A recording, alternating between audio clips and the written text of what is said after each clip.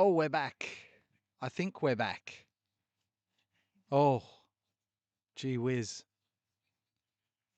Hello, everyone. Oh, no, are we back? That's the question. Um, yeah, we're going to try and find out. If you're in chat already, I don't think we've got any viewers that have jumped in because we would have lost a lot of them after the stream dropped. We had a stream crash trying to fix up some of our equipment here, and we had a stream crash. Everyone froze. It's all good. We started part 7 and we're live. Oh, there you go. Excellent. So we have got part 7. See if we've got some sound there too, Red. I think we do. I think Jack broke us. Um, what I did. I blew up the internet. Oh, yeah, Paul said, we're back. I'm here. Excellent. You're back. Thanks, Doobs. Woo. All right. Crisis averted. Ezra Dingo has, we've just crashed the stream, but in that process, I figured out how to put our chat directly in the OBS window. So that's good. So I don't even have to go back to the YouTube. Wow. I mean, it's all happening there. I'm not going to blame Jack Hanley for breaking the stream, but that was probably Jack's fault, really. Let's be honest. No, I think because I was trying to get the sound back on my, uh, little Pete roving cam. I think we had a little, problem there. So we're trying to figure it out. We're working through, and this is what we've got going on. What have we got here? So obviously, is the sound coming through okay? If you're in chat, just let me know if the sound is coming through okay. If everything looks normal, can you let me know in chat? That'd be really helpful as we try and fix this up and we try and reboot everything here. Lucky we had the new stream set to go. Sorry for the downtime. Ezra Dingo has returned and he is done. Jason Rantel has already returned, I believe. Has anyone else returned? Not yet. Someone not too far out. We got sound is working here. That's good. Gave me time to go get dinner. Excellent. Click the like button as soon as you're in here as well. Click the like button because that will definitely help people find the new stream. Let me know also in the comments, how was that while it was down and the new how did you know the new stream had started? How did you know the new stream had started? I want to know how you came in and figured that out. As I'm going to do a reboot on my phone to try and get that roving cam up. What do we got going on here, Red?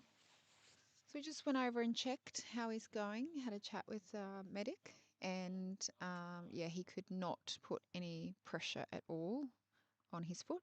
He'd been having some trouble, as it was mentioned, for a little bit. Medic actually said the rest of his body's completely fine. So bit of a shame for him. His body could have kept carrying him. It was just whatever was going on with his foot, unfortunately, that brought him back. Ezra Dingo, I mean, it's an incredible performance. He's 58 yards, increases his PB by 4. Is this a crow coming back? Where is he? Let's have a look. Is this a crow coming back?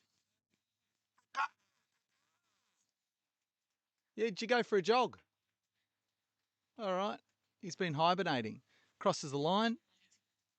And then Red's just off to deliver a message. The crow with Jimmy B in his corner. Sounds all good. It was in my list of videos, said it was upcoming. Excellent. So I've got to make sure that I've got the next stream ready in case we have problems again. That was crazy. So we've got a nice spike in viewers, people starting to really tune in here. And why wouldn't they be? There is so much that is happening right now. Ezra Dingo has dropped after an ankle issue, and apparently body all good. He's happy. Well, obviously not happy that he's finished, but he's in good spirits. But just he couldn't put any weight on his ankle at all. And I've got a visitor apparently as I click part 8. Who have I got? Ah, hello, Margie. Oh my goodness me. Oh, this is wonderful. All right. We have had requests in the chat for this next guest here. So I'm just setting up a new stream because I just crashed the stream on everybody. So no, not again. No, you're just getting up to speed. So that means my next stream I'm going to schedule for, believe it or not, 4:30 in the morning. I won't be doing it at that time. Actually, I'll probably yeah, whatever. That's fine. This is me behind the scenes, right? Yeah. No, it's got to be the 4th of August. Started on the 1st, and I'm scheduling streams for the 4th of August. What is this crazy game? And my daughter's birthday in 2 days. Okay, so cool, excellent. So that's the next stream. That's not this one. This is where we're up to right now. Queen Margie, people have already seen you in the chat. Hang on. Let's bring up the screen. This is what we're looking at. Here's my guest. Ladies and gentlemen. Da, da, da, da, da. Please welcome to the stream, ladies and gentlemen. This is Margie Hadley. Hello. Hi. Now, you get to hold the mic yourself when you answer questions, all right? Unless your hands are cold, but you get to hold the mic yourself. Bit more. Let's get the light on her side as well, because you don't need to see me as much, but we need to see our guest. I kind of look a bit sus there, like lurking in the shadows. Now, Margie Hadley. Oh, as we'll call the conductor in a second. Do you know, has everyone else come in now? Did you see? Yeah, everyone's come in except the conductor. Yeah. Yeah. So I don't think we'll have a roving cam this hour when they come in, because I crashed the stream last time I attempted to do that. So we might give it a miss for this hour and just stay here from the booth. And you'd think from the warmth of the booth, it is not warm in here at all. Not warm, no. Not warm at all. Okay, so your journey finished last night in the early hours of the morning. How many yards did we finish on? I think 42.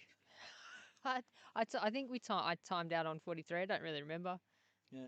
Yeah. How did you finish up?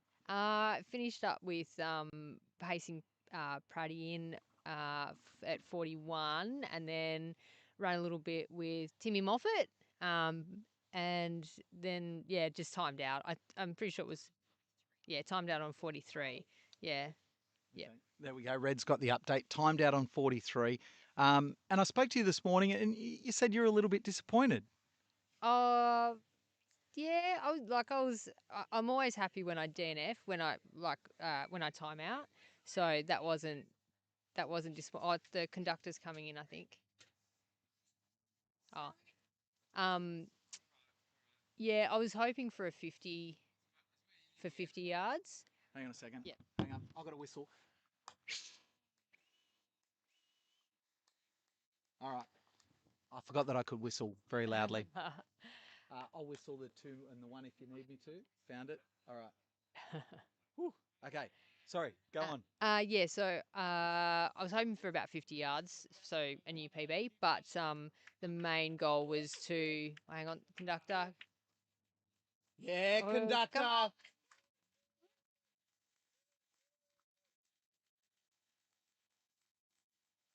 Um, oh, oh.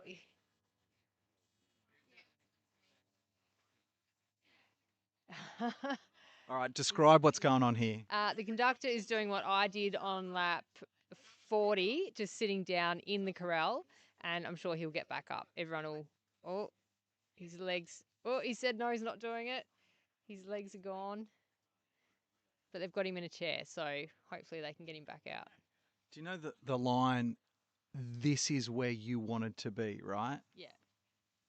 Describe that for people that don't go deep into these things. What does that mean for you?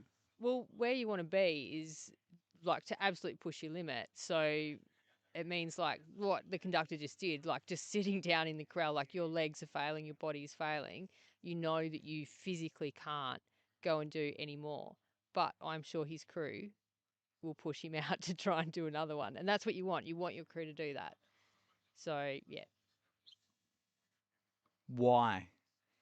How else do you reach your limit if you don't do that? My crew did that at Melbourne Front Yard Ultra, lap 49. I came in and they said, "Yeah, you'll go again." And I said, "Why do you hate me so much?" And they pushed me out for another lap. And then they all felt so bad they started crying, but they knew that that's what I wanted. They knew that that's how you get results. That's how you get better. So Hey, Baz. nice work, Baz. He looks good, Barry Keane. Barry Keane looks really good. He's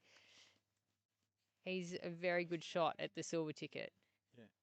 But the Crow's looking good too. So And Jason Rantel as well. He's he's looking really fit. Yeah. They're moving so fast. I got a message for him as he comes past. If people aren't clapping. Hey, Jace, 61 you need for your age record. 61. 61. So he wanted to know what the age record was for him, and it's like, it needs 61, mate. He's like, okay, cool. Yeah. And what are they on now? So we're on yard number 60 now. Yeah. Yeah. He'll get that. Yeah. He'll get that done. It's incredible. Yeah. So talk about Melbourne. So 49, the crew's like... Yeah, the crew pushed me out and they didn't really want to because they could see how much I was hurting. But that's their job. That's what they do. And that's how you go further.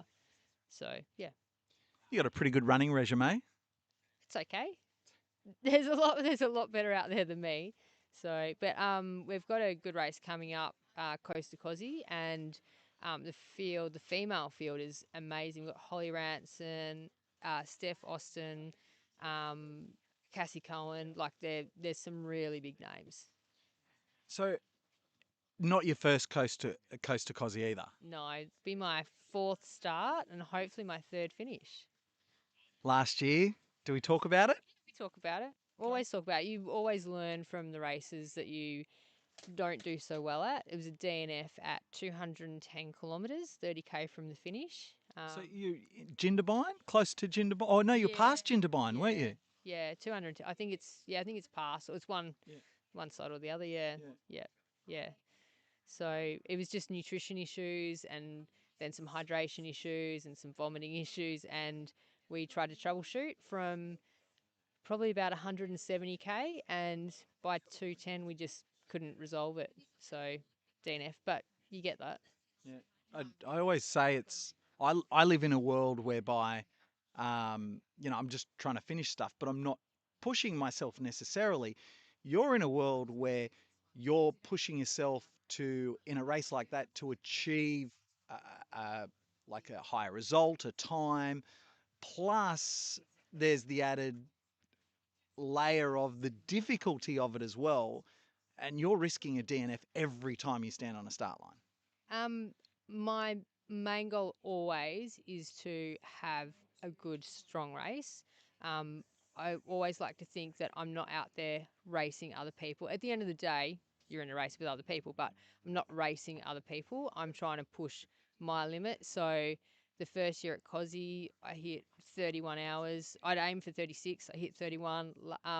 The second year was 30, and so this year last year I wanted to go a sub 30 hour. And so you have to push the limit to try and do that. But, sometimes it doesn't work. So let's put it into perspective. Coast to Cozzy, 240 kilometres. How much elevation gain? It's only 6,000, which only 6,000. It's not a lot over the distance, but the hills are quite hard.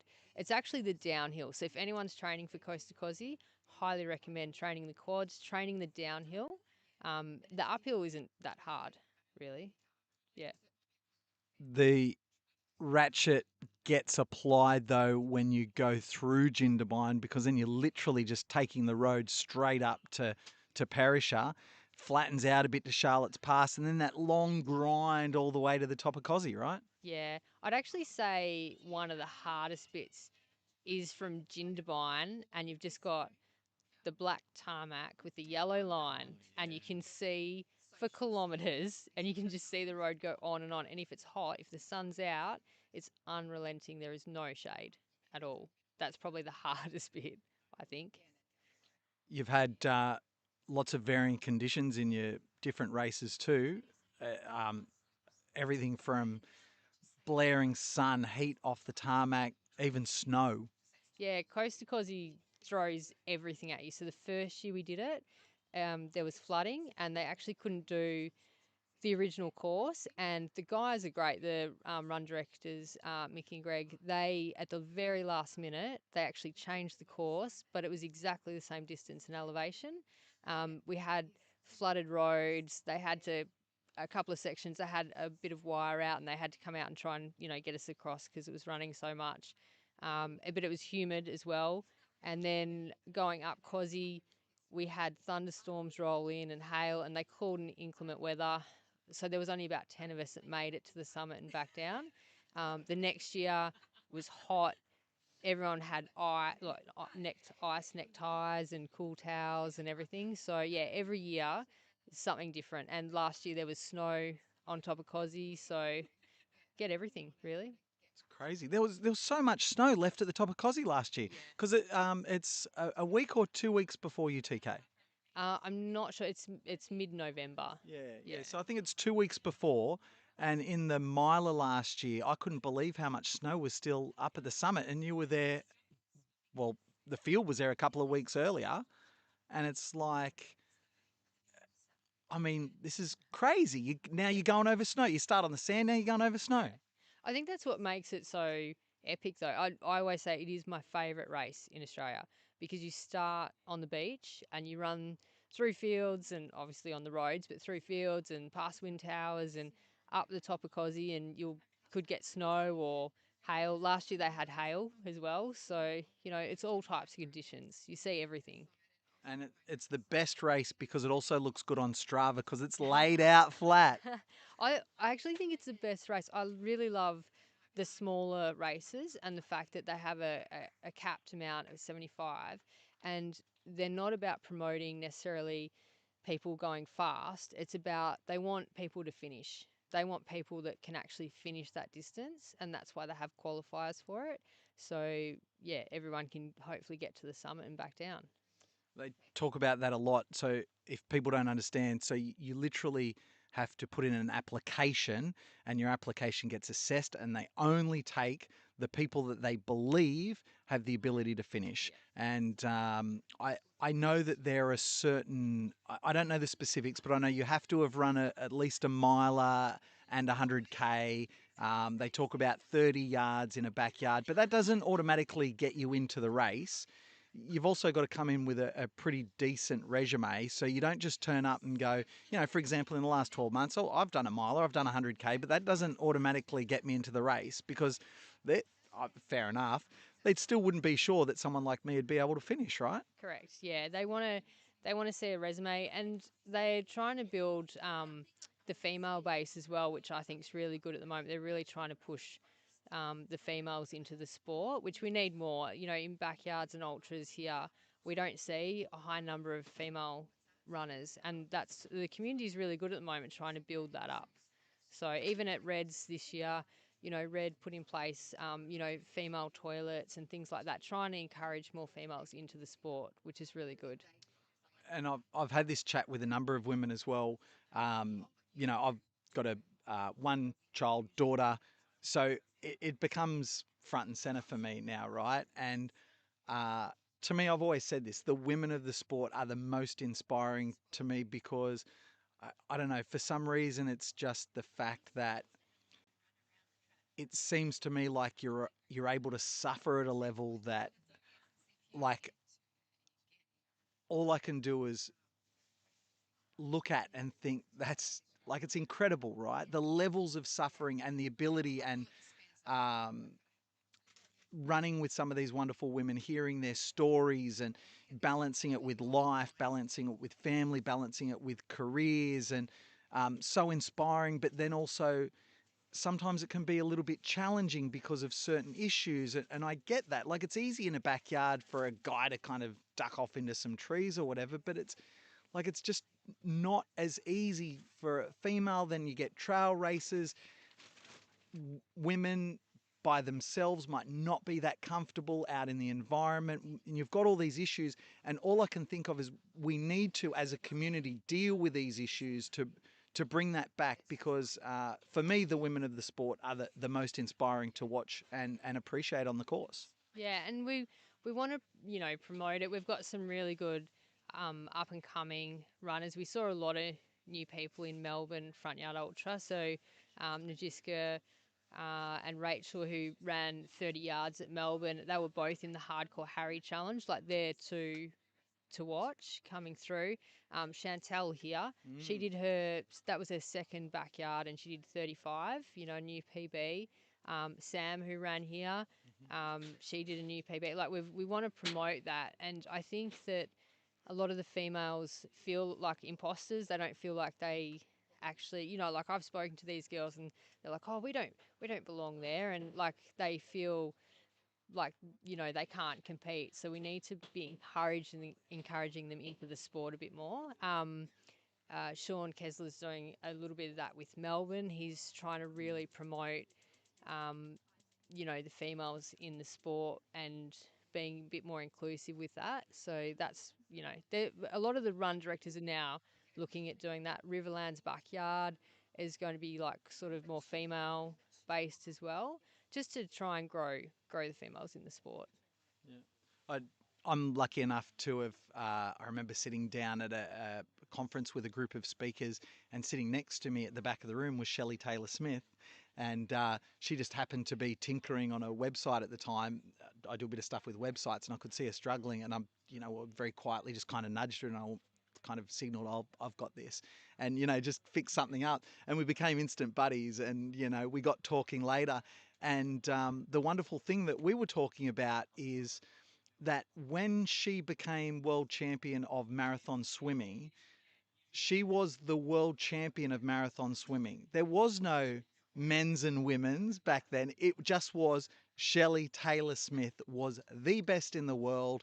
End of story. And you see stories like that in the ultra running community as well. Yeah, I mean, you look at Sarah Perry and Meg Eckhart and Courtney DeWalt. Like, we've got some really strong female athletes that can beat the boys, really. So they're, but we need to encourage that over here. Holly Ranson is an incredible athlete.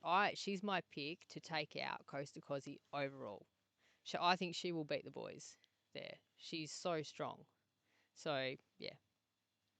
I was laughing because I've never met Holly, but she's going to be helping out with the Project 168 with Phil, and so we've been put in the same chat group together.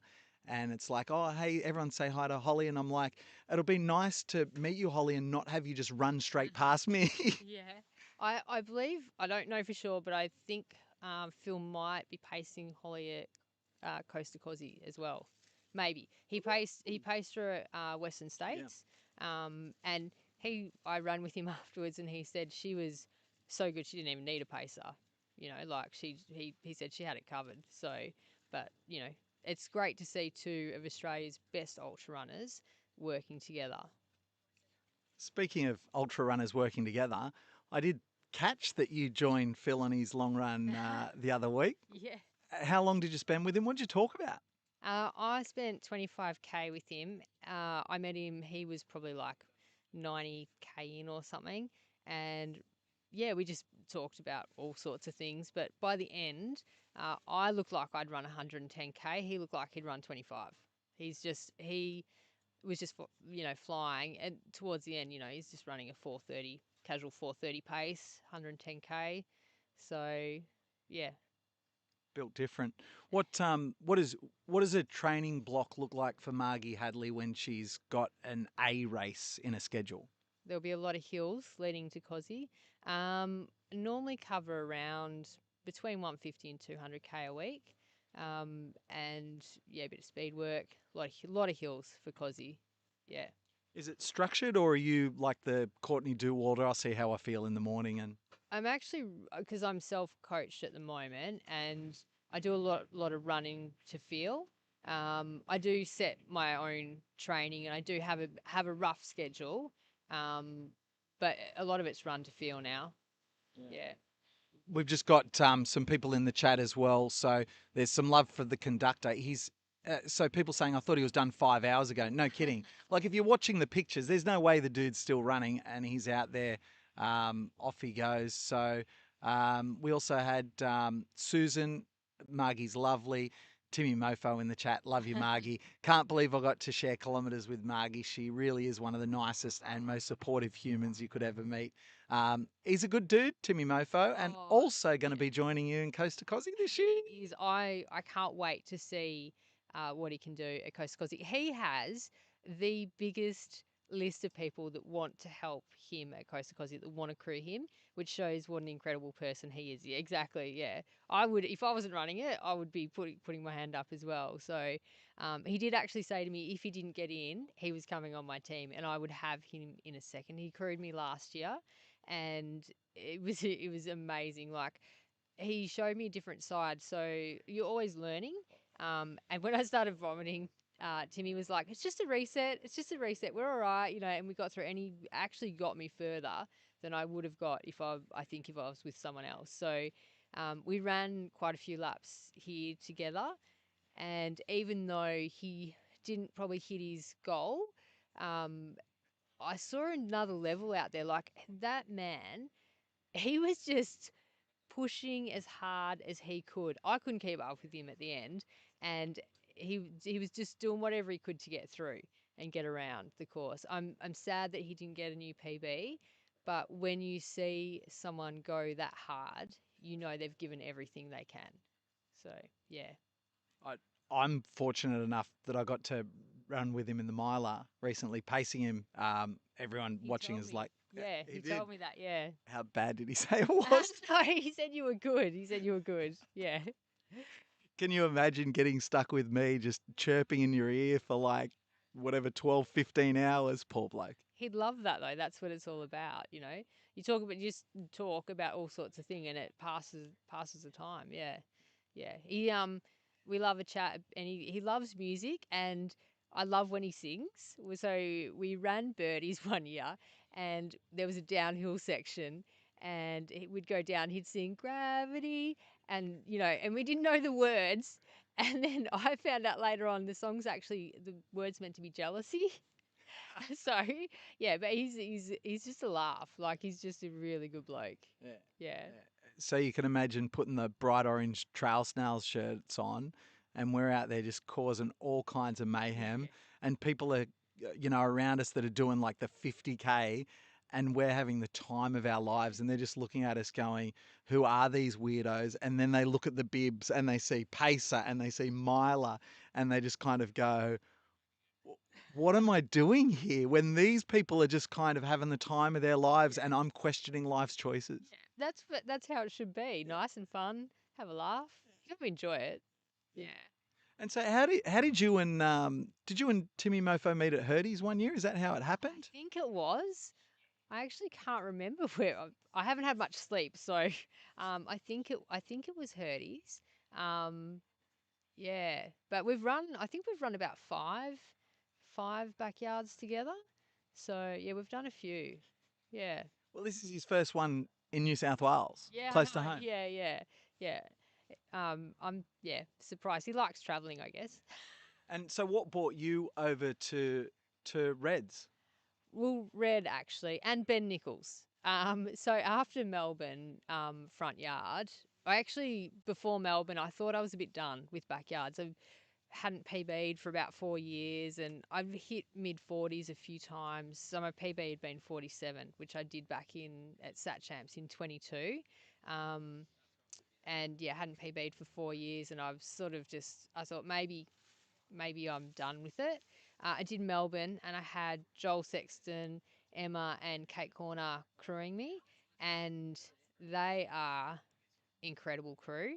And we they got me to a new PB 48, set me out on 49, and I was like, no, I'm done. Um, and I thought after that, like maybe there's more to go. And Ben Nichols was amazing. He reached out a message. He's like, you should go to Reds. And I didn't. I knew Costa Cosi was my A goal, so I didn't come to Reds for a silver ticket. If I was in it, if like I was here at the end and there was a chance, I wouldn't knock it down. But it wasn't my A goal, so I thought I'll come, have a good run, try and hit 50 yards. Um, and Ben Nicol kept messaging saying like, "You should go. I'll come and crew you, or I'll come and work. I'll fill in for you at your work." And like he's trying to encourage me. So he's so good. I ran about 36 yards with Ben at Melbourne, and he's just a laugh. Uh, and so when Red reached out, I thought, well, why not give it a go? And it's a really good, like it's nice and small. It's well set up. She's really trying to cater for the females. It's a great event. So thought, why not give it a go? Superb. And so the focus now, all the attention goes into Costa Cosi, right? Yeah, absolutely. Yeah. I'm not, the plan it's not aiming for a podium or a place or anything like that. It's to go back and try and go as hard as I can and finish, really. Yeah. Well, it's going to be a big couple of months. Um, Back home to Perth after this? Yeah, I live in Perth. And so will you now take it a little bit easier this week in recovery stage? What does recovery look like for you after an event like this? I get a bit of swelling in my legs, and I rolled my ankle probably about 4 or 5 weeks ago. I rolled my left ankle, so that's actually quite a bit swollen, more so than my um, right leg. So I'll just sort of do a week of easy stuff, maybe a bit of cold water stuff and walking and that sort of stuff, and then crank it back up. What does crank it back up look like? It'll probably be like start with sort of maybe 100, 120K a week, but no speed. I normally don't do speed for a week or two after an event. I think that risks a bit of injury, an event like this anyway. And then, sort of hit the 150 to 200 Ks and a bit of hiking, weight vest work, walking, that sort of stuff. Yeah. How much vert? I've got a favourite hill at home, and there's two. There's one that's a 2K climb that has about 200 meters. I like doing repeats on that, and there's another one which is 5K with about 300 meters. So nice. One's a nice grinding hill, and one's a bit of a steep hill. They've started with the German flags and go Kim, and Kim had beat all these people. That is an in joke. I'm not even going to explain it. So they're into Timmy Mofo about his strategy in Costa Cosi. Tim Mofo told me he was going to walk all the hills in Costa Cosi, and Tim said he's going to have lots of naps at Costa Cosi. Tim's going to have a good time at Costa Cosi. So he's going to have a good crew. And I think he's going to do a lot better than he thinks he is. So He's a quality runner. So, yeah, I've put up. Oh, so we've just got an update coming in from Red. Do you want to do the update or do you want me to? Okay. All right. Red's just handling it. Looks like the conductor may be done. His train has arrived at the final station by the sounds of it. We're going to find out in just a moment. Potential news, breaking news. It looks like Jared Webb may be done. We are going to find out. We are 22 minutes into the yard. We won't know until either he comes back or he times out. So we'll wait and see. But it sounds like he may be done. So, yep. So someone's heading out to the course. They're already out at the course. Okay. Okay. So there's already someone out on course. We haven't had confirmation that he has received assistance. We're not 100% certain, but it's the second he gets assistance, he'd be done. Man, he's fought the last couple of hours, hasn't he? yeah, he's worked really hard. He was so consistent out there, all yesterday and the night before. He's just super consistent with his running. So he's worked really hard. Can you believe he did 50 hours at Gumby Everesting? That's crazy. No, No. no. It's beyond comprehension. Like, we were talking about Lee Warren in the field, upped his PB to 45. Did you run any yards with Lee? I ran quite a few yards with Lee actually. So towards the end, I think it was 38. Paul Pratt, and Lee were told to go out by their crew, I think. And I said to Pratty, come on, let's go. You've got this. And Lee was like, oh, I don't think so. And anyway, we ran together. We got around a few times. I think Lee was going to stop on 39 maybe. And they got him out again. And Lee's an up and coming runner for sure. He ran Hardcore Harry as well, and he did really well. And it was interesting. So I think it was maybe lap 40, or I think it was maybe lap 40. And Lee said to me after we got back, he said, "Thank you. I didn't realize that we could, not that we could go slower, but a lot of people when they run a yard and they start to slow down, they think they're done." And so I think Lee had a slow lap, and then we sort of just did this walk run. I was just doing this random walk run strategy to try and get them around. And he'd been a bit bored, and I don't know. So he said it was really good to realize that you could go slower, just get in, get your stuff, and go back out. So he ran with Praddy and I for quite a few laps, and he just kept going. Like, he actually picked up when Praddy and I finished. He just picked up. So yeah. I made the comment in the live stream, or maybe I didn't make it in the live stream. I might have made it in private. It's like I think he's every chance to go to the next level. He just needs to break through this. Jimmy B described it as this transcendence.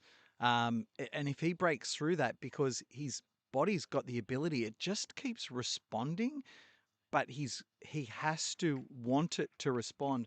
We can hear the crowd applauding. That'd be someone coming around at the bend. Let's see if we can make out who it is. You can see the light in the background. It looks like Jace. Yeah, Yeah, is that that's Jason. that's Jace?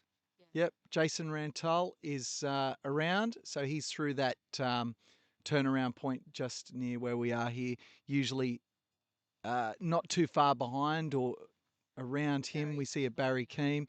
We can see his headlamp. That's actually a pretty quick one. So Jason's just decided to put the afterburners on here. 26 minutes through this point. He's on speed for a pretty quick lap. Yeah, he's doing so well. Smashed his PB. He's looking super strong. Yeah. Yep, and we can see the lamp here. We assume it is Barry Keem. We'll confirm that in just a second. But whoever it is, you can see even the cadence with the headlamp. That's a solid cadence for 59 and a half hours, isn't it? I think that's probably Barry. You can sort of tell his running style. So, yeah, Barry's an incredible runner. He's run for Australia on the 100K team before. He's got a pretty good resume as well. Did you this is a hill that comes up towards this turnaround point? Did you walk up this hill? Or did you run up this hill? We mostly walked up this hill. This Yeah. hill was horrible at the end. Yeah, I've said to everyone, it's like if I was in this event, there's no way I would do one jogging running step up this hill from yard one. And Barry's just cruised up it like at probably a 172 kind of 175 cadence, very comfortable. Yeah, Barry looks super comfortable out there. Really, Doesn't he? yeah, moving really well. But as Dave Benny said earlier on, he did in Sydney as well on yard 64. He was like, oh my God, this guy's, and then 2 yards later, that was it. He was done. But that's what happens, especially in a backyard ultra. Like, it can just change in a second. That looks like the crow. Yeah. Yeah, the crows come around really quick as well. Yeah. They're all very close together now. Well, that'd be it. If it's true that we've lost Jared Webb, then that's it. Just the 3 of them now. And it's interesting. We were talking before, when someone drops,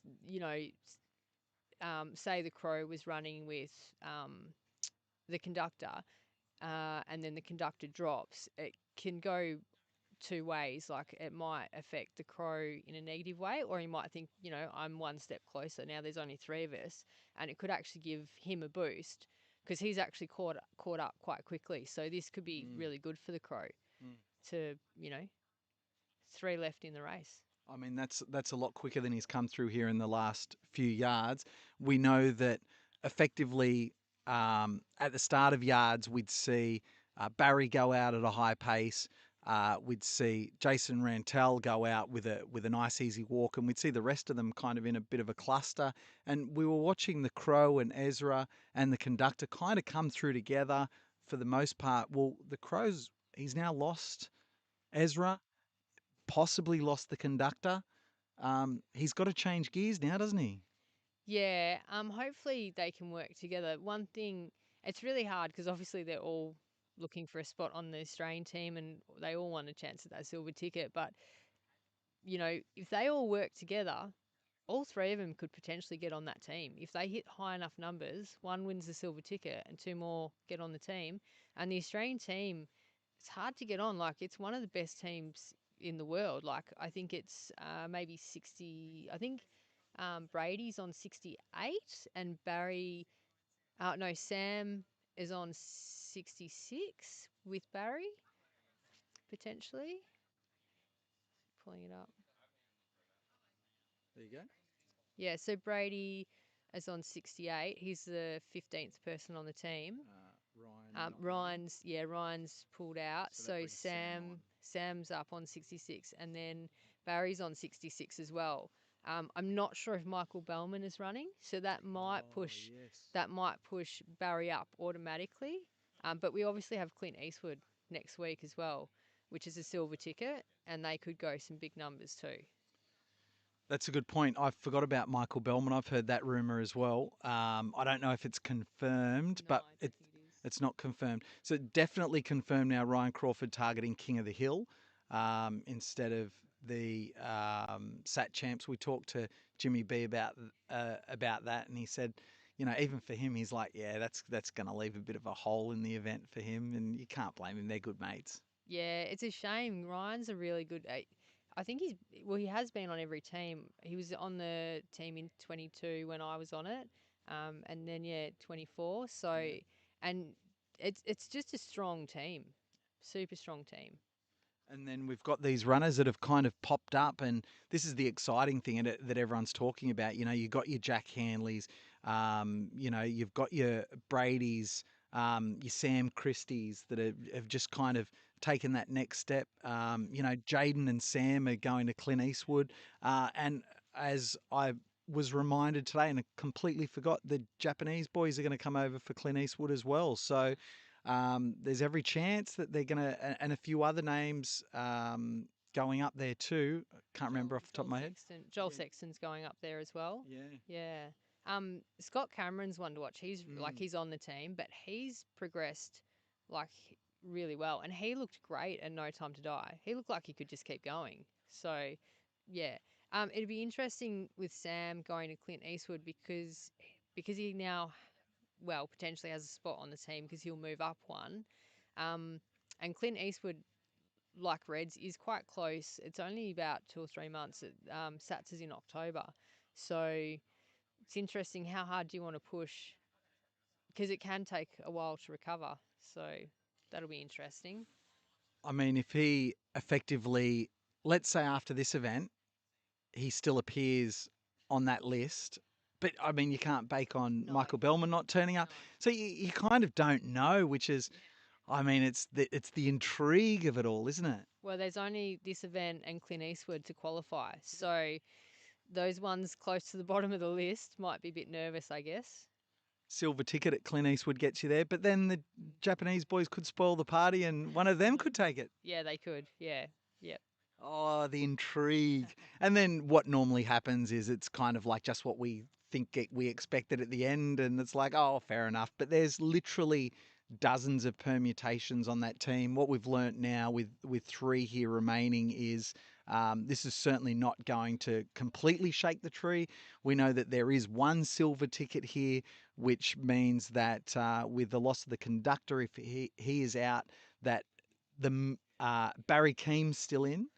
So, he's on the reserves list at the moment. But, I mean, Brady, nervous a little bit, not nervous. Oh, man. But then there's a big jump from Brady to Ben Nichols on 72 as well.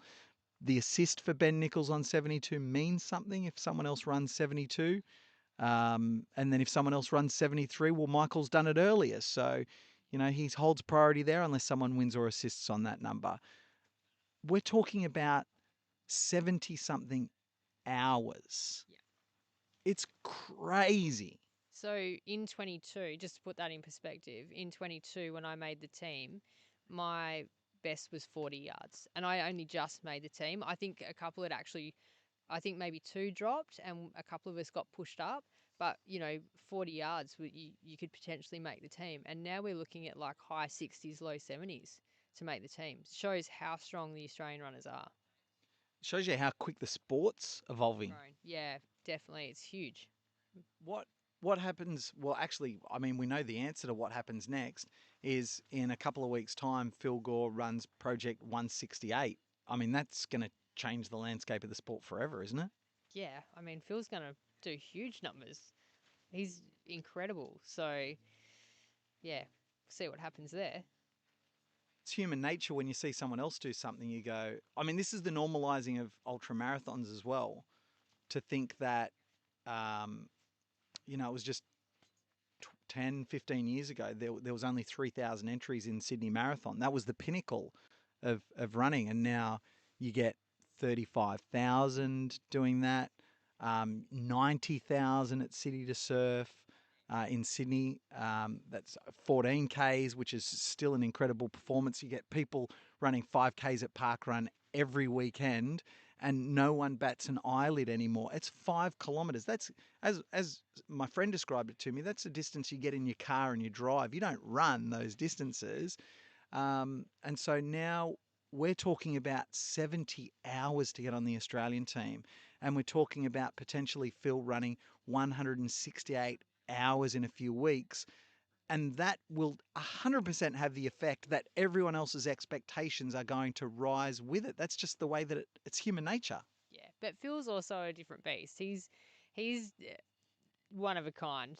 I, with the exception of Holly, because she's very similar to Phil. But there's, I mean, not saying there's no one else like Phil, but he is another level of a runner.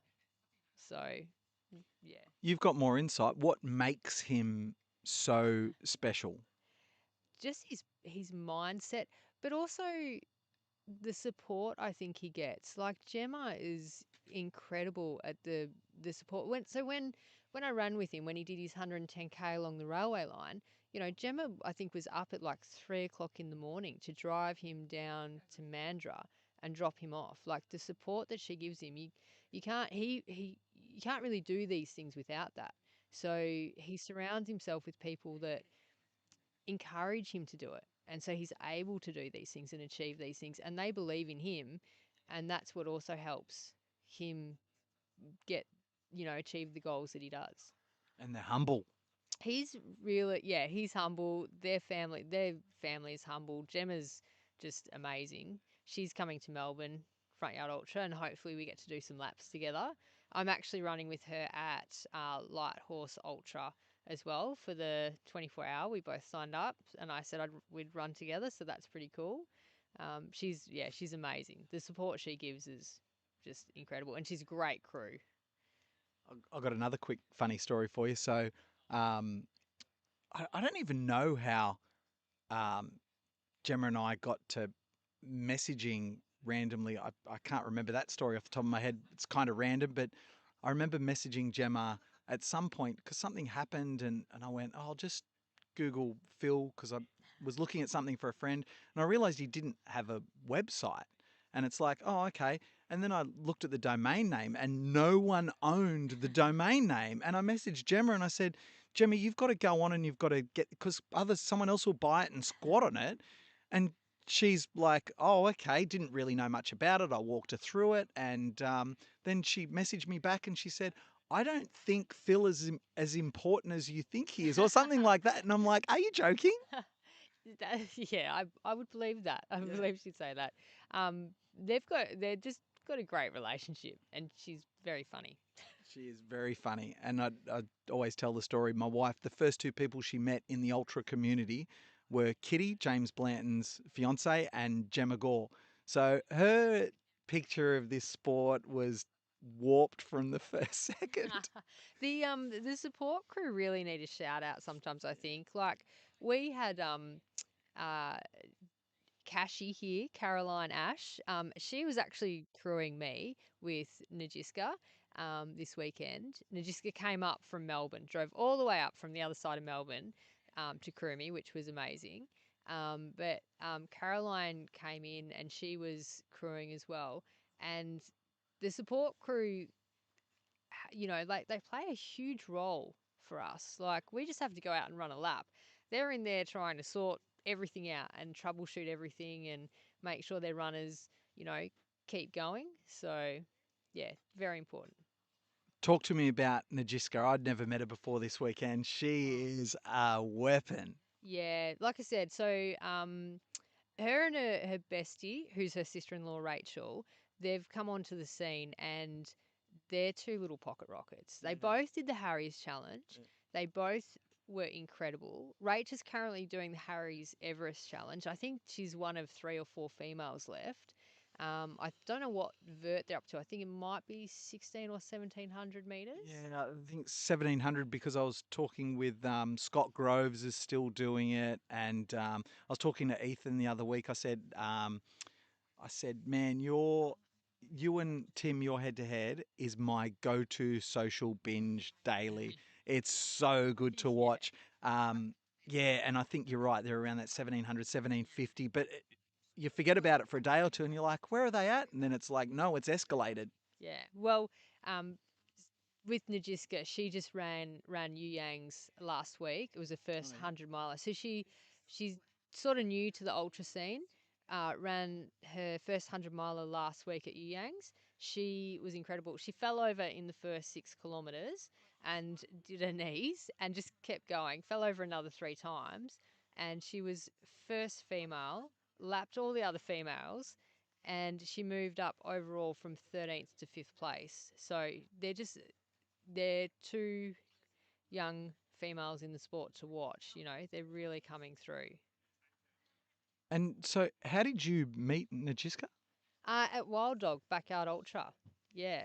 So we just ran some laps together, and this is how the community works, right? We meet at these races, and because I crewed her, I went over to crew her at Yu Yang's. So she came up here to crew me.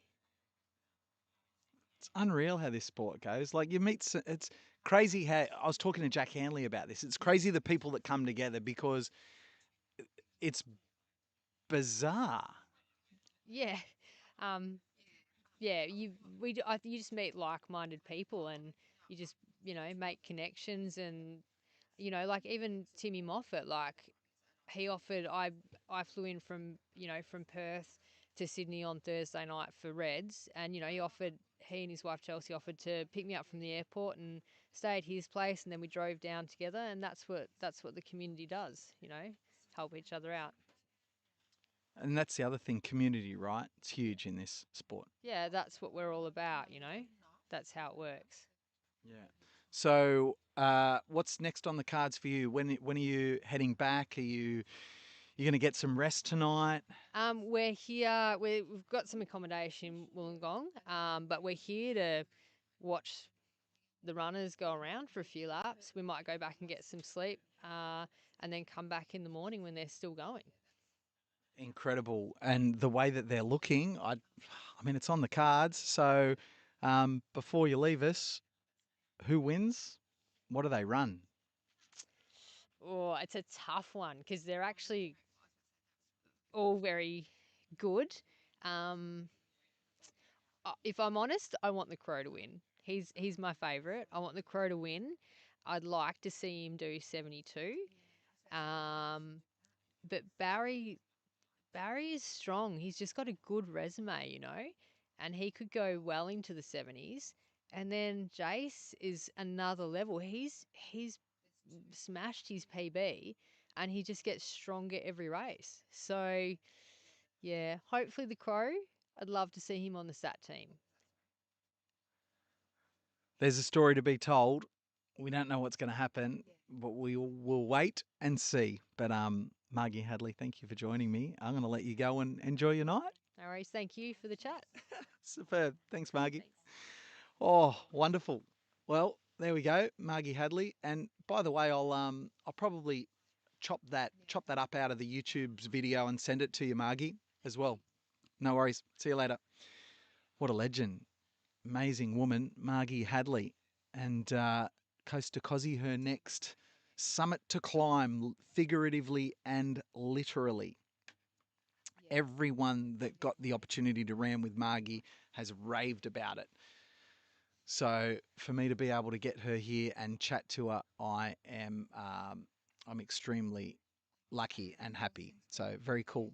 Um, Everyone bragging about the crew in the chat, and so they should. The crew are so wonderful, and it doesn't happen without crew. It doesn't happen without sport. It doesn't. This sport doesn't happen without crew and the supporters. I see my wife or maybe my daughter in the chat raising hands for the support crew. Yeah, 100%. Absolutely superb. Timmy Mofo, one day I'll soon brag about meeting Najiska when she was relatively new to the ultra running. That's true. Yeah, she's good. What have we got? We met Najiska at an Aldi in Victoria and actually introduced her to running trail snails. Is that true? If that's true, that's outrageous. Yeah, we'll definitely get Najiska on. We've got to drag her in. Um, so, Red's eating. This is the favourite part, and I stick the microphone in her face. I think we've solved the crash stream as well, and we've got the roving cam back and ready to go for if and when we get the conductor back here. But ladies and gentlemen, this is the Red from Red's Backyard Ultra. Oh, we never answered those questions from earlier. Oh my gosh, I've got to get you on. Want to have an update on the conductor first? Okay, let's get an update on the conductor. So, all right, 10-minute bubble. I'll keep an eye on that as well. You get to hold the mic yourself too. So we're keeping a bit of a close eye on him. Been able to get him up and moving without any assistance. Um, he hasn't been touched. They just went out there just to check him. He got himself up. He's moving. He potentially will not make it. He won't make it based on where he is. They've asked just some advice around how they manage that. And I said that it's his call, irrespective of whether he will make that or not. It's only if he goes down and medically the medic believes he should be pulled from course. I've given them that decision to Graham, which is our medic personnel, to make. But at this stage, he has decided to keep moving forward. And I could potentially just imagine if I don't know where his mindset is. That he hasn't alluded to them because, like I said, I've instructed him to give no assistance at all. I can only just imagine he might want to at least get to here and come out, at the turnaround point. But he's done absolutely amazingly. The last 2 laps, medic has actually said as he's been running, on his left foot, he's put his left foot down, he's grunting like every single time he puts it down. He's a tough nut, that one. Paddo, he's a tough nut. And this is really important for the sport because a lot of people that don't understand the sport, it looks like Jason Rantel back with a 47.5-minute yard. Here he comes. Goodness me. Nuts and crackers. Hello, mate. Good evening. How you going? Yo. All right, we're going to get Jack Hanley back in the box as well, which is excellent, in the red room, which is superb. But he's got to attend to his protege over there, which is very, very cool. So, so Red's got something to do, but I'll clarify something because people that don't really necessarily understand this sport, they go, well, hang on a second. If these people are running themselves literally to exhaustion, surely that can't be safe.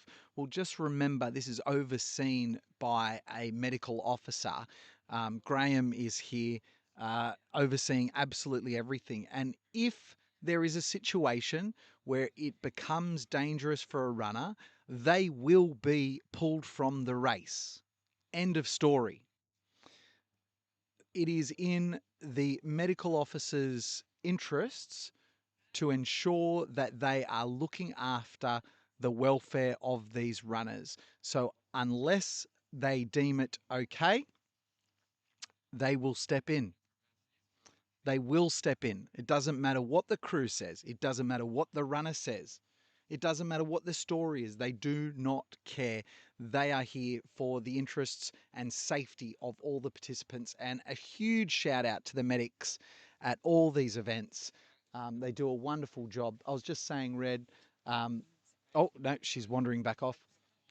Um, they they do a wonderful job at all the events. So shout out to all the medics that help out. Graham here has done a wonderful job as well. He's looked after a lot of people and all the other medics that have been here over the last couple of days. So, hey, how good was that chat with Margie Hadley? How about a like on the old like button for Margie Hadley, folks? How are we going? Have we got any likes on the stream? Looks like we've got a good bunch of viewers that are just tuning in to find out what the heck is going on. And I can tell you that Jared Webb, the conductor, we just had an update, is out on course as we get a flash dance literally for the live stream. So the conductor out on course, Jared Webb, he did go to ground. The medic was out there. He got up off his own by his own accord and kept moving. Now it looks like there's Barry Keane coming back in. He's looking very good. Oh boy, he's looking good. Hey Baz, good mate. How are you? So he's talking about his torch. I don't know if you heard that. Sorry about the language that you might have heard. I'm just going to grab another headlamp from my bag, which is back here somewhere. Yeah, so Barry Keane just talking about his torch there, which reminds me to get mine because Red has. I'll get my spare one because Red's just ducked off with mine, and I want it for the roving cam in a second. What was I saying? I was talking about the update with Jared Webb. I don't know what was I talking about. We have 4 runners remaining. We lost officially 4 runners remaining.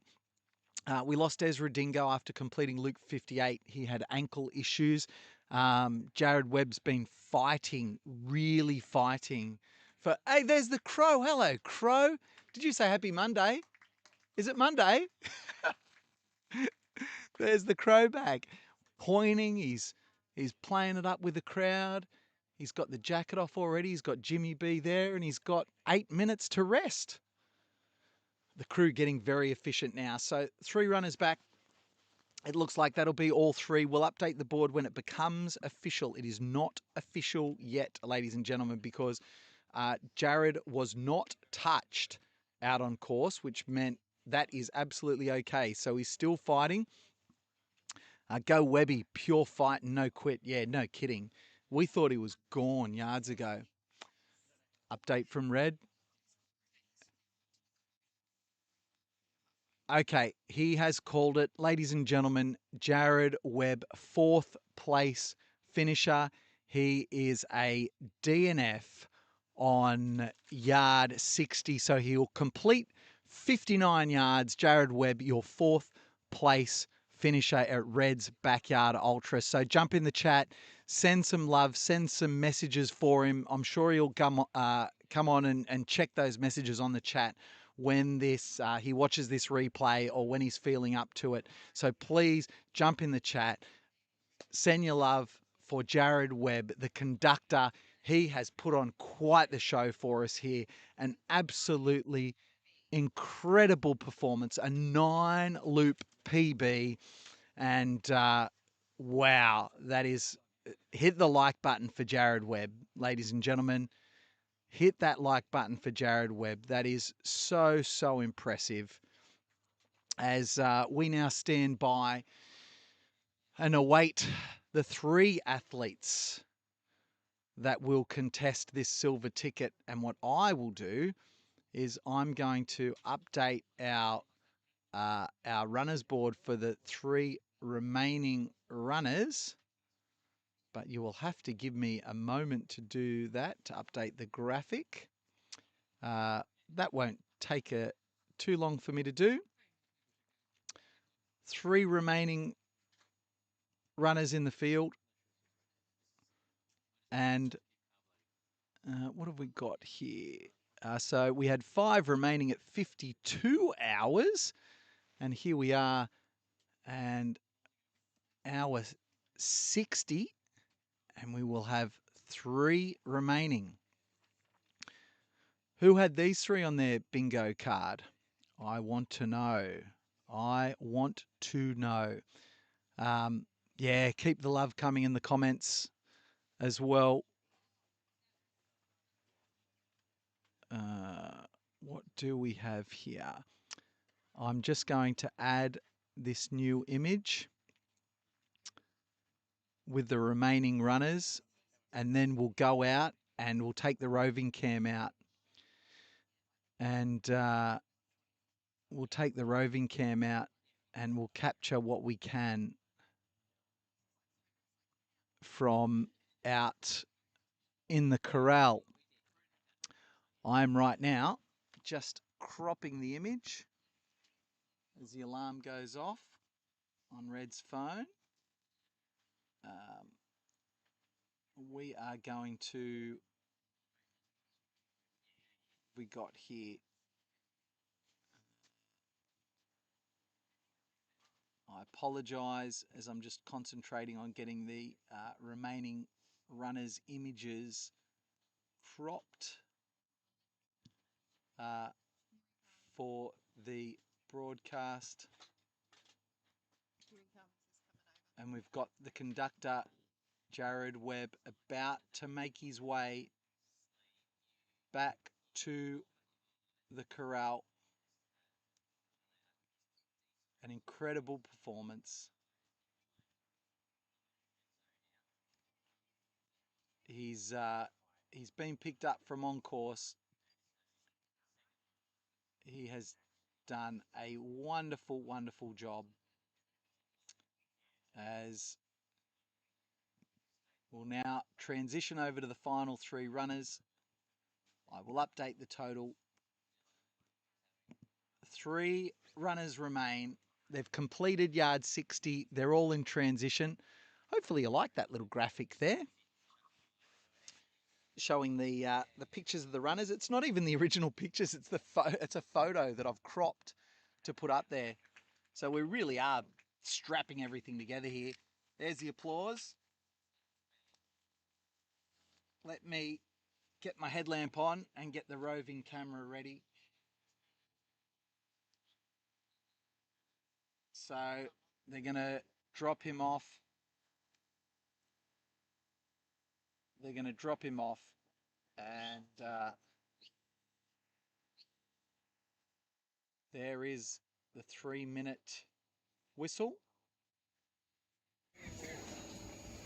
Here's a roving. Here's a roving cam. Here he comes. Give him a round of applause, guys. Ladies and gentlemen.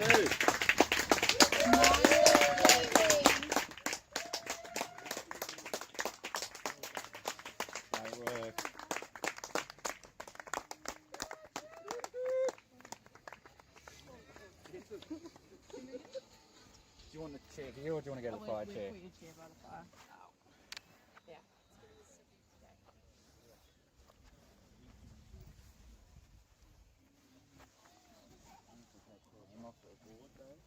You can have a little minute to sit down first. No rush. Hey, conductor. Hey, mate. How are you, buddy? Yeah, I'm alright. Yeah? Mate, that's incredible. You wait until you watch this back and you see all the comments on the YouTubes. They're loving it.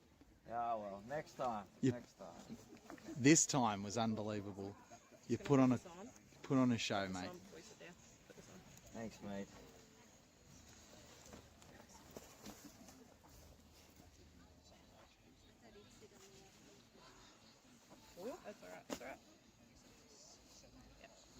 That's a man who was absolutely put in 110% as he's just down in the chair by the fire. Ah, well. What do you mean, oh, well? Yeah, that is unbelievable. Oh well. You're not going to leave thinking, what if? No. Alrighty. You crushed your PB by 8 laps, mate. Yeah. Wowzers. All right, as we leave Jared, and we're going to wander across. There's Backyard Benny. We'll catch you up in a second. Hey, buddy. Oh, we got the roving camera. All right, I've got the light here. I just got to make sure that the volume's okay. Oh, I've got to spin this camera around as well. Sorry for leaving it facing that direction. We've got so much stuff going on. There we go. Sorry about that. We've got so much going on. I just want to make sure that the the microphone volume not too loud. That's okay. All right, we're good. My shoelace is undone. 15 seconds. Out the road, guys. Come on, Red. I'm always 10 seconds. There's the crow. Here we go. Where's Jared Webb? I've got to stop his garment. He's at the fire, guys. Hey, Jimmy's got to come stop your garment. Let's go, Jace. Let's go, Crow. And the other guy. Let's go. Off they go again. Did you hear the roach in the background go? Jace, go the crow, go the other guy. Excellent. There they are, off in the distance. And if you're wondering why that's so bright, I've just turned up my Phoenix headlamp. That's pretty bright. Wow, the crow's taken off this time with Jared Webb. Margie was on the money. She could see this happening. And Jason Rantel just walking out as he always has. As I will shut the headlamp off. That's what it looks like without my headlamp on. That's quite a bit of light as we wander around. Oops, I don't want a flashing headlamp. There we go, a little bit of light. Bit of a powwow going on here. Great minds meeting. Let's quickly go in and check in with Jared. Oh, look at this! Oh, Couple little roaches. little roach. We're on the live feed, guys. How Say hello. good.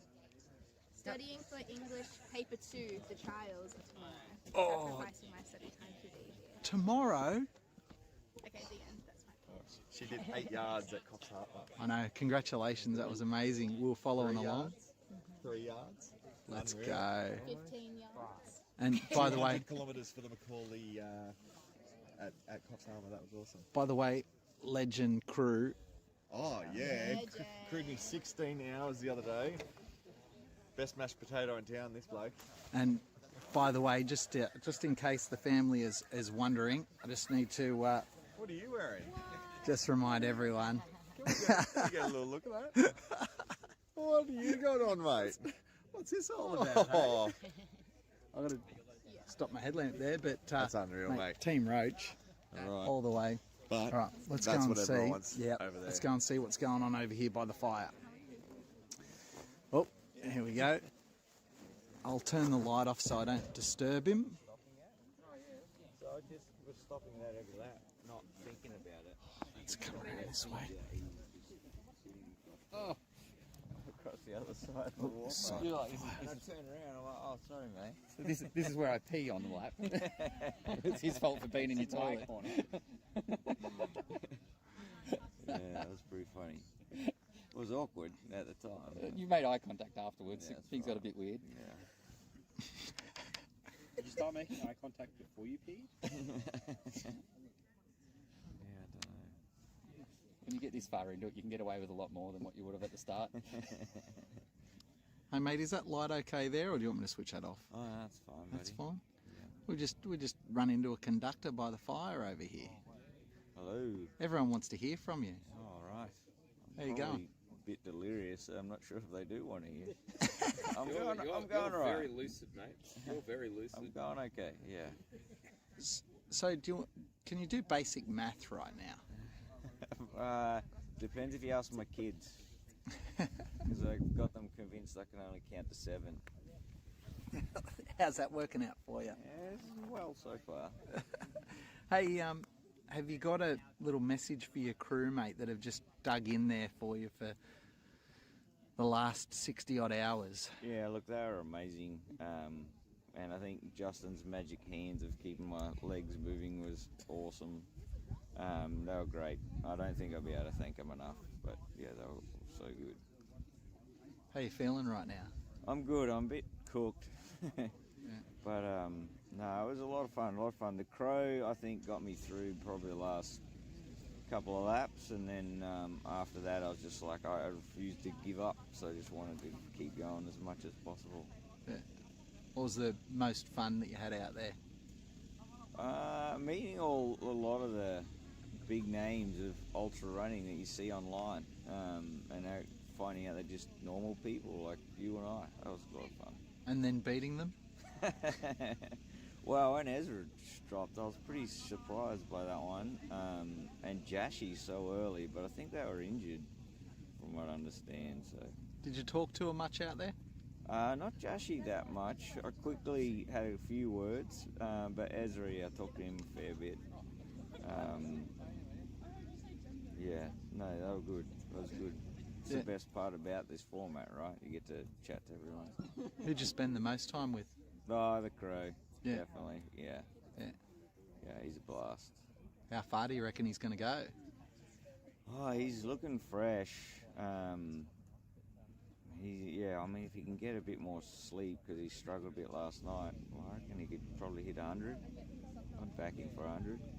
Yeah. You think we're in for the long haul? Oh, yes. Yeah. Clear the rest of your schedule for the week, I think. Yeah. I think you've literally spoiled everyone's workday today because they've been watching you. Sorry to all the bosses out there. Any boss that sacks their worker today for watching this live stream's a bum, right? Yeah, that was Bob Hawke? Yeah, it was. Yeah.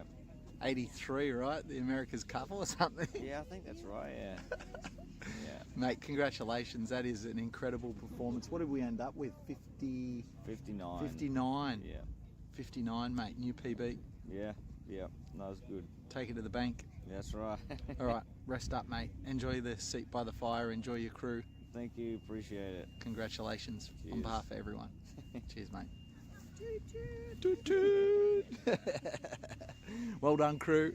Thank you. Wow. Jared Webb, the conductor. There you go. As we've got the little buggy backing in. Don't know what's going on here. What's going on with the buggy here? I don't know. They might be taking some people out to the spectator point. Oh, really? I don't know.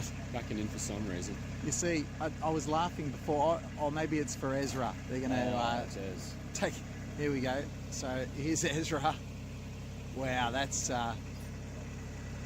people finding their limits, isn't it? I thought they were going to throw him in the back there for a second. I saw him on one of the yards. He went into his marquee and he's got that drop-down sheet at the back. Yeah. And it's almost like, you go to the horse races and you see the white sheet come up. That's it. It's like, hang on, he's not that bad, is he? Yeah, putting him down. you just hear the gunshot and then you just, oh no, he's fine. He's fine. He won't be doing yard 60. The glue factory truck turns up. Yeah, that's right. Beep, beep. And off he goes. There we go. So Jack Hanley having some words to him. Yeah. That's Ezra, I would say, would walk away pretty happy. Yeah. Nothing wrong with the PB. Well, he won't walk away. No, not he'll drive away in the truck. But yeah, you'd have to be stoked. One day he'll walk again and be pretty happy with 59. That's true. He'll be back. 58 or whatever it was. You know what it's like as well to have to finish up because of an injury that that had you have not had, you could have gone. I feel like this happens a lot, yeah. Yeah. So you know what he's feeling right now, yeah? I'd imagine he's okay. I think he'd be pretty happy with it. He's a PB, right? Yeah. So you're always going to be happy. I spoke with him first night, and his main which is quite a pure sort of goal. Was his main goal was to experience and get through a third night. Yeah. So that was his driver, and he hasn't got that. So, but again, he's got a PB, so he's got to be happy. I think that he looked to be in struggle for quite a bit of that third day. So, Yeah. I think I thought he was going to go a bit earlier than that. Yep. Right, mate. The red light. I'll tell you, yeah, well, we call it the Reds room over there now. So, hey, I'm going to have a chat with Jack, but just before I go, quick update on the Crow. How's he doing? He's really good. Yeah. He's dialed in. He's loving it. All the right signs, honestly. Yeah, I'm really happy. Margie made the observation just then when I was talking to her. She said, now that Ezra's gone and now that the conductor's gone, she said, I wouldn't be surprised if you see him next yard go out with another gear, because he's not going to be necessarily with those other boys, and he's going to have to find another space. Yeah, I mean, there's a bit of survivor guilt in backyards where you've been quite close to someone and then they drop. It's quite it's almost like there's a hole in your life, and that can be hard, but he's so dialed in, I don't think he's worried at all. He's got his own mission out there and he's not done. Yeah. All right, mate. Go and look after him. Yeah. You go and rest up. Yeah, all good. Crew life. Yep. That's it. All right, Jimmy B. We're going to get Jack Handley over in a sec. He's going to come and join. Oh, there you go. He's going to come and join us. That was something else. Wowzers. It's all happening. It is all happening, Red. No kidding. Oh, she's got something to say. I just thought. Hang on, let me change over the old camera. Switch off this one. Bring on the main stream. So we'll do this.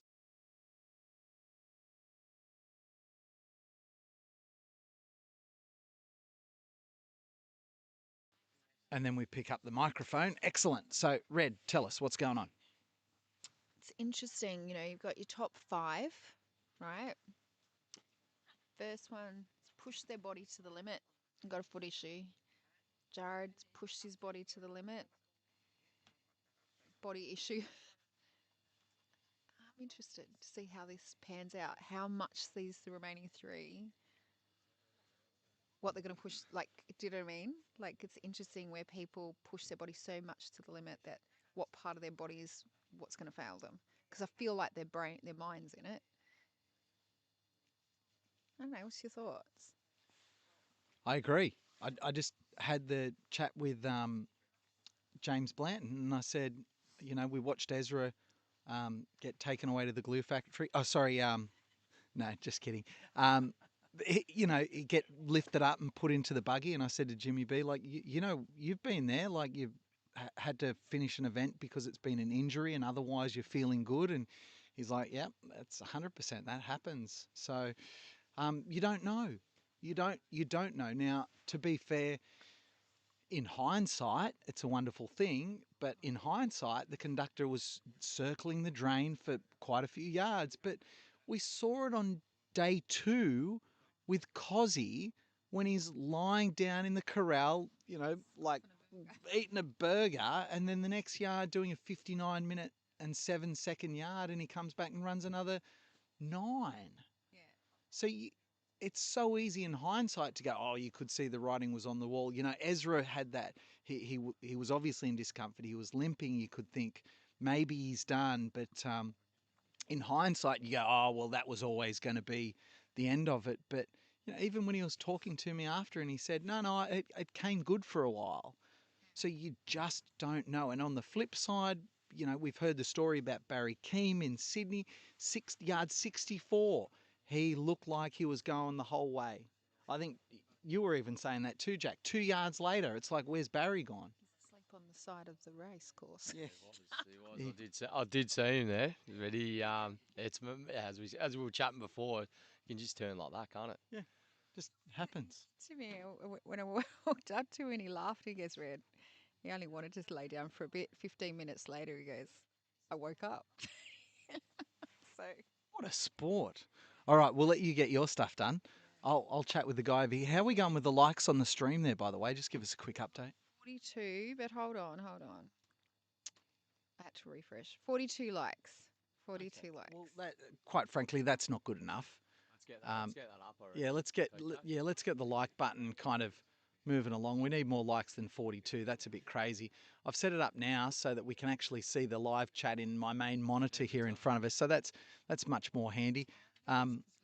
Yeah, because I had to switch screens before, so this is much easier. So if you're watching along, yeah, hit that like button and also jump in the comments and let us know if the sound is okay at the moment. Jack Hanley next to me again. If you actually it said guest Jack Hanley even when I had Margie on here. So whoops a daisy. Yeah. But he's back on. Yeah, I'll just crop that out in post. Yeah, back where we left off. Where did we leave off? We were in the middle of a story, weren't we? I think I don't know. You get told the mic too. I don't know where we got cut off, PK. Well, hang on a second. Don't take this the wrong way, viewers, but he's got pants on this time, which is wonderful, and a jacket. He's not on the beach in Bali.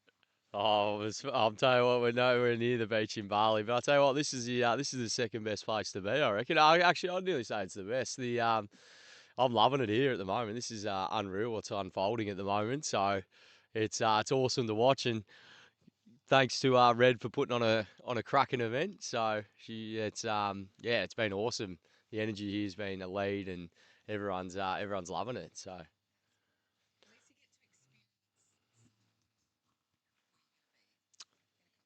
Yes, it's exciting. But this is exciting what's unfolding now, because there could be a few new faces on the team after tonight. So hopefully. Yeah. And then we're going to see some magic in a couple of months here with the Satellite Championships, the World Team Championships. You could actually, if you listen carefully, yeah, that's Pato frothing. You can hear it from all the way up here. It's the frothometer is off the scale. It is it's very frothy. So that'll happen in a couple of months. We've got a question already for you here, mate. Jack, how you liking Wollongong? Absolutely loving Wollongong. The community down here is great. The people here are awesome. So I'm definitely looking forward to coming back in October. I think Wollongong's going to be pretty happy to have you back. By the way, everyone that's watching, you're watching Red's Backyard Ultra for 2026. A Backyard Ultra, 6.71 kilometres every hour on the hour when that bell rings. If you come back early... we've got some questions here. Oh, okay. So, yeah, okay. Roman again. I was just at the fire pits with the conductor. That's why they're saying it. So, yeah, I was... The red velour couch. Have you seen the couch? The couch is comfy. I have not shown... The fire there last night. It was beautiful, nice and relaxing. At about 2 a.m. in the morning. A red velour couch. That's why it's called Reds, right? Because there's a red velour couch. Is that... No? That only came about last year. There was a couple of them that were like, they seen this couch and they went and picked it up and brought it to the race last year. But it was the best. We had some amazing photos on it, like people with, mums with their kids, runners, like people having beers, just sitting around, new principal, listening to the music, watching people go past. It was kind of really cool. And everybody was like, is the red couch coming back? Becomes part of the story. Very cool. Reds, Backyard Ultra 2026. Kembla Grange, Kembla Grange. Kembla joggers. I've got to get it right. See, even I'm 60 hours in. You got to forgive me for that. Just warming up here, PK, aren't we? We're just getting started. It's wonderful because you're in the zone and you just stay in the zone, and it's not until after the event finishes that I kind of stop and take a step back and look back at what we just did as a group of people, which is so very cool. The runners are out on yard 61 right now, huge PBs. The only person not on a PB that's out there at the moment is Barry Keem, who's run 66 before. They're all looking to run themselves onto the Australian team, and they all can if they... but they've got to get closer to that 70 and beyond mark. But the winner gets a silver ticket and automatic entry onto the Australian team for the Satellite World Championships, which the Australian team will be hosted here. Oh, we've got 3 questions for Jack. All right. So Jack's got a new career in commentary. Yes. The cat. Shout out to Dotty. Dotty's a great man. He's done some camera work for me. So he's down in Phillip Island. He's a big supporter of the Stalwart as well. So that's how I actually met him. He does some great work, and we love the Dotinator. Is the couch back for Sat Champs, Red? It sounds like might need to be. All right, couch back for Sat Champs. You heard it here first. All right, so how did you meet the Trafalgar Terrier, Jack? Who's the Trafalgar Terrier? And then tell us the story. So the Trafalgar Terrier is the Stalwart. So my uncle, the clumsy riding man, calls him the Trafalgar Terrier because he's from Trafalgar. And my uncle, you've met my uncle. He's got some serious rhyme and slang. So he's got the T's, Trafalgar Terrier. He has to rhyme everything. So that's from Tommy Deary, is it? I can see there, who's Fear the Deer. So I think I did say this before when we had, I don't know if it got cut off by then, but we did chat about this, I think, how I met the Trafalgar Terrier. But I'll tell you again. So I actually met him. He came down to one of my runs when I was running 100k a day for 100 days. It was day 51 at Albert Park. So I used to start there every Monday at 8:30. And there's, not too many people come down at 8:30 on a Monday morning because most people are working. They've had the weekend. They might have had a relaxing weekend or had a big weekend, whatever it is. So this old bloke comes up to me. Hey, I might say he might be an old bloke, but I do like to call him Benjamin Button because he just keeps getting younger and younger by the day. Like he's like a fine wine, isn't he? He just keeps getting better and better. So he comes up to me. He goes, "Oh, you Jack?" I said, "Yeah, yeah." He goes, "Oh, I'm Jason," and he handed me some beanies and hats before I started the 100. It was his actual mental health charity that he's got down in Trafalgar, Better Mental. And I thought, oh yeah, how good's this? So I just thought, he's going to jump in, probably run, 10, 20k. Had a good chat with him. By the end of the day, he'd run 100k with me, done the whole day with me. And for the next 6 weeks, when we're running in at Albert Park every Monday, he would come down from Trafalgar, which is about an hour and a half away, and he ran 100 with me the following week, and then usually would run at least 40k with me every Monday morning and drive down an hour and a half to Albert Park, an hour and a half back home. So he's one of a kind, the Stalwart, and he's a great man. I very much appreciate our friendship that we've formed over the last couple of years, and I'm just pumped to see him doing so well tonight because he's put in so much hard work. And you know what, as Roscoe McLean might be watching, but he's just about to take the age group record, 61 yards. This yard. This yard. Yeah. And he knows it. He knows it as well. He's He's pumped. But he's not finished there. He's got plenty more to give the store. He's just warming up. That's what I just keep telling him. So you can see he's been riding the roller coaster. So even though he's kept the disposition, you can see like that really high disposition. He's been happy the whole time. But sometimes you can see he gets back and you look at him and you can tell that maybe he's going through one of those dips, but he always has been so far coming out the other side. When you talk to him, do you talk about the roller coaster that he's on? What's going on in the chats that you're having? Oh, 100%. He certainly hasn't been feeling good every lap, that's for sure. But as we both discussed when he was crewing for me in Sydney, he goes, there was a stage in Sydney where I was really struggling at about 53 yards in, I reckon, and I couldn't run the pace that I wanted to. And he just kept going to me, "It's all right, mate. Just get that lap done. It can turn. It can turn." And eventually it did turn, and I was feeling good again. And as we've talked about plenty of times, the ebbs and flows, I just kept saying that to him. I said, "Mate, you're still coming in. You're getting each loop done. You just got to keep starting a loop and finishing a loop. That's all you got to do. It's gonna, come and go where you're struggling." You're in pain, but that can change. So he's honestly he's in good spirits, the Stalwart, and it's awesome to see. He's just a ball of energy out on the course, isn't he? He is. I mean, a great bloke to be around. He runs a very interesting pacing strategy out on course. Actually, talk us through that one. Yeah, so I've been riding the Stalwarts running program for the last 11 weeks after Melbourne Front Yard. So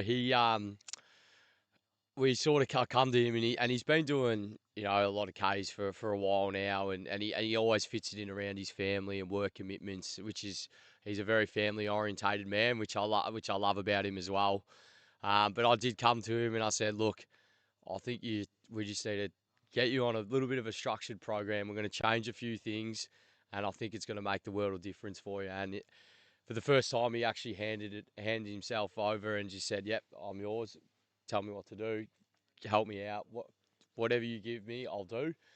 So we actually, because he was running a bit slower at Melbourne, he was coming in at like 49, 50 minutes, and I just thought he can move a lot quicker than that. He's got speed. So we pulled back his mileage a bit because he was running anywhere between 200k up to 200k a week in his training. He'd sometimes run 3 times a day. He'd always fit it in around his kids and family and work commitments. So I pulled his K's back, and we started doing some truck and tempo sessions and getting a bit of speed in. And he's flying. He ran a like just the other week, 2 weeks ago in the training run, he ran a marathon PB. Was not going too hard or anything. It was about 4:44, so you ended up like running a 10-minute PB in training. So 4:44 is like 3:23.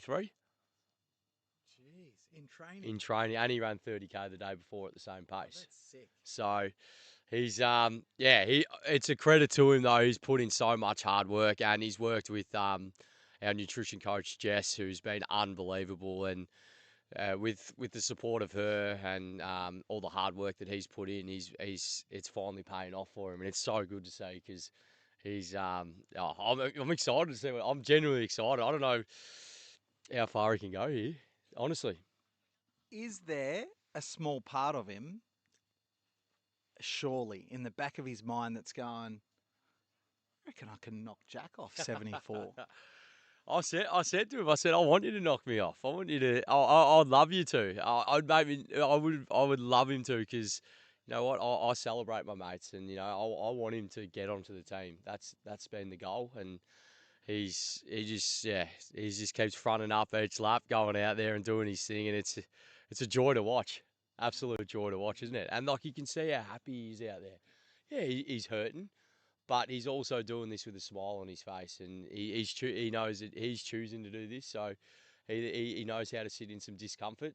But like, I don't know if you've spoken to any other people that's run during the event, but you can just see out there he's got so much love and care for the other competitors that are running, and getting around them and making sure that they're all good, and it's just the type of person he is. So it's he's one of the best.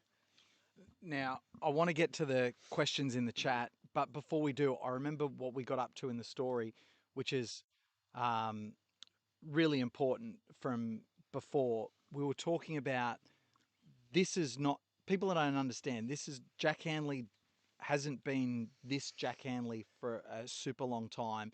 You talked about before COVID, you struggle with cocaine, drugs. During COVID, it amplified that because you couldn't see people. You hit the depths, and I asked you 95 kilos. So what's that? Another 20 kilos on where you are now? 23 or 24 kilos. I can hear a round of applause. Who have we got? Is that the? I think that. Yeah, that's the Bazza Barry Keane coming around. Actually, I can see both other headlamps. So all three of them are pretty close together. Stalwart coming, he's coming up the hill now, and I can see the Crows headlamp as well. They're all very close. 28 minutes, so 49, 49-ish kind of pace. Which is very good for night 3. Oh, it's ludicrous for 60 and a half hours. So they're going very, very well. We've had a delivery. Is this banana bread? Oh my goodness, this is the. We've been spoiled here, haven't we? Oh mate, I've already had quite a bit of this banana. I'm, as we can see the headlamp going around. Oh yeah. I was gonna just let Jack know. I cook for my volunteers. I make them roast pumpkin soup, jackfruit curry with rice, and a choc chip banana bread. Yeah. So Good on ya. This is the banana bread. I ended up having to make 6 loaves this time because last time 3 was not enough. They would devour. Is there much left, by the way? Like banana. If you don't like banana bread, that's okay. I love banana bread. I'll be definitely getting into it. What do you mean getting into? I'm already eating it. What are you talking about? I've had a burrito, so I'm just letting it settle just for a little bit, and then I'll get stuck into the banana bread. It looks delicious. Fair enough. I can confirm it is delicious. So back to talking about your story as well. Yeah, so 20 something kilos overweight as well. So usually for someone there's a moment in time when things change. Yep. But you kind of alluded to the fact it wasn't just one moment. It was a combination of things. But was there the straw that broke the camel's back? Do you remember specifically what happened that caused this change? Yeah, I do. I actually had a seizure. I'd had too much cocaine, and I was at my grandma's house, and that was really the final straw for me. That I realised I had to make a change. I couldn't keep living life the way I was, and that was the final straw. I actually wanted to go and do something and get some help, so I did go to a rehabilitation clinic for a month, which was a real good kick up the arse, and that really clicked me into action. And from there, as I said earlier, I don't know if we cut out or not, but I've been on this journey for the sort of about 6 years now. Hasn't been smooth sailing the whole way through. I've had ups and downs and slip ups along the way, but it was about 14 months ago I made the call in that I'll never drink or do any of that stuff again. Just not that I was doing heaps of it. I just decided that I don't need it in my life. Life's good without it. I love what I do with my running and my mental health charity and work, my friends, family. And it's funny how it works, PK, because I ended up a month, 6 weeks after making that decision. I went on a solo trip to Bali to do a bit of training, and I actually met my lovely girlfriend Laura in Bali, who's from the UK. So we have been doing long distance, but we have been together for the last 4 months. She's been in Melbourne with me, and then in Bali. She's actually in Bali at the moment, and I'm pretty sure she's watching the live stream. So shout out to Laura if you are listening or missing you. I can't wait to see you in a couple of days. But I'm sure she's enjoying the sun in Bali, sitting by the pool at the moment, I think so. But she's a very she did say that she actually she was missing being here. So I think she's starting to come around to the backyards, which is a good thing. Because she's not quite as into running as I am, but she's very supportive of everything I do, and I do love her dearly. Yeah, that's unreal, and you've got to make space in your life for those sorts of people to be, allowed in, right? Because the Jack Hanley of years prior, I talk about this a lot with, I was crewing for Stephen McHale, the Irishman. Mate, he's got a story very similar to yours, big party boy. And he had a moment like your seizure. The parallels are extraordinary. And for him, it was a case of, I need to replace my attention because he's ADHD off the charts. And he's like, I need to replace my focus and attention on something else and something good. And he put it into running. But as he said, it was, you don't just wake up the next day and bing, I'm running, and all of a sudden you're the new person. It doesn't happen like a TV show before and after. It's a long journey. 100%. Talk us through some of the challenges that you had in that transition, because it's not a case of becoming, the crazy running man, because you are still evolving now. Like 6 months ago, there was no Australian backyard ultra team. This has kind of pivoted the direction completely. So talk about the difficult times and that transition and how it's occurred.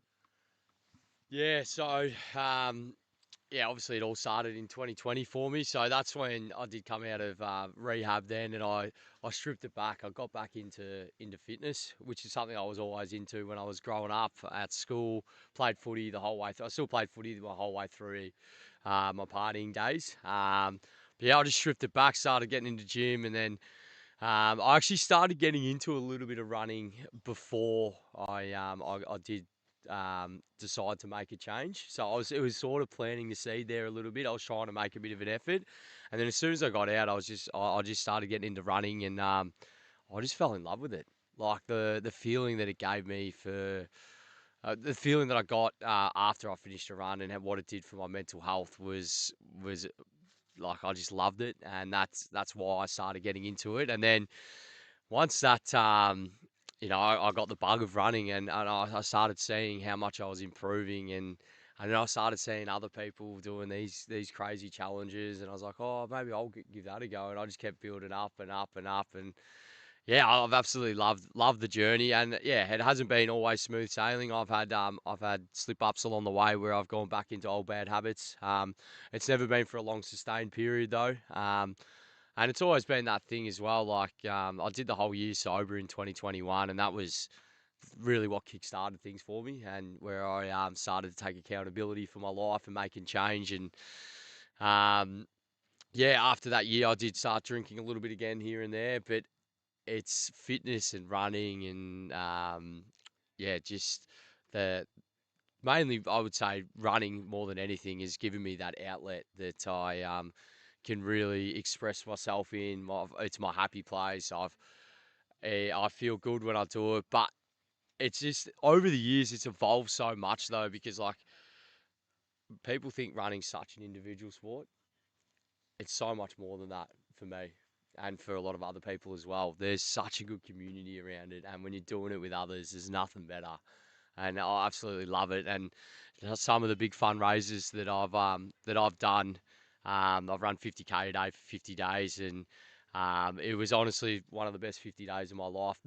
Like the people that come down and got involved was my whole aim behind it. Like I was doing a fundraiser for a mental health and wellbeing program, but the thing I took it out of it was the connection with people. Like we'd get 30 to 70 people come down and run every night, and a lot of people I had never met before, and they just kept coming down every week. And some people come down and say, oh, they'll run 5k. They end up running 20k just on a Tuesday night. People running 50k on a Thursday night with me. Like it was awesome. Like it had that feel like everyone was on the same team. Everyone was getting around each other. Everyone was getting conversations going, and it was special. So yeah, mate. As I said, PK, this journey. I feel like we're just getting started in this journey, and it's forever evolving and changing. Like, yeah, you told me if you had said 12 months ago that I'd be on the Australian team in the backyard satellite champs, so I wasn't even thinking about that. Like, you know what I mean? So it's just funny how you put yourself out there, you try different things, and life leads you down a certain path, and then here we are, and I love it. Like, and I love the people. The people are the best in the backyards. Like, it's such a good feel, and like meeting people like yourself and seeing what you do, like your energy, like around Sydney. I was drawn to it. Like, I loved it. Like you're there at 3 o'clock in the morning, just going at it, like pumping it up. It's 3 a.m. on a bloody Sunday morning or Monday morning, and it's just awesome. Like, I love it. It's good people, and you have conversations as well. You I've got a million questions I want to ask. I want to tie it together in a beautiful bow, and it's very hard to put into words after 60 hours. But you talk about mental health, you talk about the environment, you talk about the addiction struggles.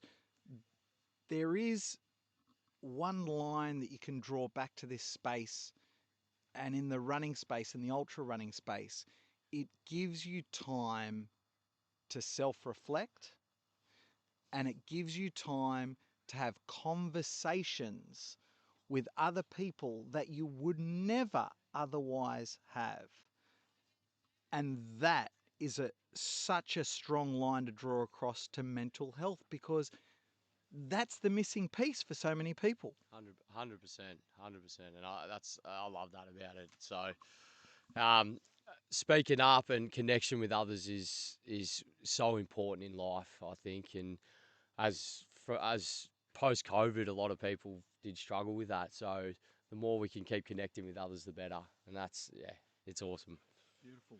And also, I did want to say, PK's efforts here this weekend, he's been unbelievable again. Late notice. What a man for coming on and just pumping up the Reds Backyard Ultra for the viewers at home. He does the best job. So shout out to him. And it's been a pleasure coming on. I'm happy to stay on for longer if you want me to. Mate, I'm happy to have you. The less I need to talk, the better. Actually, I've got something. So, was it a couple of weeks ago, I reckon, you ran with your daughter? Yeah.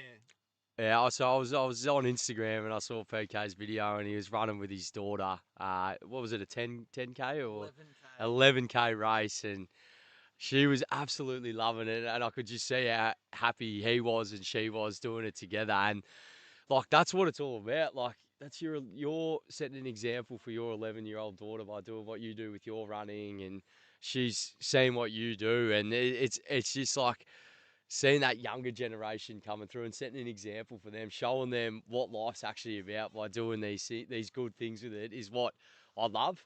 And like that video, I messaged you, I remember, and I was like, oh, I love this video. It was so good to see and watch.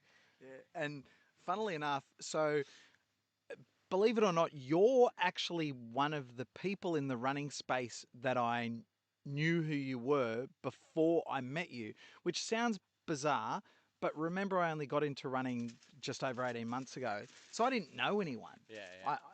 Like it wasn't until I'd actually signed up for Sydney's Backyard Ultra that I knew who Phil Gore was, because I saw a social post and it's like, Phil Gore is coming. I'm like, who's this bloke? I better look him up. But I knew who you were because even though I've only been running again for just over 18 months, I did a marathon like 14 years ago from a standing start. It was on my life's to-do list, and I did a 4-month training block that I found online. It said nothing about different pacings or whatever, so everything was tempo. It was the hardest thing I did in my life. Yeah. I hated it. I went out and I ran a 3:34 marathon, Which is good on debut. which in hindsight is like, wait, after 4 months leading that, what the heck? But had no clue at the time. My missus from the standing start as well did it with me. She ran a 4:20 marathon. To this day, she doesn't realize how good that is. And so I still had friends that would reach out to me and ask me about my marathon experience and my running experience. And so it was through a friend's brother who he sent me a link, and he's like, you got to check this dude out. And I think it was when you were doing the 50 and 50. And I watched some of the videos, but it wasn't even your videos that I remember. It wasn't. It was the fact that there was all these other people that, because I kind of got, into looking at some of the videos, but it was the videos of the other people that were running with you, not yours. Yeah. So I watched a couple of yours first, but then I went down this rabbit hole and I started watching these videos of all the, and at first I'm like, who are these clowns? What's going on? But obviously there was something about it. And then I watched all these other videos, and then I can't remember the gap between the 50s and the 100. It was about a year. About a year. Just under, I think it was 9 months. 9 months apart from when I finished. And then he messaged me again, and he said, you got to follow, and I wasn't even on Strava. You got to follow this bloke on Strava. Check this out. And so that's how I knew who you were before I knew anyone else. So it's kind of a weird thing for me. Jack Handley messaging me about going for a run with my daughter was not on my bingo card 2 years ago.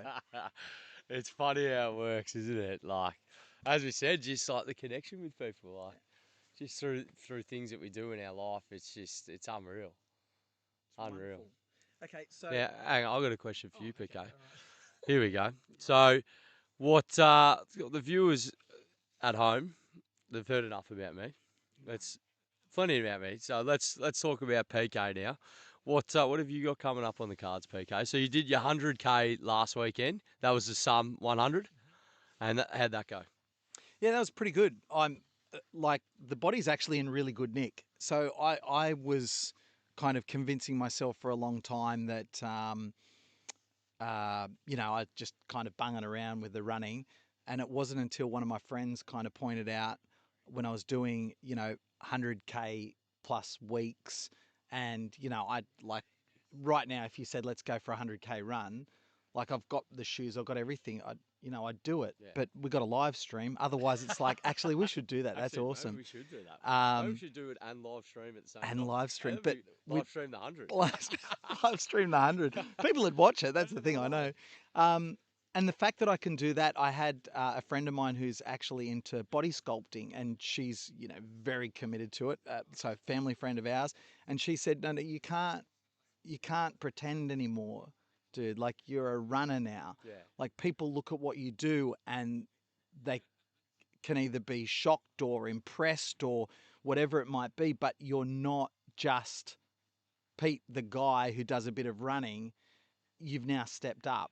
And that was, I can't even remember if that was before or after the miler that I did. Yeah. But I just wanted to step on the start line of that miler and feel confident that I was going to get it done.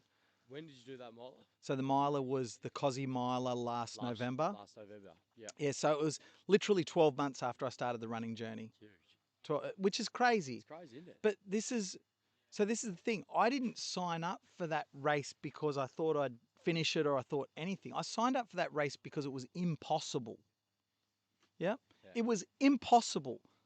Like at first I told my missus I was going to do 100Ks because I thought that was the furthest. I didn't know what an ultra marathon was. Yeah. I'd seen this stuff online, but I didn't know what an ultra marathon was. And then I said, I've signed up for a 100K race. And my wife remembers how hard the marathon was and how long our recovery was and all that kind of stuff. And she's like, dude, you're crazy, but I get it, why you've got to kind of change gears here. And I came out the next night and I said, there's a 100-mile race. There's no way I'm doing this wimpy 100K race if there's a 100-mile race on the same week. Like I literally went to myself, no, I wouldn't be able to live with myself if there was dudes running 100 miles and I was only doing 100Ks. That's mentally how I felt.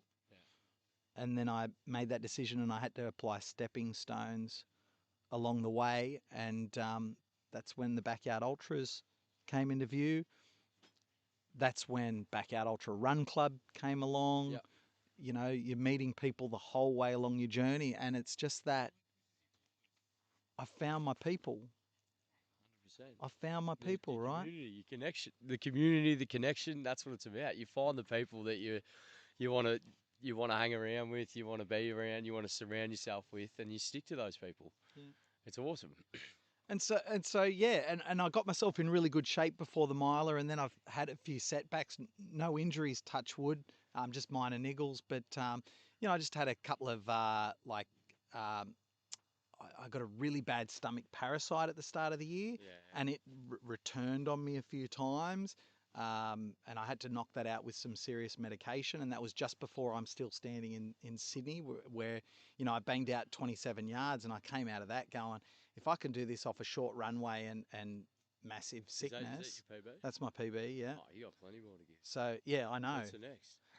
I don't know. The problem is people now want to, because they know that I'll come and I'm crazy enough to sit here and commentate for 60 hours that they want me to do that. But the only reason I'm not running Reds, and I said this to Red, was because I didn't know the date of Reds and I signed up for the Sum before. Yeah. And then I'm a person that's like, I'm committed to it. That's that's what I'm going to do. No regrets. That's fine. And I'm here now, and couldn't be happier. You're having an absolute ball. Massive FOMO of running. I wanted to run, let's be honest.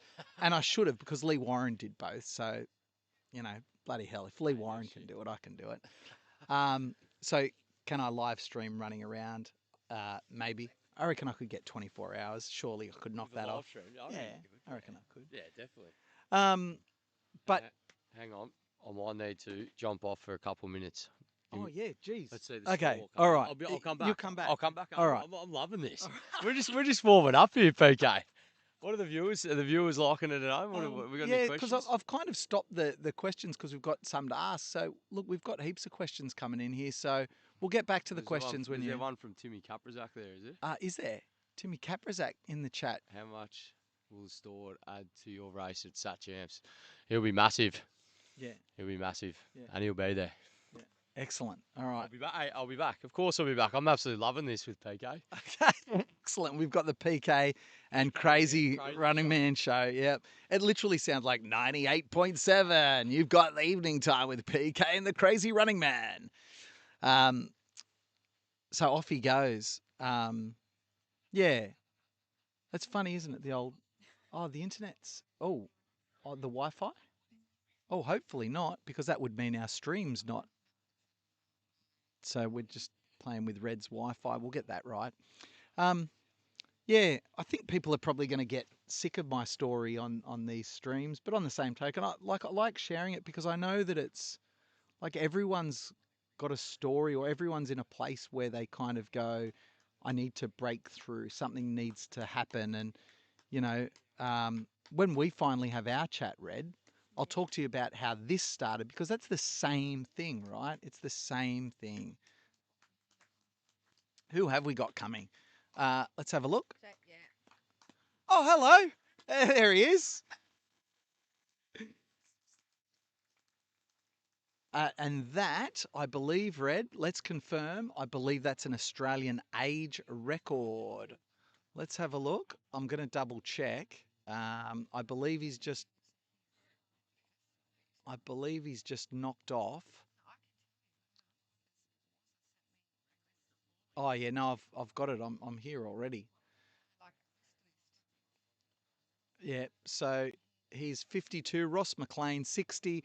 That record will be updated to. There we go.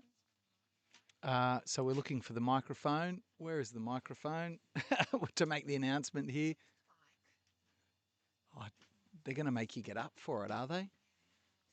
Oh yeah, there it is, next to the bell. So Jason Rantoul. Yeah, we'll wait until they get back. So Ross McLean, if you are on the live stream, buddy, you've been knocked off the 52 age record. That bar's going to be set. And you know why that sucks for me, Red, is because I'm 48 and it just keeps pushing out. I'm so disappointed.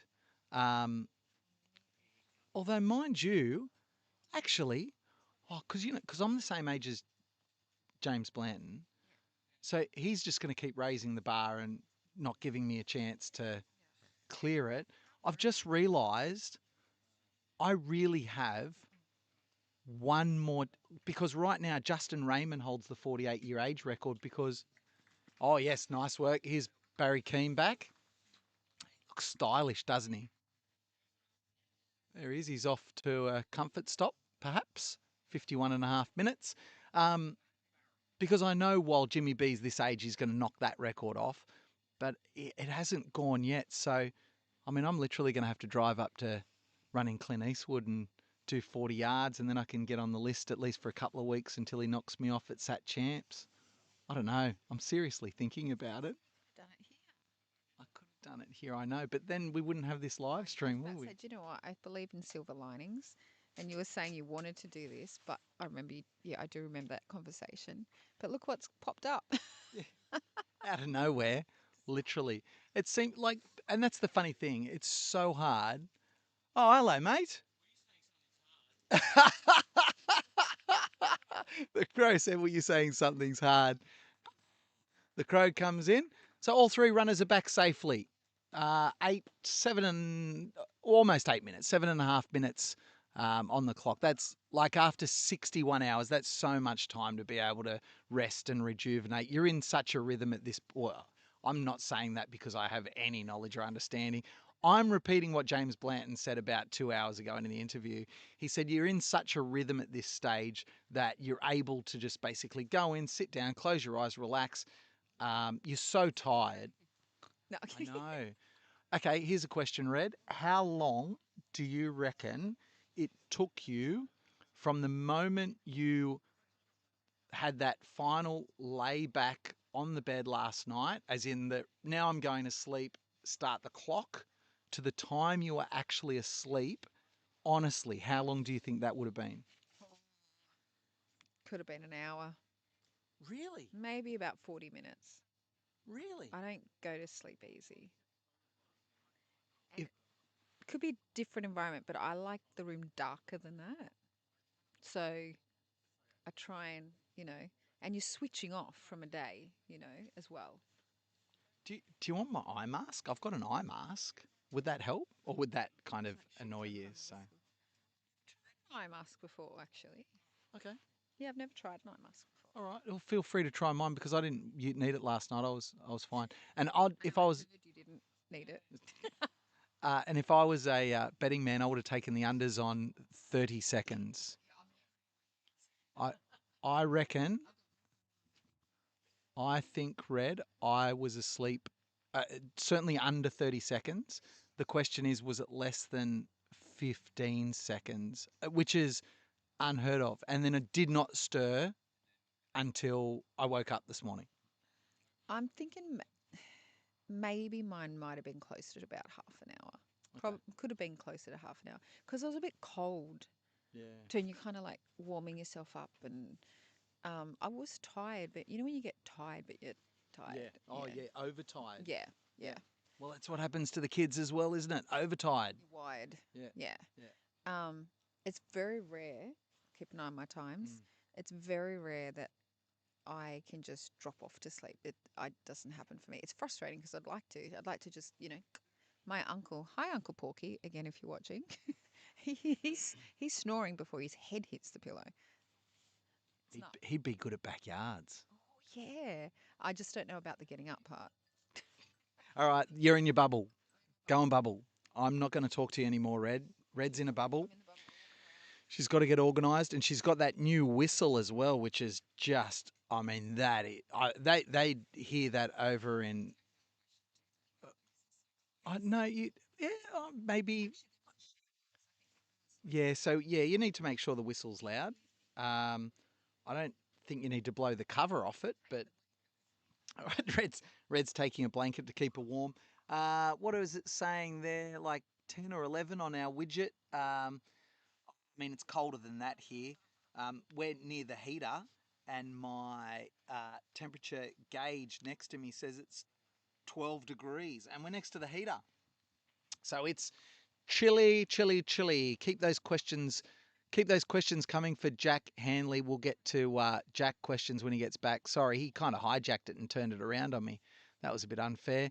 Yeah, great to see everyone in the comments. Goodness me, has everyone clicked the like button yet? Because we want to get this stream out there, and I would like to give you an update as to what's happening here. So, can I just want to select a comment here and highlight it. Anyway, no, go away button. There we go. Okay, what do we got? Reds Backyard Ultra 2026 coming to you from Kembla Grange in New South Wales, Australia, where it's Monday, the 3rd of August 2026 at 8:56 p.m. Geez, that crept up. I'm gonna have to go and get some of that dinner from that Red is pre-prepared for volunteers very shortly. I think have something to eat. Getting looked after here. As the 3-minute whistle goes, which means there is 3 minutes before the runners must be back in the corral to start yard number 62. We've got Jason Rantel, we've got Barry Keem, and we've got the Crow, Brandon Lee Gretsch, that are still cruising around here at Reds. We might go and see what they're up to in just a second. I'll set up that camera. You've got the images of what they look like. I've got a little screenshot of their photos there. And you can see Ezra Dingo DNF'd with 58 yards. The last one we lost was Jared Webb, the conductor, after 59 yards. Congratulations, guys. Huge results. Everyone has absolutely loved watching every minute of it. So we might go roaming around, folks, and see what is happening. 61 yards complete. 3 runners remain. My name's PK, Reds Backyard Ultra. Let's go see what's going on with the roaming cam.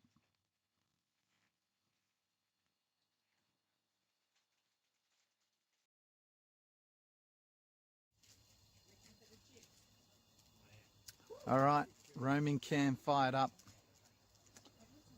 Fired up. Let's... Oh, you should take them to the different fire pits. All right. Oh yeah, I'll go for a walk to the fire pits while I got the roaming cam.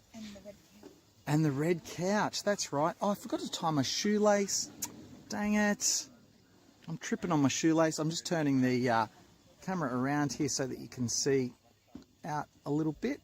I know it's quite dark on that second camera. Sorry about that. You're probably all getting motion sick from my camera work. Oh, let me get these laces into my shoes so I don't trip on them. That means there's 1 minute before we head out. There's no fuss going on here. There's there's no fuss. There's not, you know, people aren't kind of all over the place making noise, or they're not stressed. As we see Jason Rantel come back in. 30 seconds.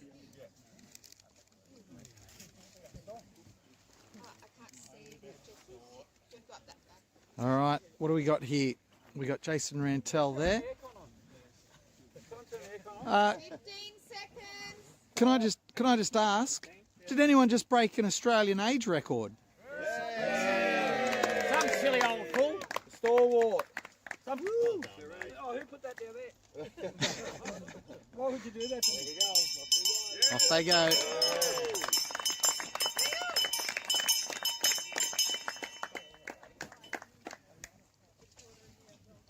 Come on, Jason, go get him. This is where we put the high beams on for a second, just so we can watch the runners.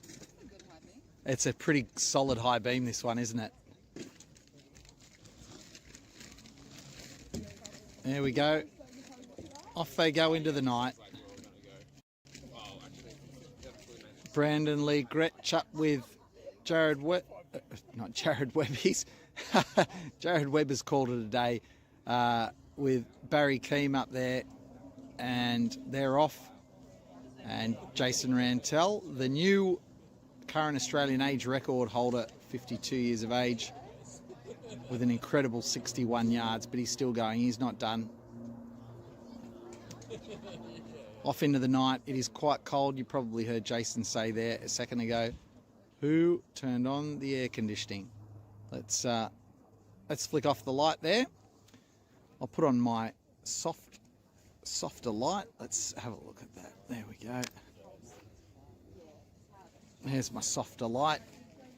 Now, people wanted to have a little look around at what's going on here, the fire pits and the red couch. So let's go for a wander as we come near the starting corral. This is our board of runners.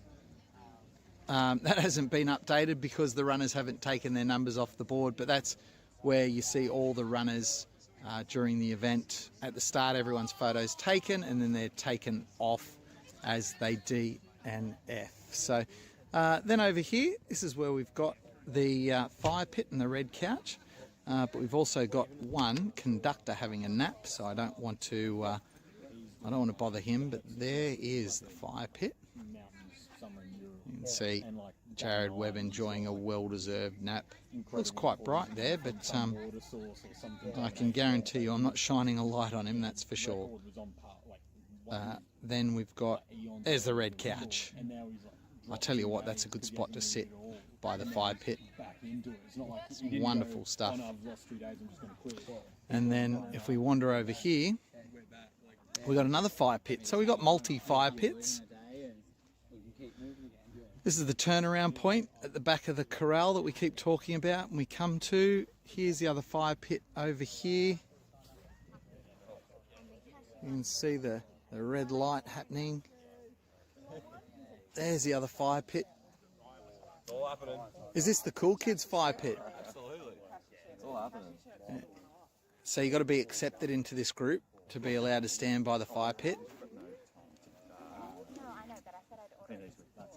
You got to be the cool kids. Hey, how you doing? Oh, g'day, PK. How's Dad going? Oh, good. Yeah? Proud of it? He's proud of it? He's been talking properly all night, and he gets a camera in his face. He goes, quiet. So tell him Simon's not here. Tell him, Okay, tell him how Simon. proud you are, your dad. What? Tell the live stream. What did your dad do? Just do. He broke the Australian age record. So now it is 62 if he finishes this one. Yeah. Which he will. And still counting. Yeah. Hey, I've got a question for you. Yeah. What can you beat your dad at? The running part. The running, you reckon you got him covered? Yeah. Over what distance? Do you reckon you got him at 100 metres? Any. Any distance. Okay. I like that. Okay, what about 400k? Do you reckon you got him over 400k? Yeah. He'll One day. he'll get Oh yeah, hang on, they've crossed 400 kilometres, haven't they? Yeah, 60 yards is yeah, 400 yeah, k's. Yep. Wow. Do you know how far 400 kilometres is? long. Like, how long do you reckon you'd have to drive in a car to go 400 kilometres? Like 4 hours. That's a pretty good answer. I'll accept that. That's mathematically very sound. What's 400 kilometres from here? We're about, how many k's from Sydney are we here? So we're about... Like 160. It's 100. It's about 160 from Sydney to Newcastle, and then it's probably another 80 down here, I reckon. So maybe 250 k's from here to Newcastle. So he's almost run from here to Newcastle and back again. Almost. Almost, yeah. What do you reckon? Is that pretty cool? Yeah. Yeah, that's all good. All right. Enjoy the fire pit, sir. I will. I can help you out, mate. All right. How good's this? Go edit video. Oh, it's a good spot. Hey, guys. Where would you rather be? Caroline just said to me, what are you doing here? I said, well, where else would you want to be? I haven't checked my messages, but I did see a notification pop up a while ago that said, any volunteers needed for this evening? And it's like, I felt like jumping on and going, get down here, dude. What are you doing? Yo. How many hours do you think we'll go for? Your dad or the whole race? The whole race. Well, see, you're supposed to say, what do you mean? Isn't Dad going to win? So that's how long the race is going to go for. Yeah, well, I reckon it's going to be. I reckon it's going to be really hard through the night tonight. Hey, yeah. I reckon it's going to get really tough. So what have we got until sunrise? Maybe another 12 hours or 11 hours, 10 hours, 9 hours till sunrise. I reckon if they make sunrise, I think we're looking... I said before we started, 81. That was my guess. 81. That's what I said before we started. However, it must be so incredibly hard to get through another night. The temperature has dropped. It's cold here, isn't it? No, it's not cold at all. It's beautiful and tasty. Well, even your dad said... of course, even your dad said, who turned on the air conditioning? So I'm going to say... I think I'm not going to change my mind and I'm going to stick with 81. 81. Yep. 81. Yep. What about you? I said 79. So, okay, we're pretty close. So if your dad wins, who's the assist? The Crow or Bazza? But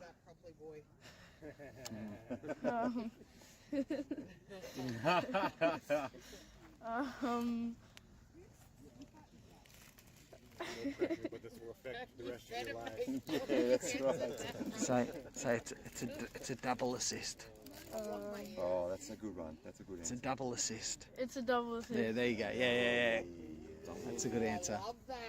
Double assist.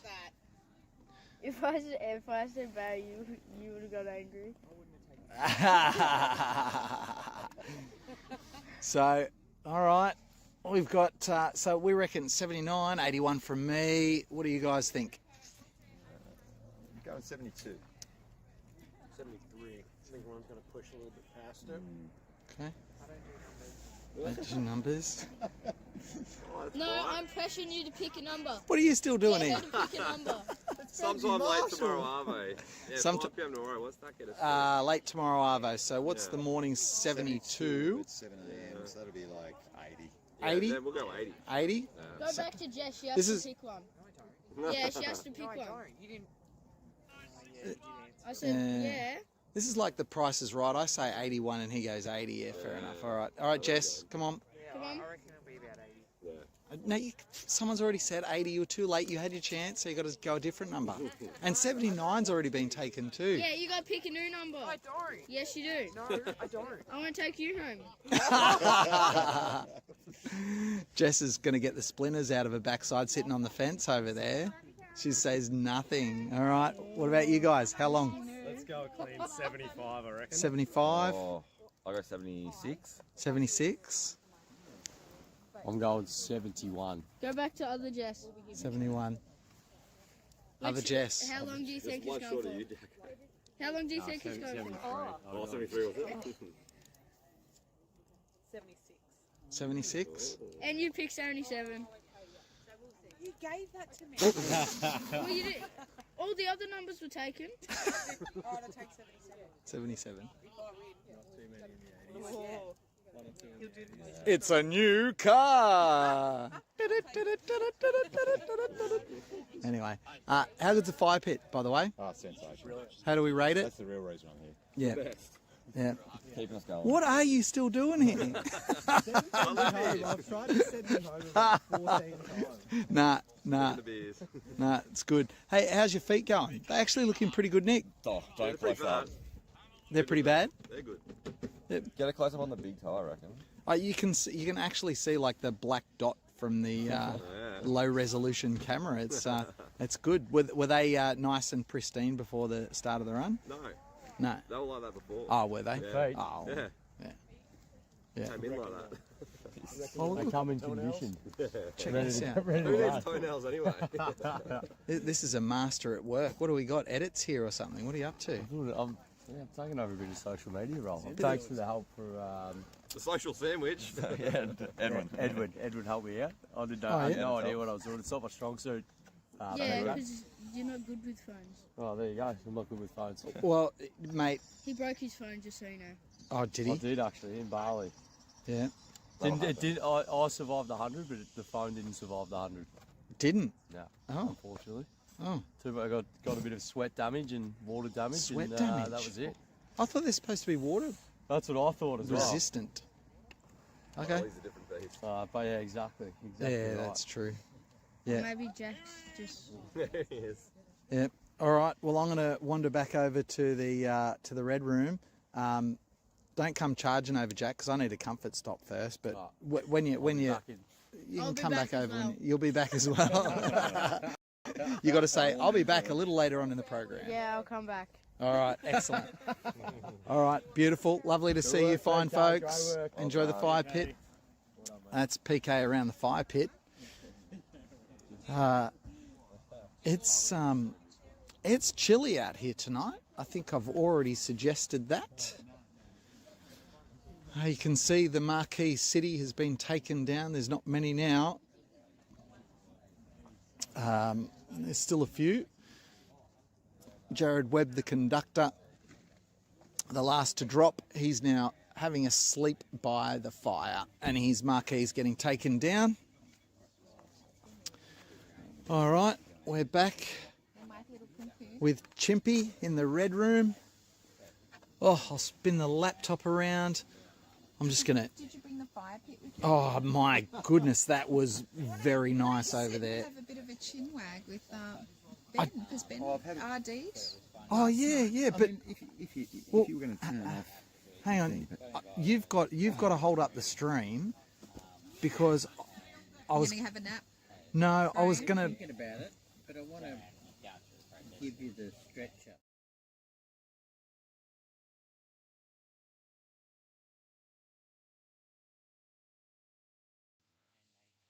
All right, oh, that was. I didn't want to leave the fire.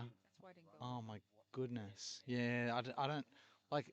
As much as it was nice to be over there, that was not a good idea because it's so nice. Cold now. I'm feeling cold now. And I've got this little clip thing, but my legs are free. My ankles are freezing. My ankles are freezing. You probably can you see me? She's a little red, a little blue riding hood with a blue thing, and it's got the hoodie on, beanie on, got the glovies. I think I've this thing just around my ankles. That's what's keeping me cold. 2 years ago. Yeah, it was 2 years ago. it was the temperature? It was just nearly 0 degrees 2 years ago. You should have seen me. You think I'm rugged up now? It was a rude shock at Dead Cow this year. Oh my God, that yeah. hit me like a ton of bricks. I was at Masters, Mm. and that was like, any talk you just like, Yeah. oh, I was frozen. Whew. Why do we do it? I don't know. You're watching Red's Backyard Ultra for 2026. I'm just going to take a comfort stop, and we'll be back in a couple of minutes with more guests and more to talk about. I'm PK. Current yard 62. 3 runners remain: Barry Keem, Jason the Stalwart Rantel, and Brandon Lee Gretsch. I got it out eventually. I'll be back very, very soon.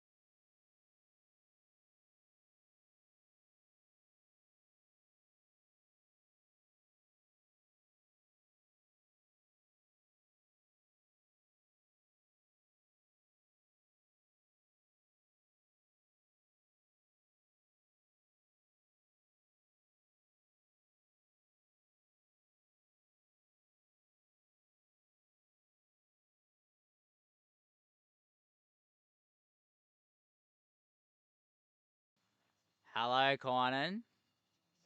Are you going to bed? That's actually just Cozzy sending a message. So I'll be back soon.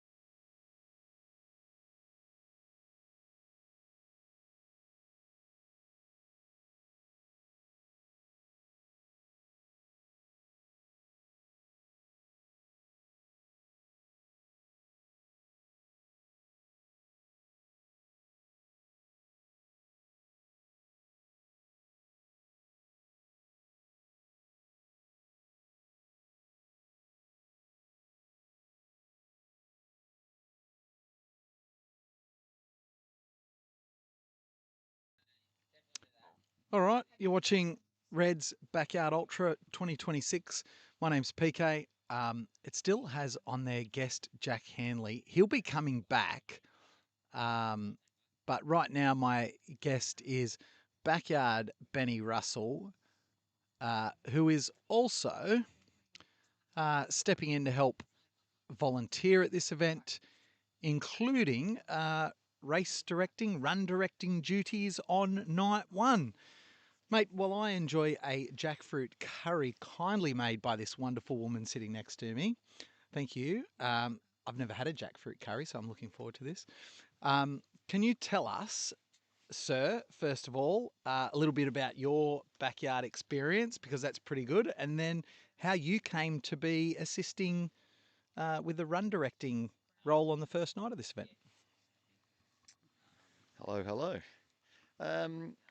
Well, let's start with the second part first. I met Red last year at Red's Backyard Ultra 2025, and yeah, I've chatted to her a few times, and she called me and said, "Any chance you can fill in for a few hours on the first night as a run director?" I said, well, "What does that entail?" She said, "Basically, you just have to blow the whistle and ring the bell." So that's what I did. So even though I was fill-in run director, which sounds very prestigious, believe me, Red is the one who's done all the work, all the management, all the setting up, all the coordination. I really was just there to ring the bell and blow the whistle. But it was good. It was a good sort of, the best thing about it was the view I had of the start line. You know, ringing the bell and watching the runners run past was absolutely awesome. A lot of people. Well, yeah, yeah. Night one there was still 100 and something people running, and it was yeah. So that was fun, and I just like being involved in these events. So the reason I'm not running Reds this year is because, and I had major FOMO when I saw the list of people running. But the reason I'm not running is because I've got another event in a few weeks, Sydney Marathon, and I doubted that I would have been able to recover from Reds. I know. Well, Simon McCauley just chirped up in the background, said he's got the Sydney Marathon as well. But and I'm not saying that he's not going to take the Sydney Marathon seriously, but maybe he's not going to take it as seriously as I am. So yeah, unfortunately, no Reds 2026 for Backyard Benny. But I've really loved, and look, not just at this event, but all the events. I've loved being, you know, a crew member, a spectator, a fan. They're just great events to be at. I say to my friends when they say, "Why do you like backyard ultras?" I say, "Well, it's just like going camping with a bunch of mates, but there's a running festival happening at the same time, a running competition happening at the same time. So, you know, what better way to fill in a few days?" So I'm just yabbering away to myself here because PK's eating his jackfruit curry and just totally forgot that he's supposed to be hosting an interview. But that's okay. Now, actually, getting back to the first part of his question, what's my what's my involvement in backyard ultras? Well, I've been running on the road for a few years, a road runner, road toad, and love it. But one of my friends at a local run club said, "Oh, you should come to this backyard ultra simulation we're doing on the weekend." I said, "What's a backyard ultra?" Anyway, I turned up and met Clay and the wonderful gang at Backyard Ultra Run Club. And that was in, I think, September 2024 or October 2024. Oh, wow. So about, not 2 years ago, but almost 2 years ago. And, you know, I think that was the third or fourth Backyard Ultra Run Club. It was a minute's drive from my house at Warrenora Cemetery. So I thought, oh, I'll go up and turn up. And actually all the promotion, or not the promotions, but on the website,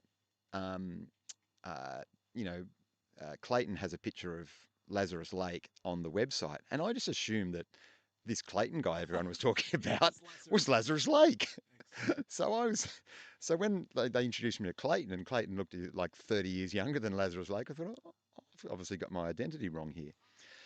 But anyway, I did that, and I remember running off you know, after the first whistle, the first loop, I ran off, and everyone was running with me, and then as soon as we hit a little slope, everyone started to walk, and I looked around and I said, "What are you guys doing?"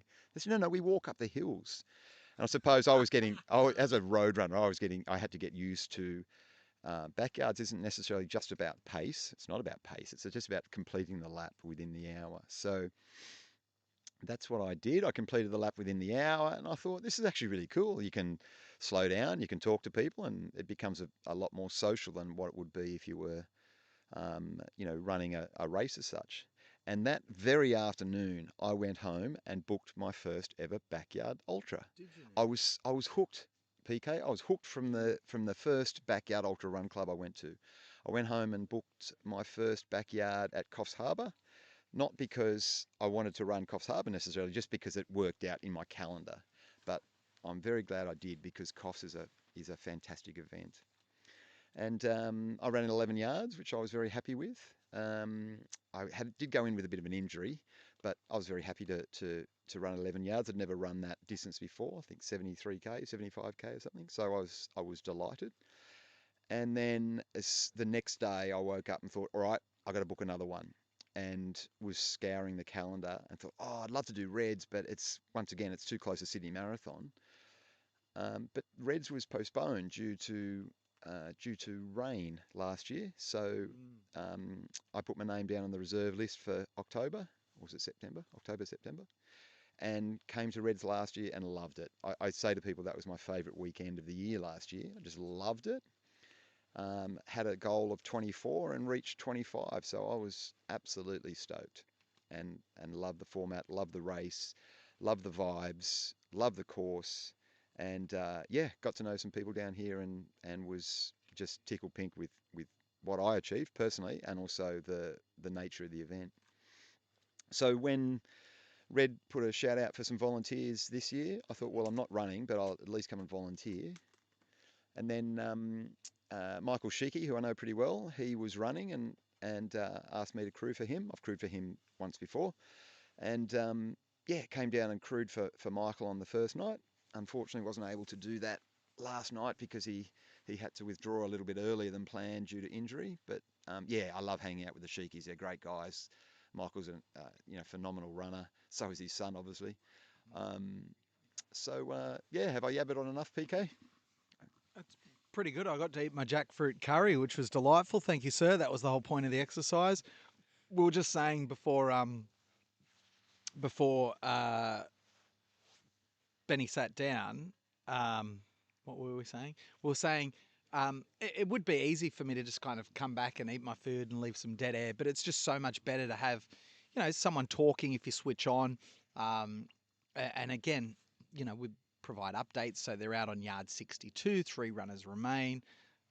We've got Barry Keem, Jason Rantel, and Brendan Lee Gretsch.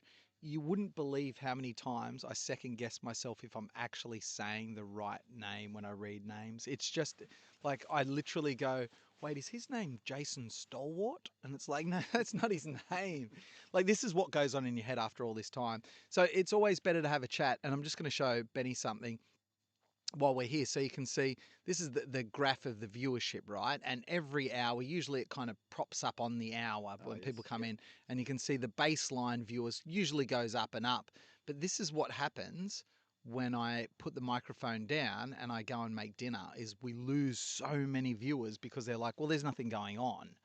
I thought that might have been because I came on the air. So yeah, was just trying to sugarcoat it for you, but so we get quite a significant dip in numbers every time we leave any sort of dead air on here. So you live and learn. I've got plans for future streams whereby you can just like replay chats and ads and just put videos in and whatever. It just takes time to set up, as Benny's just updating himself with the chat there. We've got the usual suspects in the chat. I tell you what, we were pretty quiet the first day, Benny, because number one is because we didn't tell anyone about the stream. That'll do it. But also because most of the protagonists were out there running. It's not until they get home now that you see them start. Like, it's almost like, a concert, and it's the first people to come into the concert and sit down and take their seats. So we've got more and more flying back in. As Trail Snail's there. Hans Peepers. Well, who is Hans Peepers? Well, I've never met Hans, but I did hear that he was possibly going to pop in tonight. Really? Yeah, I heard that he was on a flight from Belgium. No. And yeah, because he started watching the live stream a couple of days ago, and he messaged me and said that he is possibly going to make it tonight. So he's got some other business in Sydney. Apparently, there's a discotheque conference in Sydney, so he's there for that. But it just coincided with Red, so I think he will possibly pop in later just for a quick chat. I'm not sure if you want to talk to him, but okay. Well, I'll see if I can message him and see if he responds. He's not great with messaging, but he'll do okay. So PK, just turning serious for a second, I was home today because I wasn't here, and just doing some odd jobs around the house and sending some emails and doing some stuff, and I had the live streaming on the background pretty much the whole time. And mate, it's fantastic. You're doing a great job, and it really does. I said to Red before, it really does add a lot to the experience for people who've run it and have had to go home to work or whatever, and they're still interested. You can still follow along. In fact, I was quite comfortable at home listening to the live stream and watching it on the camera. I thought, oh, maybe I'll stay at home for a little bit longer. And I thought, no, it's better to be here live, obviously. But yeah, the live stream adds a lot. So thank you for all you've done. I think everyone on the chat would agree that you do a great job of this, and it adds so much for the people who are following along from home. Yeah, absolutely. Just a little bit of an insight with Jared, the conductor. I was on the little truck that went and sort of picked him up on course.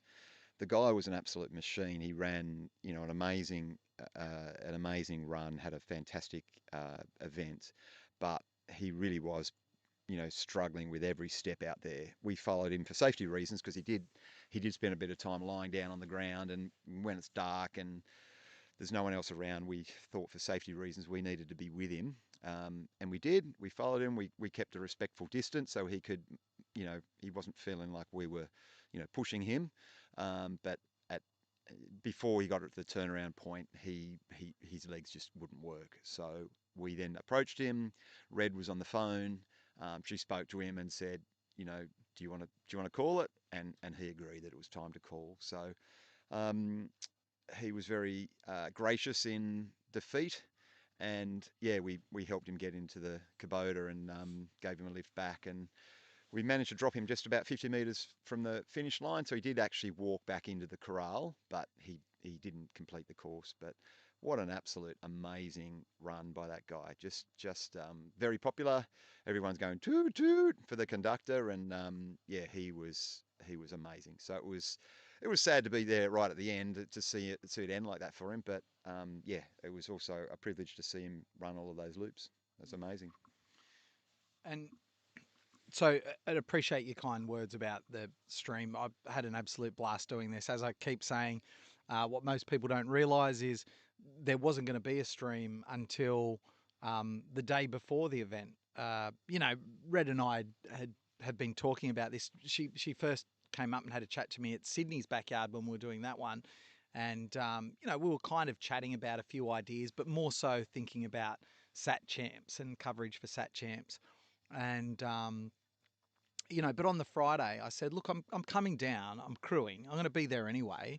I haven't put any thought into this, Red, but do you want me to just chuck a couple of bits of my gear in and maybe we just throw a static camera up? Like, I don't know, would you want to? And before I finished the sentence, she's like, yes. I'm like, okay, cool. So I said, but on the proviso, we can't promote it because I haven't field tested some of this gear, and it's all very basic, so it might just not be what you're thinking. But let me just throw something together with some graphics packages and set up a few different scenes so we can transition from camera to camera, and we'll see what happens. And yeah, 15 minutes before Yard 1, the stream went live. Hadn't told a soul, and we've been slowly picking up steam since then as word gets out, and we've got people watching from run clubs, usually people pinning comments in WhatsApp chats, and as word starts to get out, there's been more and more people coming along. But probably not as many people sharing the stream on like their own socials or something, saying, "Oh my God, you've got to see what's going on here. There's 61 hours and 45 minutes in. There's 3 guys left." We'd love to see more of that and eventually hit the tipping point, so that in the future, these live streams can actually be commercially viable for an event to put on. Because right now, this is all volunteer time and personal money and time off work and all that, and there's nothing, absolutely nothing in it. And with that in mind, we had a little bit of a fun competition earlier on, and the winner got to choose a charity for us to donate $1 that Red found on the grass, and the the winning charity the winner turned out to be a member of the Ash family. Oh, okay. And I think it might have even been Cashy's dad. I could be wrong. There's Ashes winning everything. Gee. Well, actually, then it wouldn't be a member of the Ash family, would it? Because that would make no sense whatsoever, name-wise. So, so 61 hours in, I don't know what's going on. Anyway, so he said, you choose a charity. And then Cashy looked at Red and said, "Oh, what's your charity?" And then they talked about the charity, which is the Forever Project. Yes, I remember donating some money to it last year. And I don't think it was promoted much last year, but I think it's good that these events get a charity, to represent. I think it's great. And just getting back to your comments on the live stream, let me give you this for a second. Look, I think the live stream makes the event, and I know these things aren't easy to do, particularly for someone like you, PK, because there's potentially days of your time required, right? And equipment and et cetera, et cetera, et cetera. But for me, and this is no shade on Red, she's done an absolutely awesome job, of course. But if I was an RD, I'd be, like a live stream's got to be up there with the most important things to have, because particularly if it's well advertised before, every single runner can share with their friends, their family, and say, "You can watch me," it's like watching on Fox Sports or whatever. You can watch me run in this event, and I just think it's great. And then when the run is finished, they can follow on. So I think it is a must-have for these events. For the larger events, and when I say larger events, anything over 50 or 100 runners is a larger event. I think a live stream is a must-have. So yeah, let's get them. Let's get live streams promoted. Let's get them commercially viable. Let's make it happen. And I want to give 2 shout-outs at this point. The first one to one of the main reasons I got so intrigued about backyards and addicted to backyards, and that's Pato. Backyard Ultra podcast. If you haven't listened to the Backyard Ultra podcast, go in and binge it. It's unbelievable the amount of guests that he's got.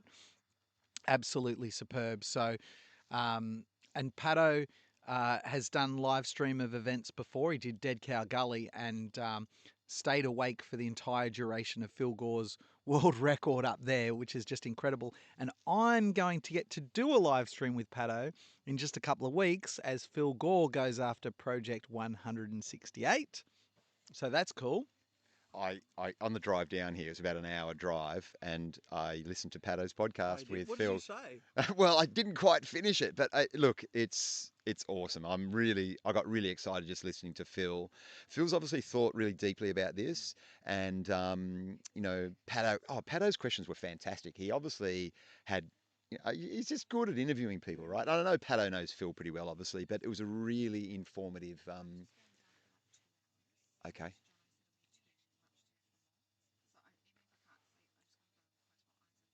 Yep. Okay, no problem. So is Shane taking on RD duties? Yep. Okay. Red's just going to have a well-earned rest, which is wonderful. We're just getting the quick update of what's going on. So, which is wonderful. So, continue, sir. look, I might have got 50 minutes of the podcast in. I think I had 10 or 15 minutes to go. It hadn't been revealed on the podcast at that stage that you or Pato were going to be there live streaming. But but someone did say that it was mentioned in the podcast. So I just obviously hadn't got to there. But they did let us know that, for example, Terry Muffins or Timmy Mofo was going over to help crew. Mally's helping crew. Gemma obviously is going to be there help crew. And it just sounds like, look, it's going to be a really fantastic event, and it's all being done to raise money for the West Australian Telethon, which is a very large, money raiser in WA. Every West Australian knows Telethon very, very well. Is it Telethon or Telethon? Telethon. Okay, there we go. So yeah, I think it's awesome. I'm already super excited about it, and mate, I'm super excited that you're going. That's going to be so much fun. So much fun. Yeah. But one thing they said is where he's going to start. He's going to set a corral up and a gazebo like any backyard. Well done. Oh, here we go. We just got who have we got? We've got Jason and is that Brandon Lee? Oh, and Baz back. Looking very comfortable. We've just got the Crow coming in. G'day, Crow. Well done, mate. Yeah, so they've all come in within 30 seconds of each other, and they're all looking pretty comfortable, moving well, and yeah, fantastic to see. So they've got another 8 minutes to rest, recover, get some nutrition, maybe a little bit of sleep. Yeah, so just getting back to Phil's Project 168, is that what it's called? Project 168? So he's setting up his corral right near a soccer club, and the soccer club is licensed. So he's thinking on the Friday night and the Saturday night, when he's going into that last couple of days, they're going to open up the bar and get people down there to sit at the bar and once again raise money for the soccer club, the telethon. And Phil says, I'm not sure if we'll get people down there. Phil, I think you're going to get lots of people down there, particularly on that Friday, Saturday night. If you've been pumping out loops for 5 days solid, believe me, it will be going off by that stage. So, yeah, look, go and listen to the podcast. Pato is excellent, Phil is excellent, and PK. It's going to be an awesome adventure for you to be over there for the week, mate. That's going to be brilliant. Yeah, it's going to be huge. I feel very fortunate to be a part of that. So, yeah, more details coming out about that soon. So back to what I was saying, 2 shout outs. The first one was to Pato. Respect for the game. Him doing the Dead Cow Gully live stream was just amazing. And I think everyone in the community agreed. What he put together there as a one-man band was so good. It added so much to the event for watching it from afar. And the other shout out that I wanted to give was for Hardcore Harry's, because they're kind of setting the bar in this industry at the moment, because 18 months ago the bar was nothing. There wasn't a bar. There wasn't a bar, and then it moved to a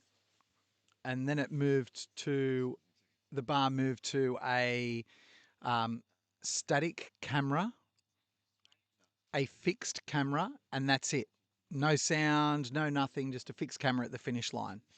And then that bar got raised significantly. Hardcore Harry's King of the Hill, they put on a magnificent broadcast quality live stream, multicams, drone shots, roving cameras, roving mics.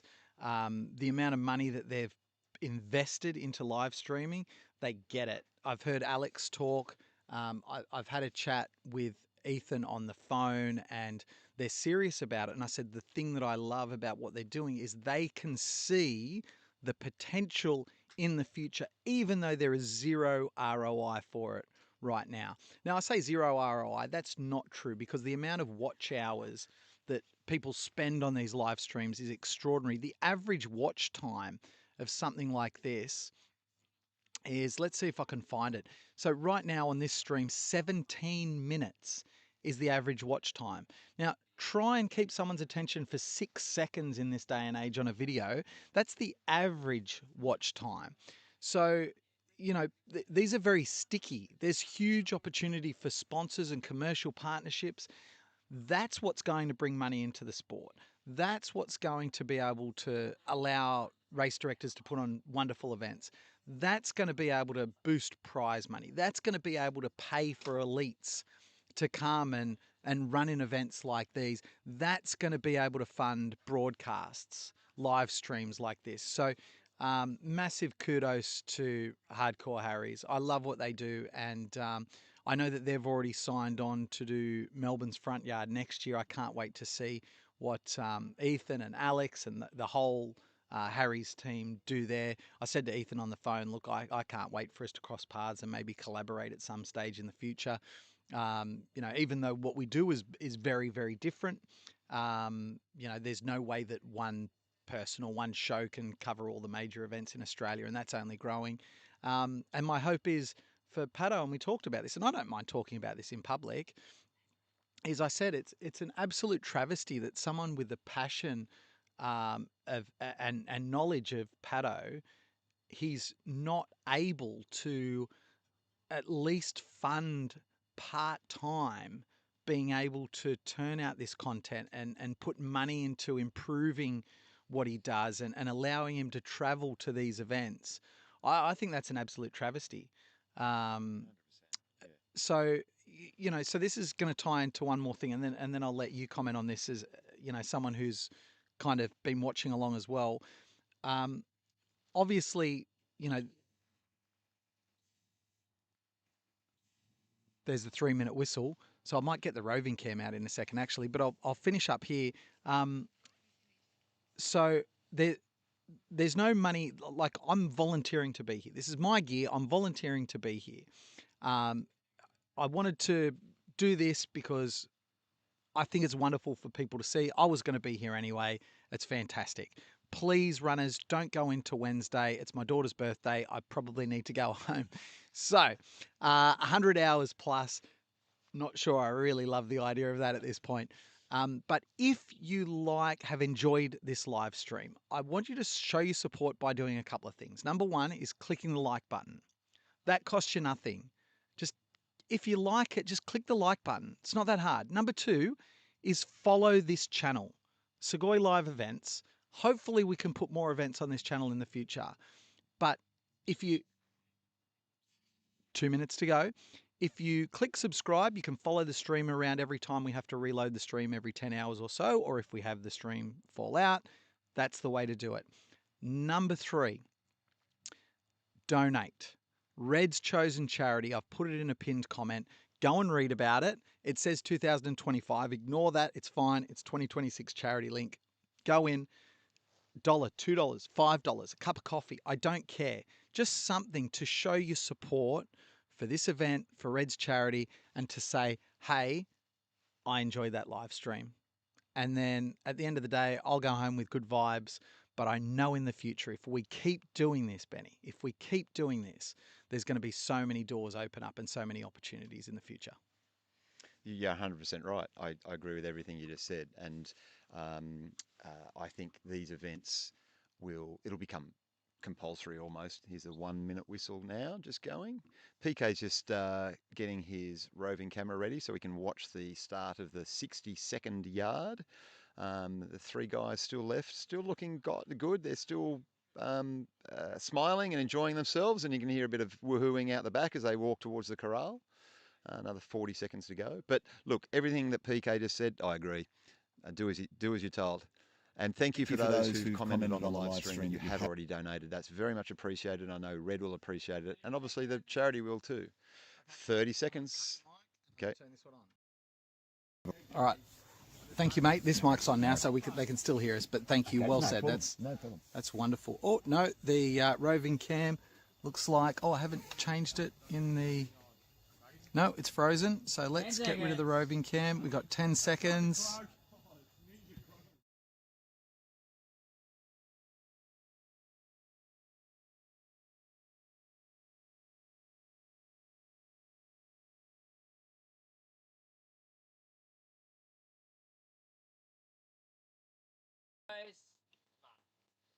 Oh, I apologise there. The roving cam didn't work at exactly the moment that we needed it. But 3 runners out on course. That was them. You saw them head off. We've got Barry Keem. We've got Jason Rantal. And we've got Brandon Lee Gretsch still out there running around on yard 63. They're all, two of them are on PBs. Barry Keane has a PB of 66. He's closing in on that very, very quickly. Thanks, Backyard Benny Russell, for joining us there. That kind of abruptly ended when we tried to get the roving cam, and the roving cam didn't work. And but that's another reason why we need, money into these sorts of things so that we can, invest in gear like this, like the Hardcore Harry's guys are doing and doing so well. And I can't wait to see how they keep lifting the bar and they basically force others around them to do exactly the same, which is wonderful. So, g'day guys. Hope you're watching and listening and enjoying this stream as well. I know they're super fans of anything hardcore, and this definitely fits into that category, I would say. All right, let's have a look. Let's go into the comments. We've got, let's scroll back. All right. Cool. Thanks for the comments, guys. That's wonderful. Really appreciate it. And that's what keeps us going as well. We had Benny, the RD's RD. Backyard Benny did such a great job RDing. He did, I agree. Hot tip, never sign up to all the events and challenges Simon does. That guy never rests. The Roach with a laugh. I heard he started his own backyard ultra pun club. Merch incoming. Very good. Hans Peepers. Could be on a plane on the way. Loving the live stream. Thanks, Paul. We want Hans. Hans Peepers will be here for the 69th. Then we've got Go Baz. I agree, live streams are a must. Thanks, Timothy Harris. Make live streams great again. Yes, Thomas Deary. I agree. Donated. Thanks, BB Seal. That is so lovely. Sariel in the house. Hey, Sariel, good to see you running again. That's so cool. And yeah, I couldn't help myself. Commented on a one-legged squats in her rehab the other day. Oh man, that's impressive. One-legged squats are really, really hard. So that was cool. Hope your rehab's going well. Good to see you running. Thomas Deary, why is the Clint Eastwood Ultra named so? That's a great question. Maybe someone in the comments can answer that. I don't actually know the answer. I'm not sure about that one. What else have we got? Get on the beers. That might be in regards to with Phil. Can you imagine if he gets a rowdy group of people in the bar and he's glazing in on 168? Goodness. Oh, there we go. So Pato is in the house. Thanks, PK and Benny. You are welcome, my friend. Can't wait to catch up with you soon. If I had it organised, I would have got us to have a chat here again with our little Google Meets, but I'm not sure this equipment's going to allow me to. So I didn't want to bust things up. So, but yeah, good to have you in the house, Pato. Love your work, buddy. PK live stream brought to you by PK Chewing Gum. One of my nicknames in high school was Juicy Fruit as well. I've had a lot of nicknames, by the way. Sven, PK, Juicy Fruit, Porky, Pork Sword. Yes, that's true. Actually, the full nickname was Commander Pork Sword. Don't ask questions. Don't ask questions. And what else have we got? Sven. That's my middle name. And yeah. Anyway, before I go,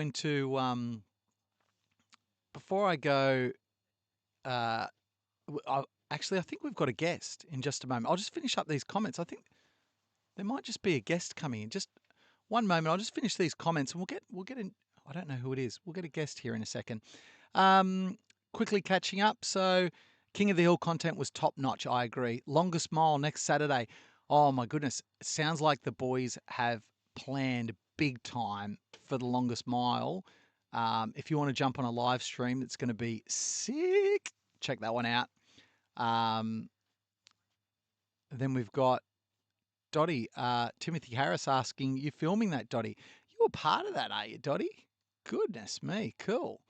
Wazza said, oh, we've just jumped across here in the comments. Where were we?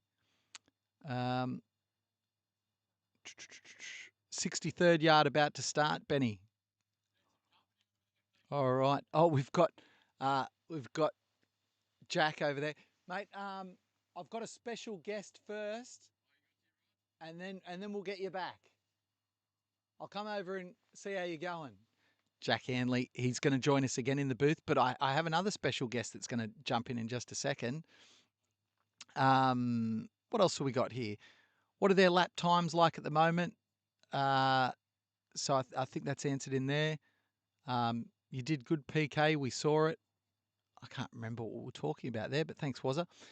All came in approximately 52 minutes on yard 62.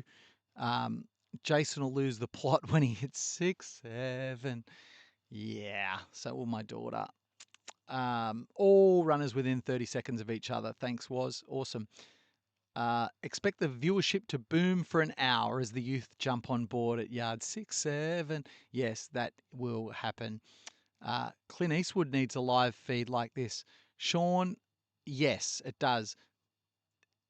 Tell them to give me a call. What else have we got here? King PK, loving the coverage. Oh, superb. It's good to be here. Every backyard I watch, I can't believe there's still people running. I know. That's what I say all the time. I can't believe every time I turn it on, they're still running. You go to bed, get up in the next morning, they're still running. You go to work, you come home, they're still running. You get to the end of the weekend, they're still running. Unbelievable. No matter how many times I go and get a full night's sleep, I wake up and they're still running. That is correct. Then we've got a yes. Oh, yes. Oh, so Dotty, you will be doing longest mile stuff. Mate, have a cracker. Give us a shout out on the coverage. BB Seal, last Seoul Ultra in Germany is going to do numbers. Kim knows how to market. Yes, he does. Henrik Burry confirmed. Stop giving yourself a nickname, Porksword. Thanks, Wazza. Clint Eastwood equals last man standing. Oh, there you go. Okay, that's why it's named Clint Eastwood. I think all have missed the trick if you've never been called Chewbacca. Okay. All right. Fair enough. And thanks for all those who did jump onto that Red's Chosen charity and donated. That is really wonderful. Yeah, have a cracker down there, Dotty.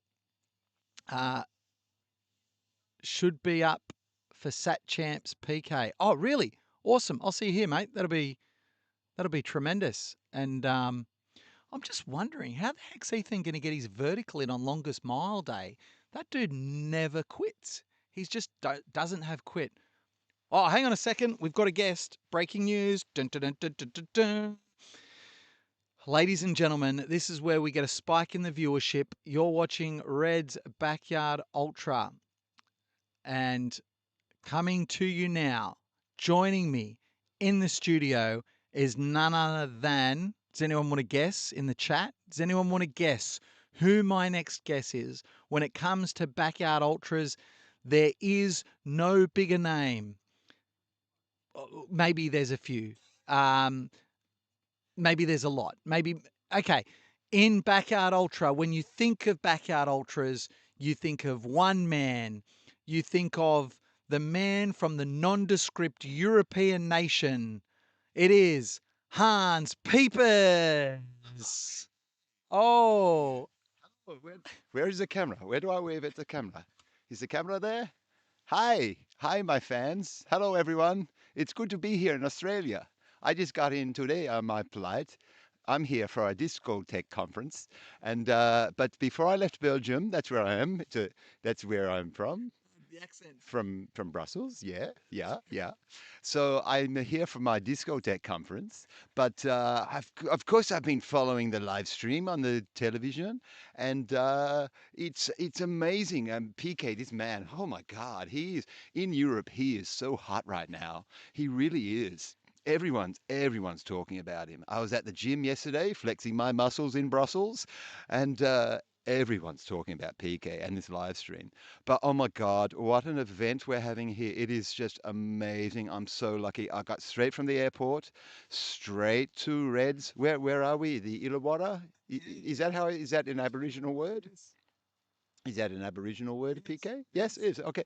And I straight to Reds to see the amazing runners. Larry Keem. Is that Larry Keem? Good enough. Okay, Larry Keem and someone that they call Jason, because I believe that's his name, Jason. And we've also got a man called the Crow. The Crow. Oh my God, the Crow. Caw, caw, caw. So I fly from Belgium because I wanted to see this man. Is he a man or is he a bird? Is he a bird or is he a crow? I don't know. But I'm watching him and I'm thinking he is amazing runner, amazing runner. So here we are, we're 63 hours deep. I've flown from the other side of the world to be in on the action, and it is absolutely wonderful. So thank you, PK, for having me. Have you got any questions? Yes. Hans, you remind me of someone, right? So Hans reminds me of someone. Now, not early in my career, actually, many years ago, I had a job at Bridge Climb Sydney. I climbed the Harbour Bridge. Have you heard of the Sydney Harbour Bridge? Yeah, it's beautiful. I study architecture as I study lots of things, but architecture is amazing, and the Harbour Bridge is beautiful, beautiful Sydney.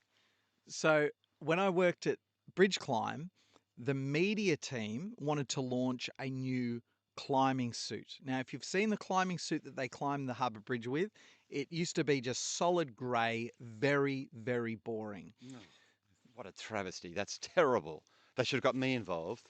Well, this is why you remind me of someone, because they wanted to release a new suit. Now, the problem with the new suit was it was basically just still a grey suit with a few blue accents, but they wanted to figure out a way to get it onto the news as a media release.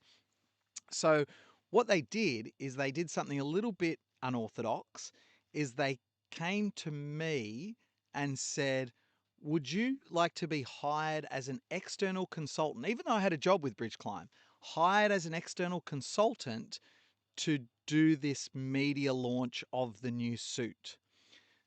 The one caveat is we're hiring you as an external consultant, so we have plausible deniability if it doesn't go according to plan.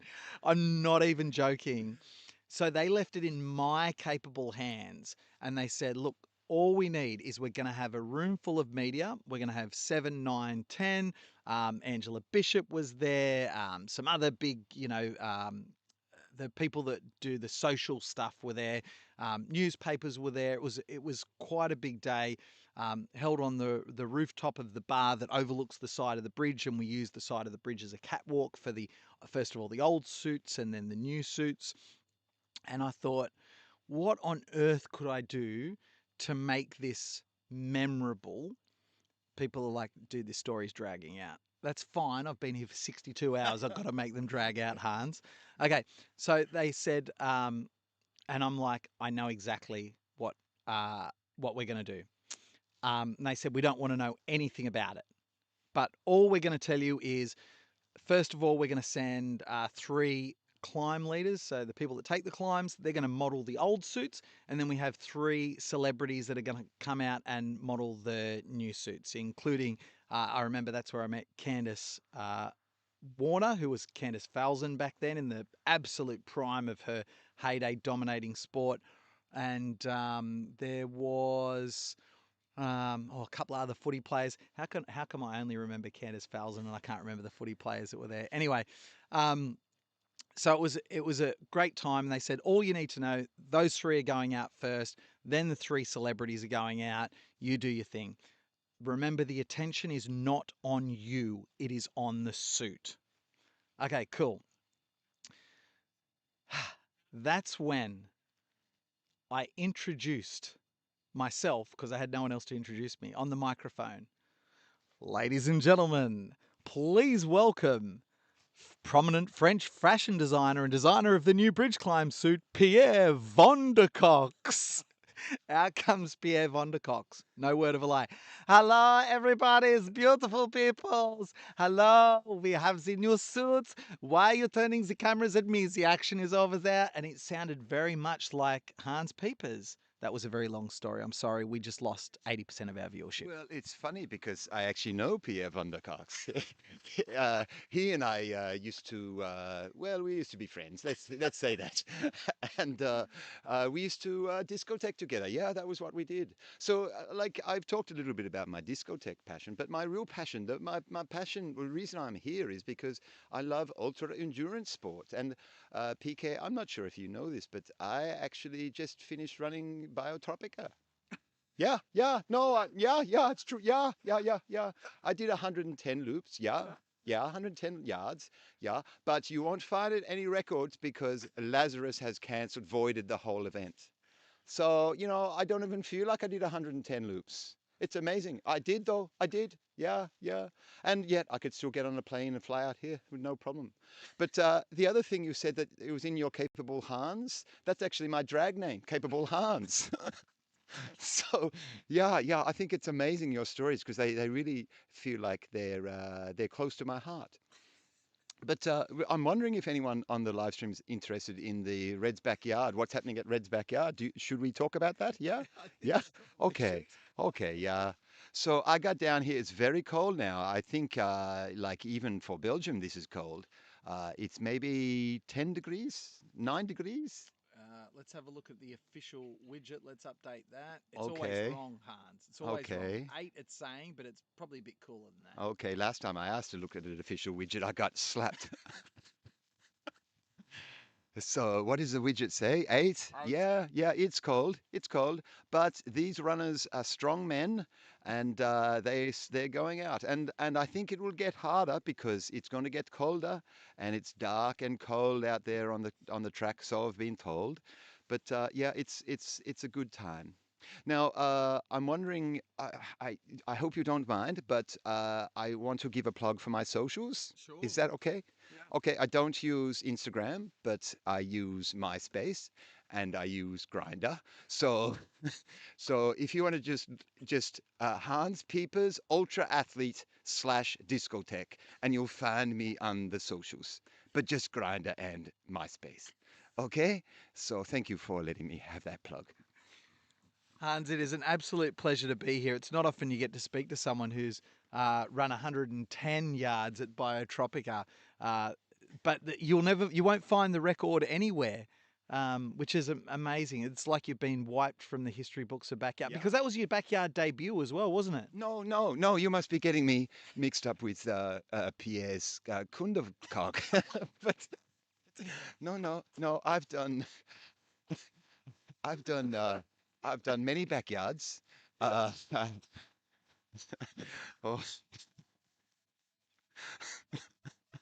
Oh no, I think PK has. I think he's lost it. But yeah. No, I've done many. I've done Biotropica. I've done. I forget. What is that one in Belgium? Of course, everyone knows. I have a mental blank. Beepers, I've done many backyards. We're talking about the race, Hans, the race. Oh, okay. We're talking about. Oh, I've got some fans here. Hello. I didn't realize that I had fans here. Yes, I've done many. I'm sorry, PK. I misheard you. Sometimes my English is not my first language. Flemish and German and a few other European languages thrown in are my first language. But I thought you said I've done many. Yeah. Anyway, I can't read that. I'm sorry. What does so? Yeah. Anyway, I've done. But as far as backyard ultras concerned, backyard ultras. I have done 3. I've done Biotropica twice. Uh, the first time I did Biotropica, I didn't finish the first loop, so you won't find me on the records. The second time I did Biotropica, I did 110 yards, and I don't mean 110 meters. I mean, I did 110 loops, but some silly idiots came and brought their phone and tried to get an interview with me because I'm very popular in Europe and the influencers love to interview me. And then there was a band on the back of a truck, and then some guy called Lazarus Lake cancelled and voided the event, and all of my records have disappeared. Even Warren Sargent, who keeps records from this side of the world, even he had to wipe my records off. That was a specific instruction from Lazarus that Hans Piepers, 0 yards. So you won't find me, but remember, socials, Grinder, MySpace, Hans Piepers, Ultra Athlete, / discotheque. Thank you. Oh, the comments are superb as well. So Hans is often thanking PK for his plug. Thanks, Wazza. Chris Lilly, eat your heart out. How about this one from Matt? It's that part of the backyard where you turn it on after being off for an hour and you've got no idea what's going on. Can you imagine? Someone said, you've got to watch this live stream. You won't believe how good it is. It's so impressive. It's incredible. And they turn it on and all they hear is Pierre Vondercox and Hans Piepers shooting the breeze. So I should tell you, let's pause there.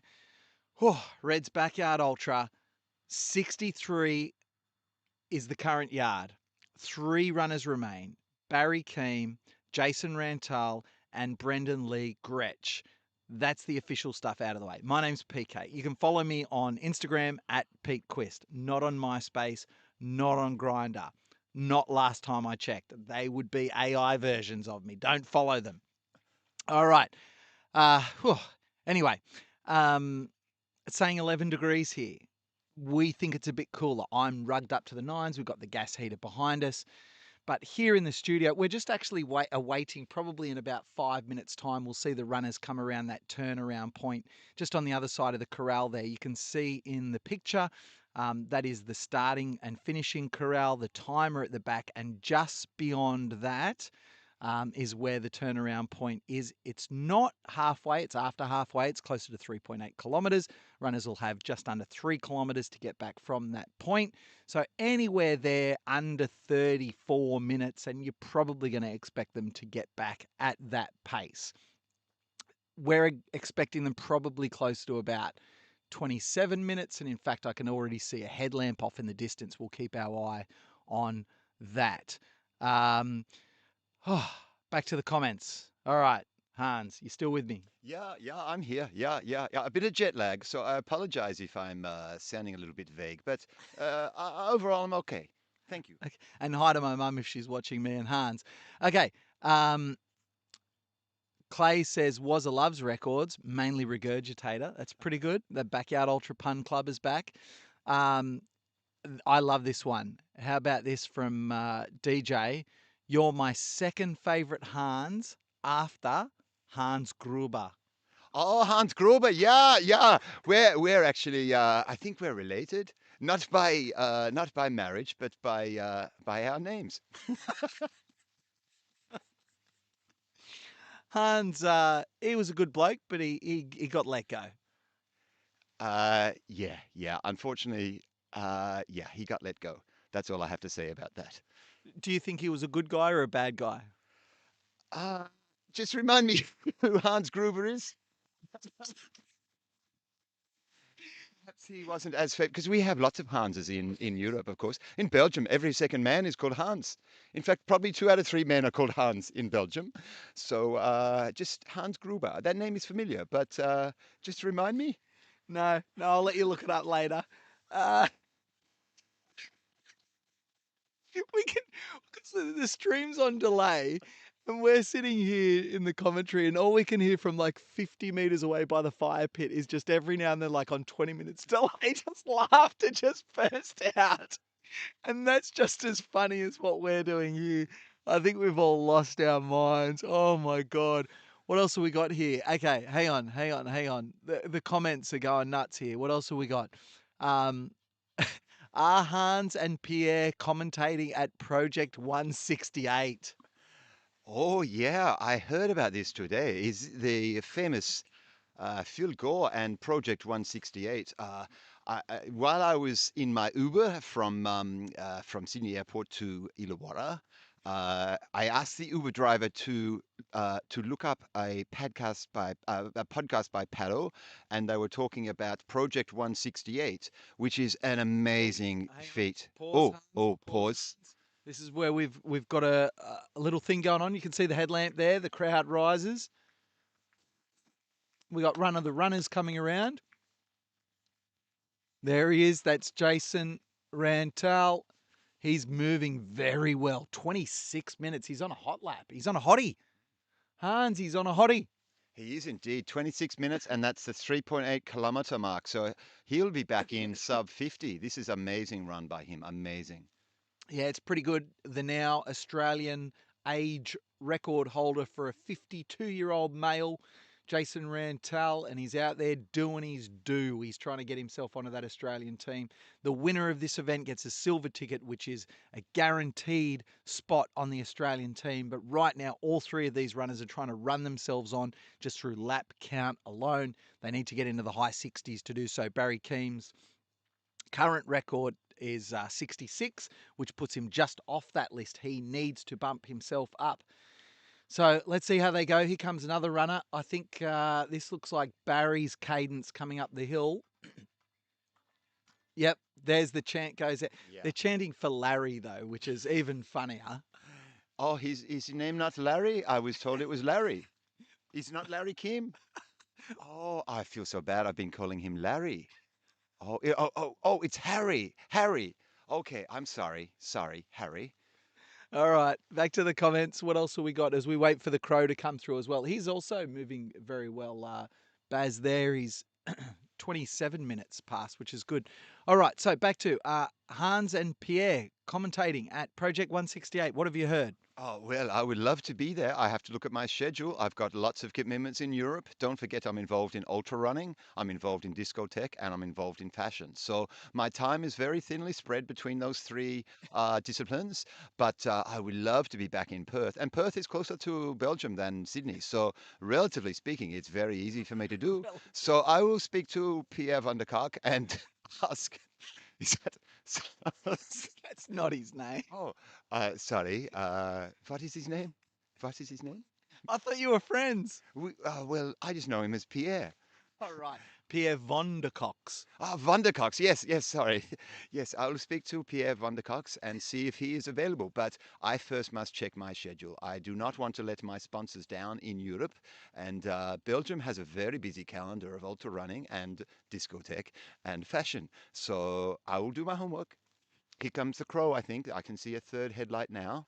Yep, the crow coming up here.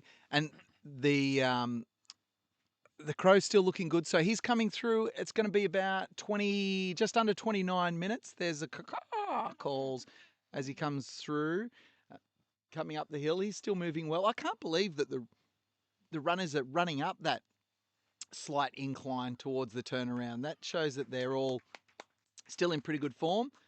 Crowd rises for Brendan Lee Gretsch. He goes around. That crow sounded interesting. Off he goes into the night again. We'll see him again very shortly. So, by the way, the best part about that Pierre van der Kolk story is it got so much media attention. So about this, looking back, this stupid change to a suit where they put blue trims on it next minute. But the funniest thing was I got called into the media room the next morning because I hadn't seen the news. And I can remember Ron Wilson on Channel 10 News in Sydney. And literally, it started with when it through to the article. It's like, and because Pierre van der Cox, I mean, let's be honest, he's not the lead part of the story. It's about the bridge suit. Yeah. And today, the bridge suit getting a makeover, launched by prominent French fashion designer Pierre van der Cox. So Pierre made the Channel 10 News. Oh, that is amazing. Look, the French designers are wonderful, but between you and me, I think the Belgium fashion designers are equally as good. In fact, some people will say they are better. I don't want to name names, but Hans Piepers has a reputation of being a fantastic fashion designer. So no shade on Pierre, but Hans is up there. Just saying. Hans is up there. Sorry, move on. Move on, PK. What else have we got here? Always hot when Hans is about. Yes. Hans runs BYUs powered by Disco Bickies. Better looking than Hans Olo. Hans Olo? Who? Who is Hans Olo? Don't you know every Hans? Oh, actually, I do know Hans Olo. Yeah, of course. How silly of me. Hans Olo is not a relation of mine. He is no relation of mine, but I admire him in the movies, and I think he is also a very fashionable man. Of course, not so much lately, but yeah, very fashionable man. Yeah. And more comments. Hans, are you cold in your short shorts? Well, actually, against my better judgment, I have long pants on tonight because it's summer in Europe. You see, it's a nice hot 24 degrees in Brussels today or yesterday, whatever day it was I left. So no, I packed sensibly. Even though fashion is number one, I chose to leave the gold hot pants at home, and I packed some long pants for my visit to Sydney. Thank you. Hans Peepers, thank you for joining us. I know you're a busy man. There's a crowd that's just gathered in front of us here for autographs, for selfies. Do you mind spending some time with the women and children and all of these very attractive and very well built grown men out here? Just remember MySpace and Grinder, Hans Peepers, Ultra Runner, /discotheque. Thank you very much, PK. It's been a pleasure, and I'll say hello to Pierre Vandercox for you. Bye bye. Au revoir. That is Hans Peepers, ladies and gentlemen. There will never be another Hans. That was absolutely superb. Oh my gosh. This is what happens when you do live streams for 62 and a half hours. Things really do take a turn at some point. And they just did, just there. An unexpected turn. Fortunately, Red was off having a rest, and hopefully she never ever sees the replay of this section. Simon, we won't ever talk about this ever again, okay? We love Hans. Oh, if you liked Hans Peepers, jump into the chat. Let us know. Send your love for Hans in the chat. Or if you are very confused right now and you want to get back to the backyard action, let me know. We did have quite a significant drop off in our viewership while Hans was on. I can't understand why that might be, but unfortunately, there we go. Hans Peepers, we like to have a bit of fun. We do like to have a bit of fun. 3 runners remain here at Red's Backyard Ultra. We're starting to have some people head to bed for the evening hours. I know that we've got our race director, Red, is having a rest. She's handed over RD duties for a little while she has a rest. And wonderful to have you on board. I hope everyone's enjoying the live stream. Let's have a look. What are we up to here? Have we got any likes on the video? Is anyone still here actually liking the video? Let's have a look. We're going into the into here. 112 likes. That's great. Let's get some more likes in there. That'd be wonderful.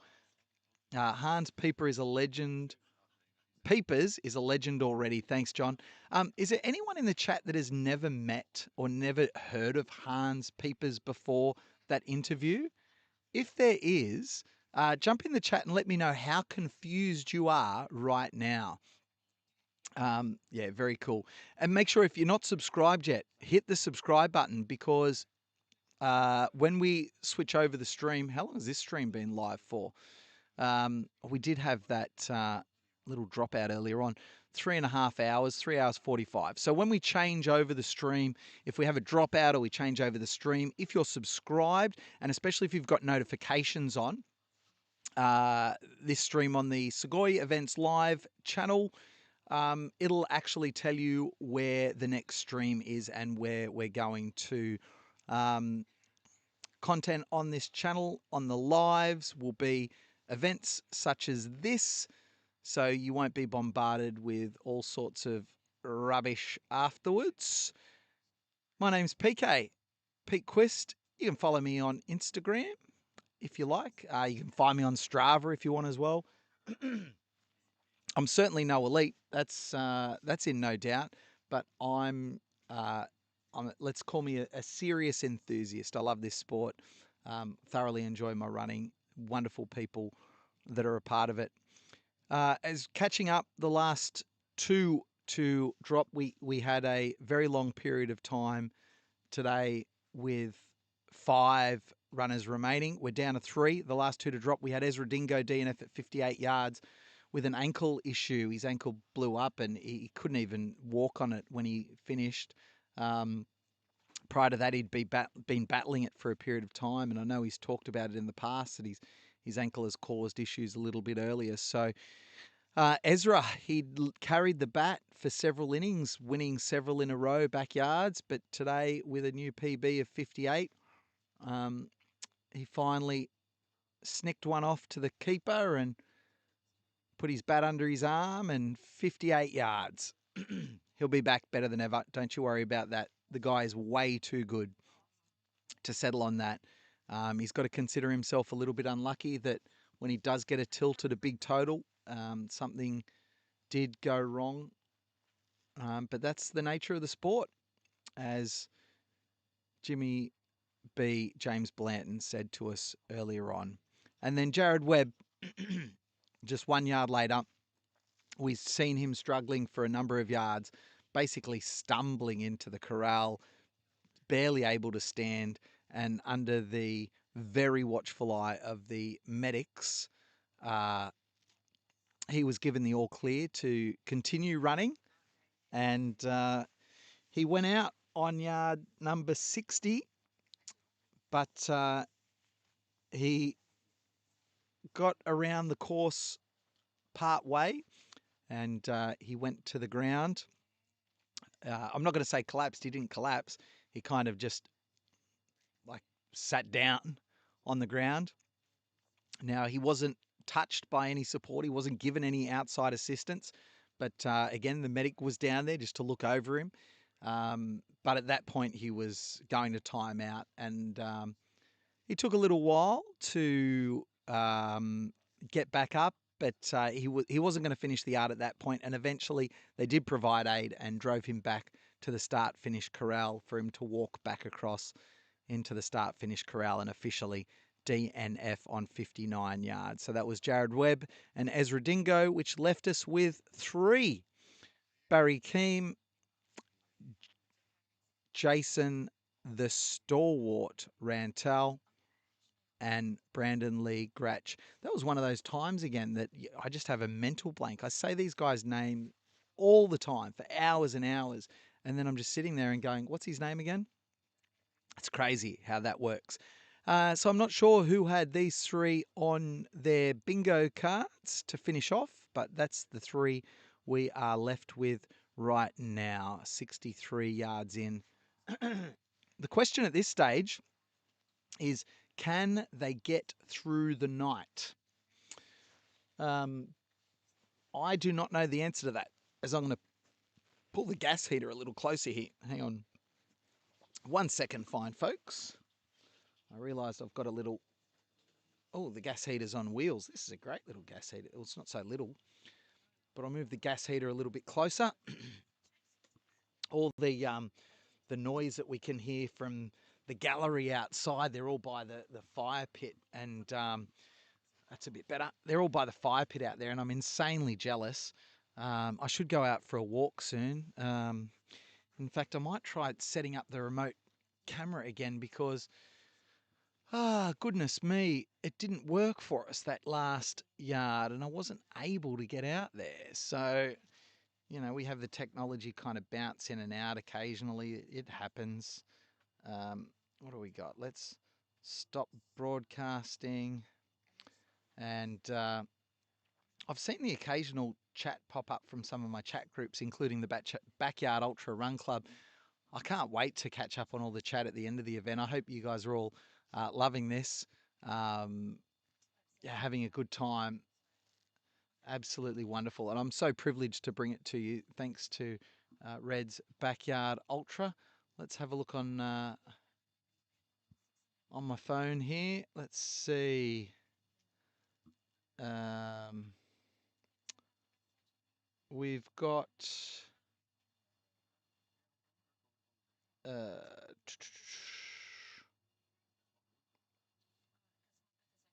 okay.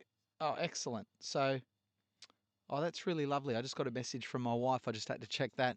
And I don't know if they've still got the stream over on at the fireplace, but if they have, and you're over there listening in, Jack, my daughter actually heard the bit when you were talking about her, and she was over the moon. She was ecstatic. So thank you, man. That was awesome.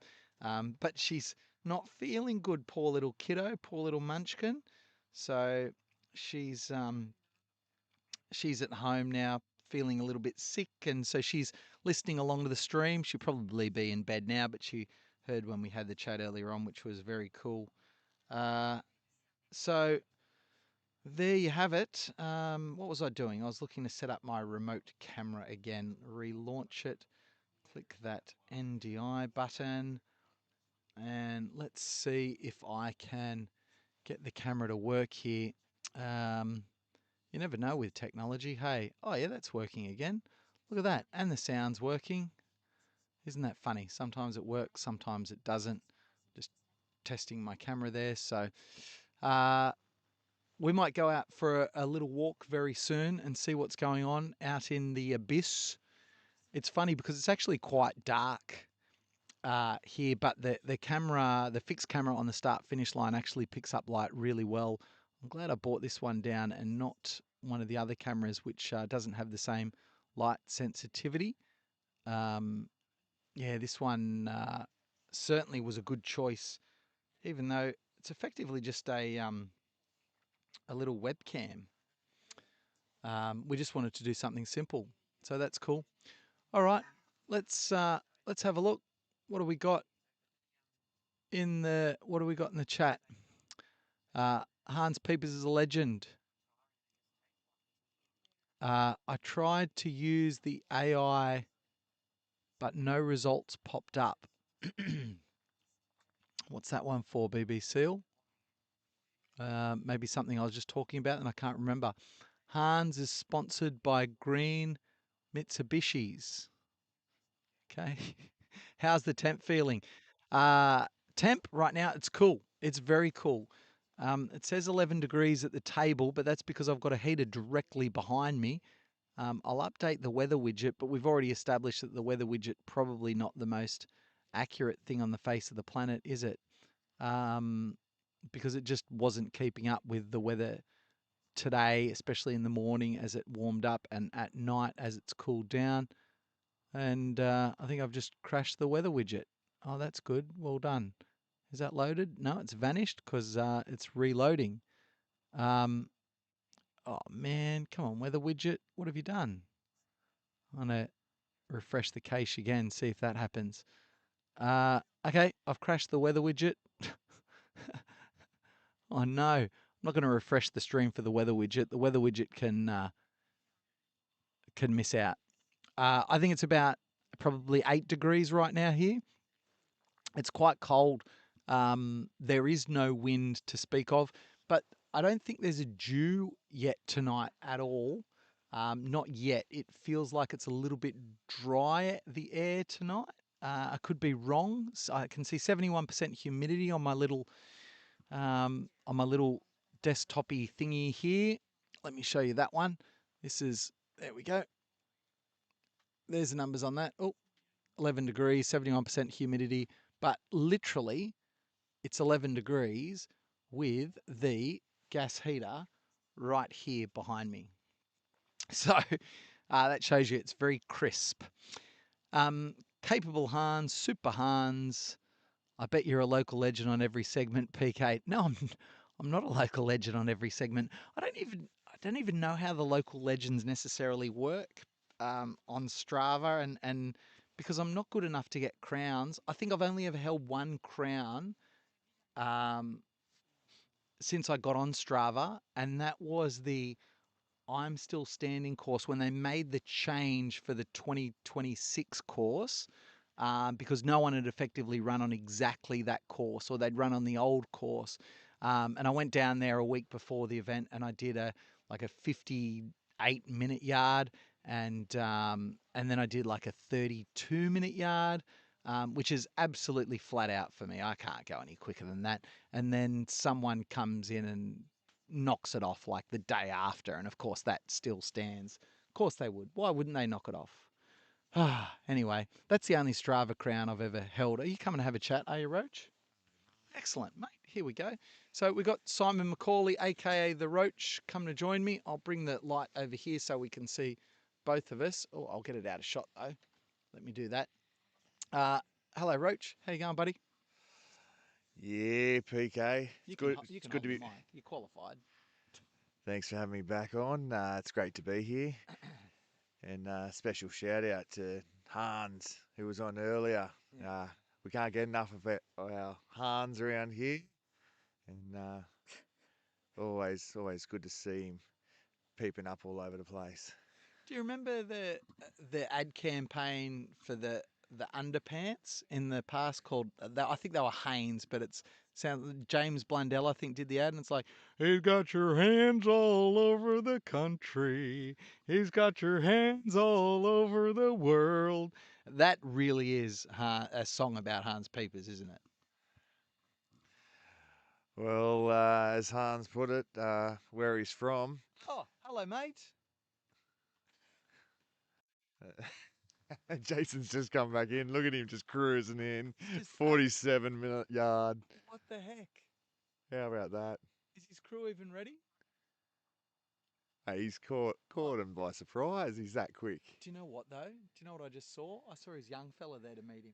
Walking him across to the gazebo. He's a little legend. He's a backyarder in the making. He's going to follow in his father's footsteps, no doubt. He's a lot of confidence and swagger about the young fella. He'll be going places. Yeah. So, what we were just saying, have you ever held crowns on Strava? Mate, I don't look at that stuff, mate. No. It's just get out there and run and run some more. But I don't take any notice of that. I know some people out there like that kind of thing, but I'm not fast enough. No, I don't. I'm not in it for the kudos and the crowns, PK. You know me. You're in it for the likes and the selfies. He doesn't mind a selfie. So for those of you that don't know, Simon McCauley sitting next to me, he's on the committee for Red's Backyard Ultra, also a fiery and a teacher and father and a pretty busy dude, but always finding time for others, which is what I love about this bloke. And he keeps showing up, keeps supporting people. And I was talking to Jack about this sort of thing before, and it's like, it's interesting when you do that for other people, you find that there's other people that are going to rise to the occasion for you as well. And that's what this is about. It's all about community. And when it comes to Backyard Ultras, Reds is one of the better, tighter, closer communities, isn't it? Absolutely. You know, I've said it before, very community-based Backyard Ultra down here. And you can see, like, you know, what time is it? It's almost 11 p.m. Wow. We are almost 63 hours into this, and there is a lot of fun still to be had down here at Reds. We're sitting by the campfire. You know, no one's yelling at us to keep our hands off the fire. So, yeah, everyone's just chipping in, putting a bit of firewood in here and there. And everyone's having a jolly good time, sharing some stories, listening to their favourite Hans on the radio. That was good, wasn't it? Yeah, and, you know, he's right. You know, two-thirds of males in his, you know, country are named Hans, and they get a bit Hansy from time to time. Oh dear, oh dear. We you should have seen the amount of viewers we lost when Hans was on. Hang on, let me show you the graph. So describe for people at home. Um, see if you can tell in this graph the exact spot where Hans was on. Yeah, just going to have to get a little closer look in there. Oh, there's a bit of a... oh, ever... Oh, we've got another runner. Oh, here we go. We've got Gary Keem coming through the finish line. You can do it, Gary. You can do it, Gary. You can do it, Gary.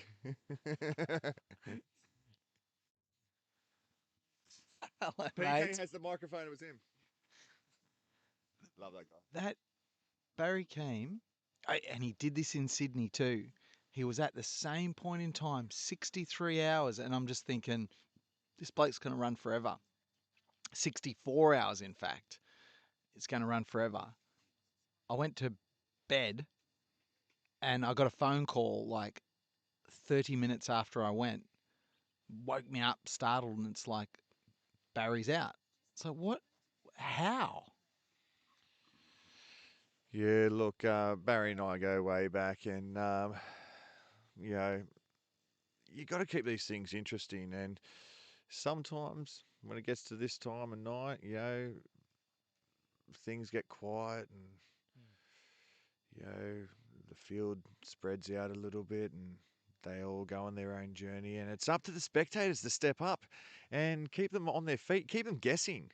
So every time that Barry does a lap, you just want to surprise him, you know, keep him on his toes. So sometimes he gets a Gary or a Larry or a Darry or a Mary or a Carry or a... Oliver now, Jerry. Yes, exactly. That's the one we were going for next. And, you know, I'm sure that the longer that we don't call him Barry, the longer he'll stay out here on course. Yeah, fair call. Hey, here's a question. Good one from Sarah. You can answer this. Are there any wildlife concerns with nocturnal animals for the runners overnight? Yeah, g'day, Sarah. Fantastic question. Thanks for writing that one in. Here at Reds, I can tell you that deer are spotted quite often around here. Definitely no danger unless. Hello, mate. Oh, how you going, Crow? Oh,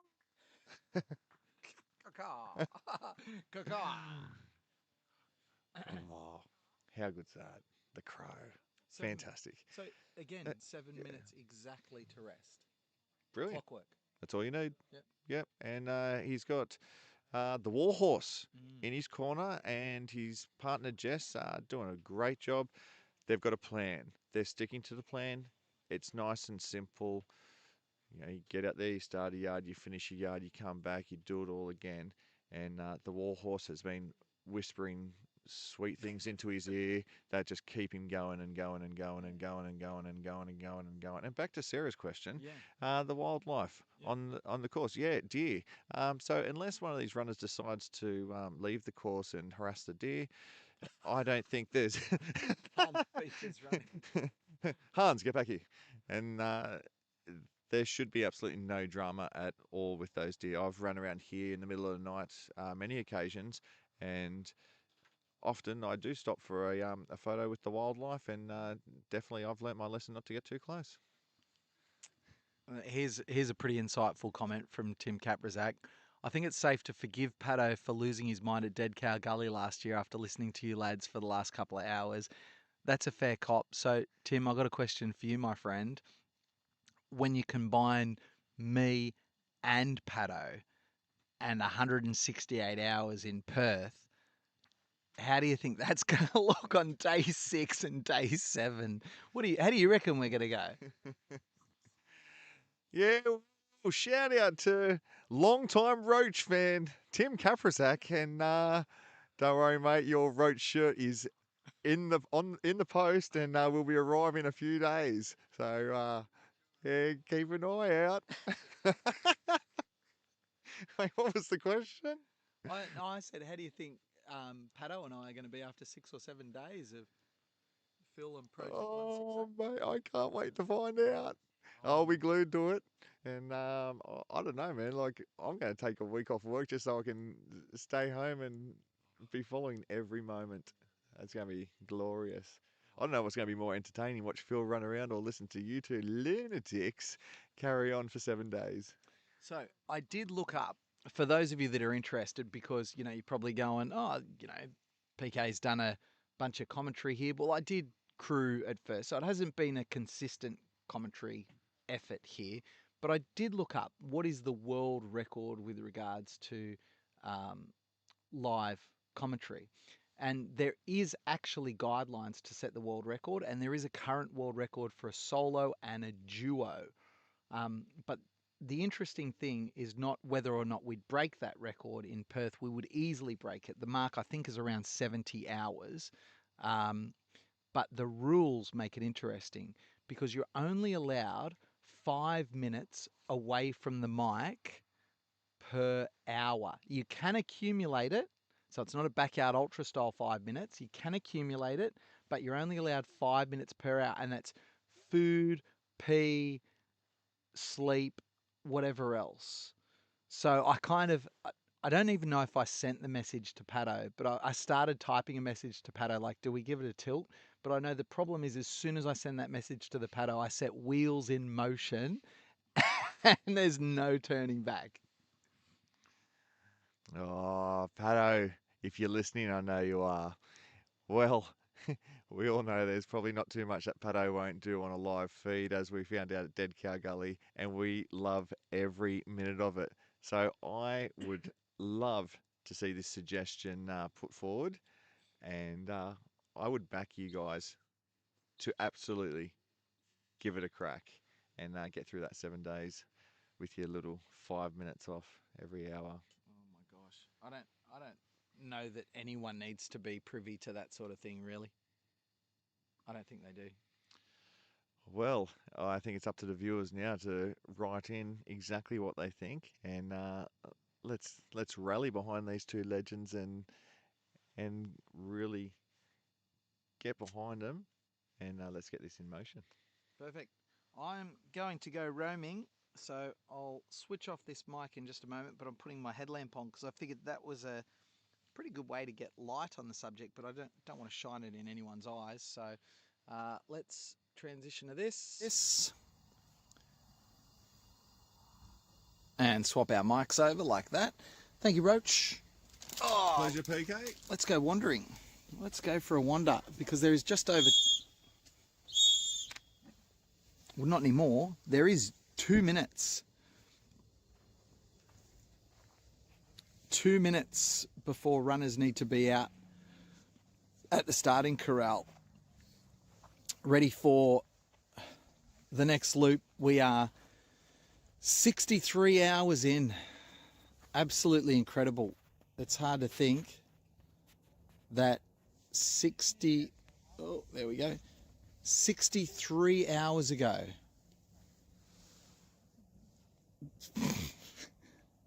I was like, what are you doing? Oh, hang on. I've got to pan back so that people can see. You're supposed to be making noises.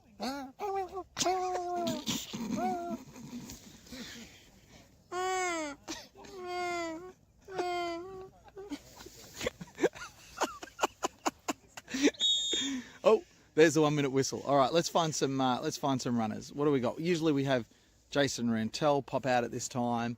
There he is. He's over there. We can see his reflective gear. Let's go over and see him. There's the Crow. Love you, Pato. Hello, Crow. You know that's PK, right? PK? Yeah. No, but didn't you say Pato's on there? Oh, he's been watching. Yeah. Come on, Gary. Frothing. The Trojan. 30 seconds. I've got to get out of the corral. I'm not allowed to be in the corral, am I? Hey, mate. What do you got? Little gel? Yep. What's that? I'm not leaving until I see All right, beautiful. What are you taking out with you this yard? Pato.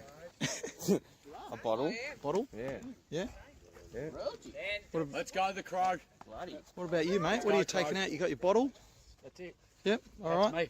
Come on, all and sundry. All right, let's go, guys. You got this, mate. Unreal. Enjoy this, mate. There he goes. Up he gets, truckers. Nice work.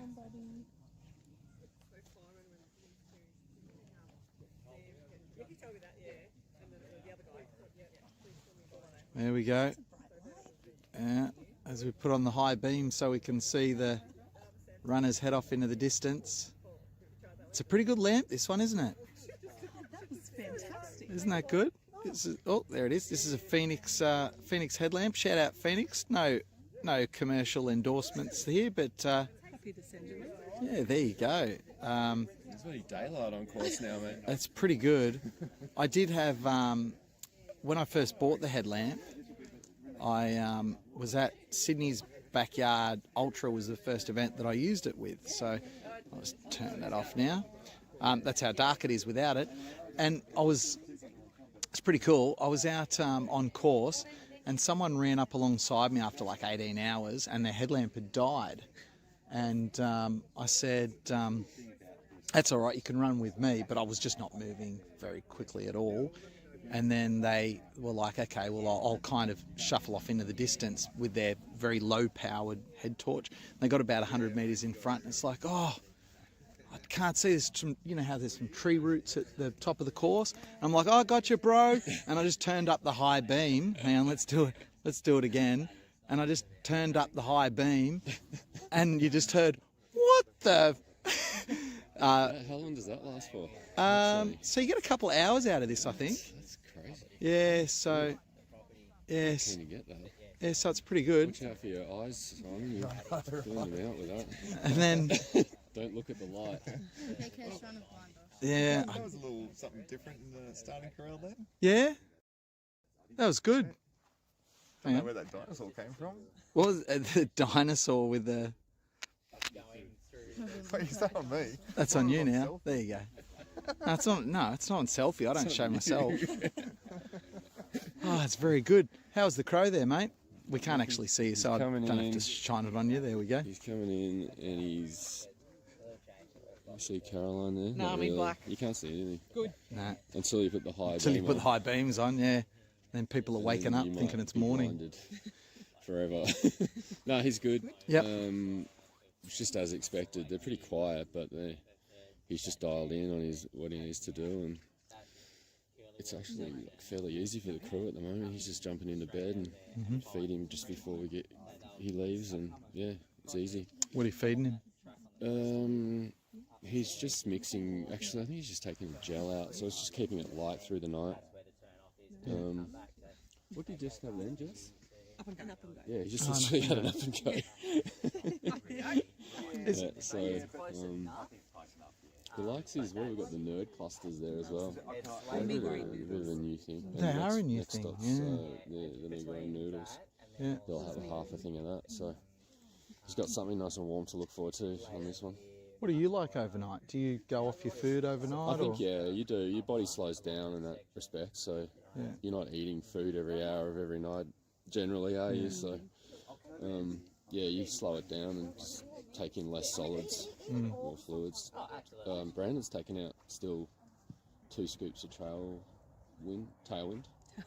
Tailwind in the night and trail brew in the day. Yeah. Not trail wind. Which is what you get when you eat beans and trail run. Because Ryan Crawford, he has almost moved almost entirely onto solid foods now, hasn't he? Did I hear him say that? Yeah, he's gone off the gels and the drinks because the drinks, I guess if you have too much too often, it cuts your mouth up a bit. And he really suffers from that mouth feel, like that you get the really dry mouth and then, almost it's shredding your tongue. Yeah. after a while, Is but that when I think- hear people that say like they get ulcers and stuff Yeah, from yeah, it? I think yeah, so. right. I reckon. Yeah. Okay. So that's what I generally do is I have every third loop will just be I will only take water out. Yeah. And then gel, and the other 2 loops I'll have like 30 grams of carbs in the drinks. but I that is generally only a half scoop of whatever you're having. So I kind of keep it light. Brandon loves the sweet. He's even 50 grams. Really? Trail brew No all problem. day. Really? Yeah, Ryan would hate that. Yeah. The same I'm flavour, a or bit in does between, but yeah, Brandon's well the other way. Yeah, so he doesn't care. Doesn't care. He's an Same easy, flavour. Easy person to crew. Wow. He's actually so nice. Even now, he's coming in and he'll apologise if he drops something or trips something. He's He's sorry. very considerate. He's really nice. He's basically like a 4-year-old kid at the moment. He is. Yeah. Super entertaining. But he really knows what he's doing. Yeah. He's really with it. Yeah. He's very with it. Yeah. I And think he's even surprising his wife right now with what he's achieving here. Seeing a side of him. He's more with it than last night. Yeah. yeah. Mm. Where are we? 63 hours in. I guess in some respects he's feeling a lot closer to his goal than he was last night, and you know, he now knows in his mind he's done a huge thing already. He's coming up the ladder, isn't he? Well, he must have a good coach. It's all him. Is it warhorseathletic.co? Yeah. Sorry. It is. You want to get into the 60s? Let's There have a you go. chat. That's the t-shirt. Yeah. Want to get into the 60s? Let's have a chat. Superb. Can I ask how many clients you got on now? Oh, it's just a handful. I don't want Yeah. to work with too many people No, at a time. For me, it's not a business. It's something that I want to do and just have a few people. I've always been like that, even with the sprint coaching. I really only want to work with you if I think I can help you. Yeah. So it's a bit of a get to know and see. But luckily for Brandon and Michael, I've known them for a while, and it's just worked out well. Yeah. Yeah. Because I know you, as I said, it's not out there. You're not putting it up in lights. You're not running all your social media ads. And No, because it didn't really. Yeah, I will start to a little bit, but Yeah. I still only want to work with a handful of people. I can't. You can't spread your time. No. Especially for me, I can't spread it too thin. I'm Yeah. still training full time and working full Yeah. time and everything God. else. So, yeah.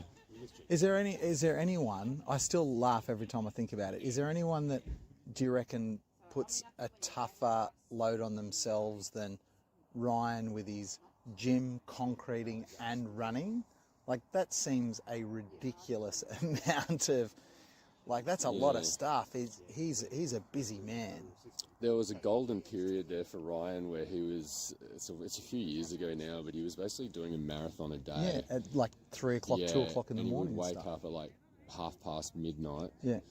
And then get up. So he sort of slowly gets up, has his breakfast, and then he'd go out. He was working quite far from home, so he'd go out to that area. I can't remember. He was somewhere on the Sunshine Coast, and he'd run his marathon between about 2 a.m. and 6, and then work all day. Concreting. Yeah, and then now he also does some the kickboxing classes for kids at night. Yeah.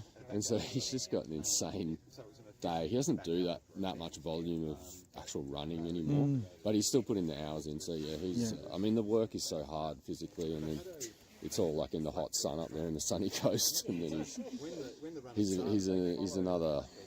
different level of human, that guy. And then he runs hills. Well, now, yeah, he does a lot of the Glasshouse Mountains. So that's, to be fair, like, that's what he loves doing. So I think for him, there's an element of getting up there and getting in nature and escaping, and he loves that. So yeah, it's I think, you know, that's why it helps to love what you do in that respect. Have you two got any ridiculousness planned? Well, we'd usually do a 24-hour, but I feel like I've done that now for my lead into the next backyard, which happens to be Sat Champs. That's and true. Yeah, he'd be focusing on the hills. So probably if we did something, hopefully we do a hybrid. I don't want to do too much hills like he does. Yeah. My knees are starting to feel the vert like that. Yeah. So I got to be careful, but. Yeah, I want to get pretty specific in my training for this course. Yeah. What does that look like?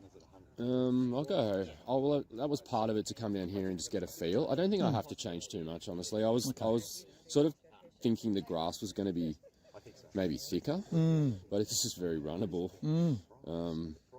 It's a bit dustier and dirty than I thought it was going to be, so definitely foot care is going to matter out here. I think I'll wear gaiters. Yeah. I didn't wear them in the 24, but my feet were getting really dirty, and the Really? shoes are really dusty. Yeah, so. Did you take your socks off much? I only did a 1 or 2 sock change. Yeah. So I'd usually do that a bit more often if I'm going longer. Yeah. But I did get a big blister on one of my toes. Oh, you did? Yeah, just in the 24. In a usual spot or in a yeah, new yeah, spot? pretty or? usual. Yeah. But I'd probably be more on top of it than I was. I wasn't too worried about, the 48, 60 hour sort of marks. I wasn't doing everything I'd usually do in the first 24. So it's interesting you kind of say that too, because I fell victim to this, and I've spoken to other people that have too. It's when you're new to it and you start to see yourself like, oh, I'm fading here, I think I'm going to be done. You just stop looking after your feet. You stop putting the anti-chafe on. You stop, all that kind of stuff. But Well, that sort of sends a message to yourself subconsciously that you're getting out of there. So I would call that drifting from your process, and that's what eventually gets you. It's not one thing. It's like a million little drifts that eventually take you out. That's why I find it funny when people stick a mic or a camera in our face at the end of 70 hours and go, why'd you quit? It's like, oh, what do you want to hear? Like, what of the 1,000 things on my list do you think push me over the edge? It's everything. It's not like one thing. And it can be a blister that's just, I'm over 20 hours of running with this pain now. I could do it for 5. It might stretch to 10, but 20, I just don't care anymore. I want to stop. I want it to end. So, yeah, the blister, I probably would have popped it, wrapped it, and then it's better and we keep going. I just didn't do that then. Yeah. let it go. 24 hours, easy Well, game. it did, yeah. It wasn't. It was probably only I only really noticed it. I don't even know if I noticed it, but it was like at least with only 6 hours to go, maybe, and it's irrelevant to me then. Yeah. I've run with blisters a lot. So, yeah. Do you pop them? Do you leave them? Yeah, What pop do you do? and wrap. You pop and wrap. Pop and wrap. When you say pop and wrap, what kind of wrap? Well, generally, it might just be a Band-Aid. We are using the duoderm a bit now, which is a bit of a, it's a bit of a Phil Gore, John Ash thing that's come down. But the duoderm Extra is skin kind of thing, right? Yeah, it's. I think it's a bandage used for burns victims, but it's sticky.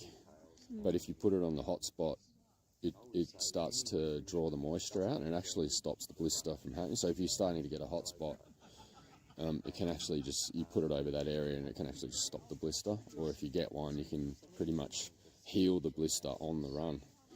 So it's pretty strong, powerful stuff. So- You can get it online. It's duoderm. So you can It's actually. not cheap. Yeah, you can actually get it in Chemist Warehouse. Yeah, Because yeah. I saw some in there and I picked it up. Oh, you chucked use it? Yeah, chucked it in my bag, Yeah. and then ironically, I'm still standing. I got a blister way like I'm yard 4, and it's like I've never had this. But Tashi was like nearby my wife, and she jumped in and put it on my foot, and it wasn't. I didn't even know what it was. I just put it in the bag because I heard Phil talk about it. And then Classic, just get it. 'cause yeah, just those get guys it. are Just using get it. But like you said, it's like $14 a pad or something. It's not cheap yeah, stuff. it's not cheap, but if you want another line of defence against blisters, it's pretty good. It's pretty good. Yeah. And then I found I out. didn't bother using it in this one. No, it's too early. Yeah. No. But yeah, I found another use for it as well. So I took a spill the other week, and I found out what it also does is you can put it over a wound, and you don't have to dress it or anything, and then you just leave it on for like a week. Yeah. Because it becomes your second skin, and as Yeah. long as it doesn't half peel off at the edges, Yeah. it's designed to just like basically become your second skin. You just set and forget, and away you go. There we go. So that was bizarre. I put it on one of my wounds, and as long as it's not on a spot that bends and stretches and kind of comes off, yeah, it worked a treat. So there you go. Well, that's another thing in the kit bag. Eh? I know. So I'll be running around with that, but yeah, I don't think I want to be. I'd probably buy shares in the company because it's mortgage your house type stuff. Yeah, I mean, I think you pay $60 and get a big box of it and leave it. Get over it's it. always get there on for with you. it. So there's a bunch of things. I talked to a few people about this. Always what are the shut up, just buy it items that you have in your kit? God, you're getting me too late at night for me to think. Well, before you answer, I'll tell you a few that I've been told along the way. Yeah. Because I always carried a water bottle, and eventually I'd heard from way too many people just T8 shorts, just shut up, buy it. Yeah, so this is kind of obvious stuff for me, righto. Yeah. Yeah, so I do wear toe socks. Yeah. I think they are the go. I have been doubling up on the socks, so with a lighter, thinner sock over the toe sock. Really? Just to have a second layer, yeah. So that is an option if blisters are a real problem. Yeah. I've kind of gone away from the double socks lately, but it is an option, and it is good. Yeah. Actually, yeah, Ryan does that. Yeah. T8 shorts, I bought like 3 pairs of the Aussie shorts last time, and they've been my kit for the last 2 years. I just wear them everywhere, every training run, everything. So it's just phone, a soft flask, a gel, your keys, whatever, you fit that in.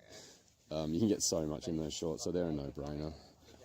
Did you run with a vest in your 100 mile? Or Yeah, you and that was what overheated me. When we got hot in the morning there. Yeah. So I hate vests, but I know they're good in a race, but in a backyard, I like to be just nothing on top.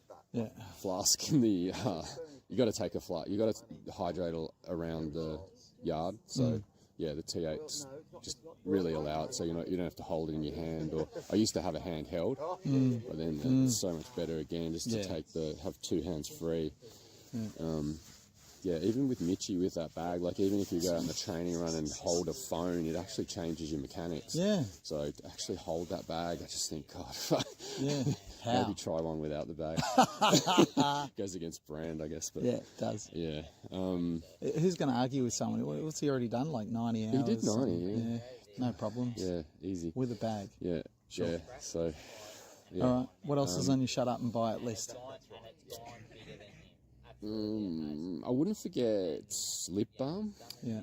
Lip balm over the course of 3 or 4 days definitely won't you. Once your lips get cracked and sore, you're out. Yeah.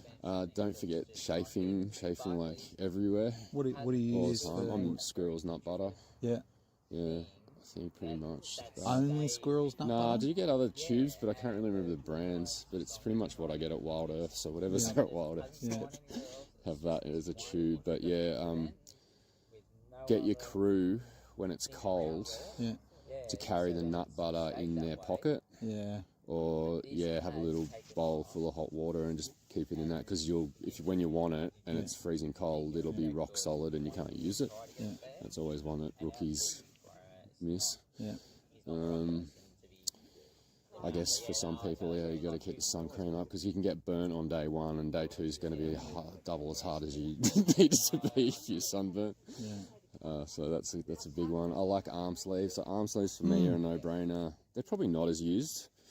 Brandon's using them. So today we had them on in the sun, so they were actually acting as sun protection. Plus also we're shoving ice cubes down that.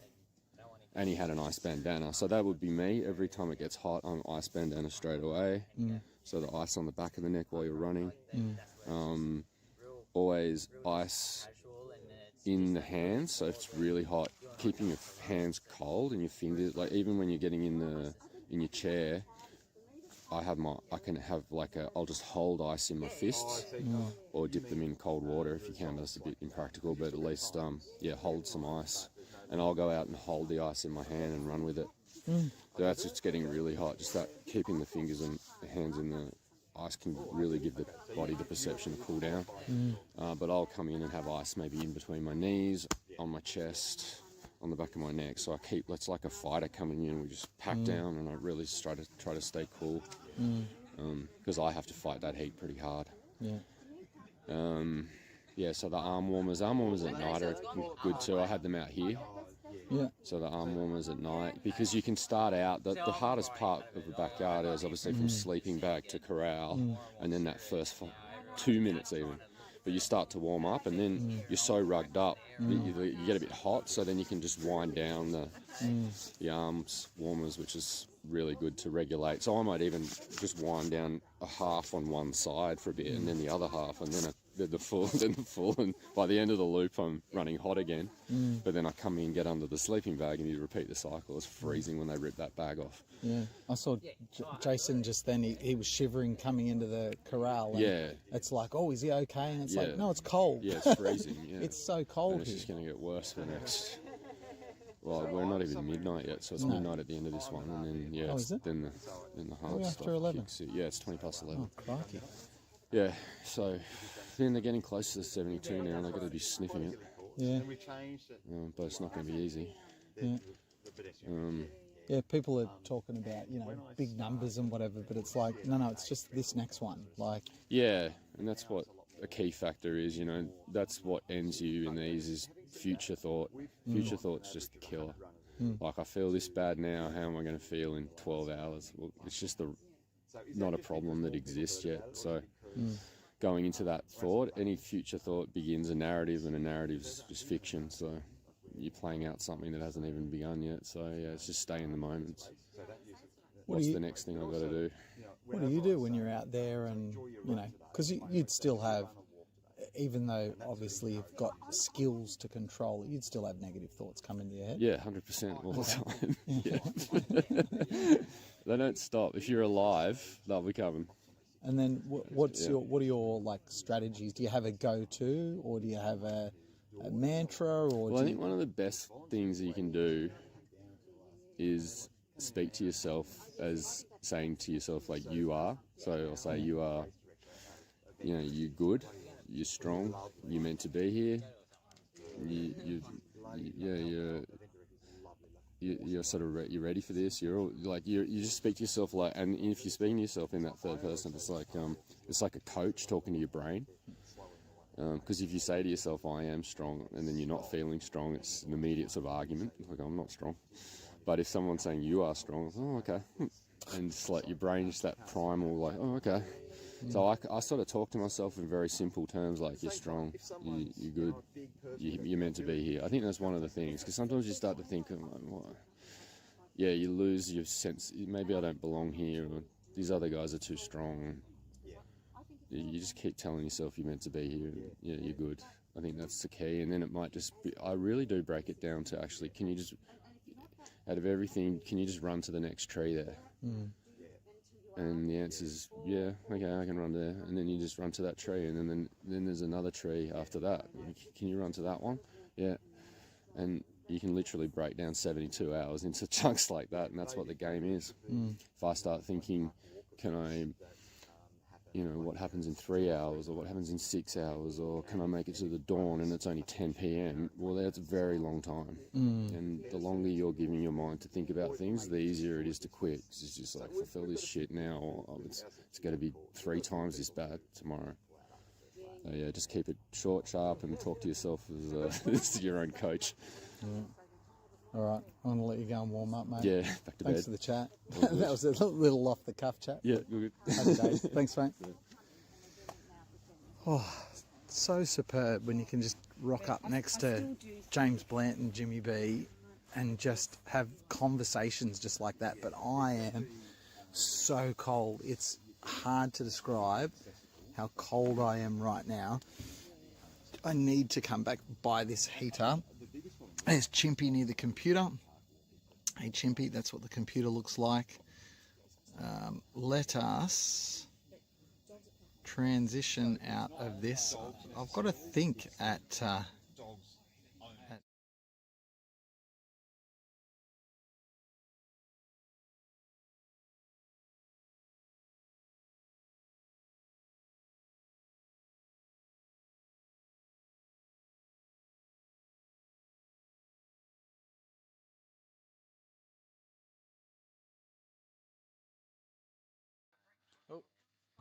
I was just saying, I just talking to myself there. I was just saying I left the webcam on when I went out to film the start of the yard again. Boo. My mistake. Sorry, but you'll forgive me after 63 hours. You're watching Red's Backyard Ultra coming to you from Kembla Grange in beautiful New South Wales, where it is currently absolutely freezing. I will update the weather widget. It says 8 degrees.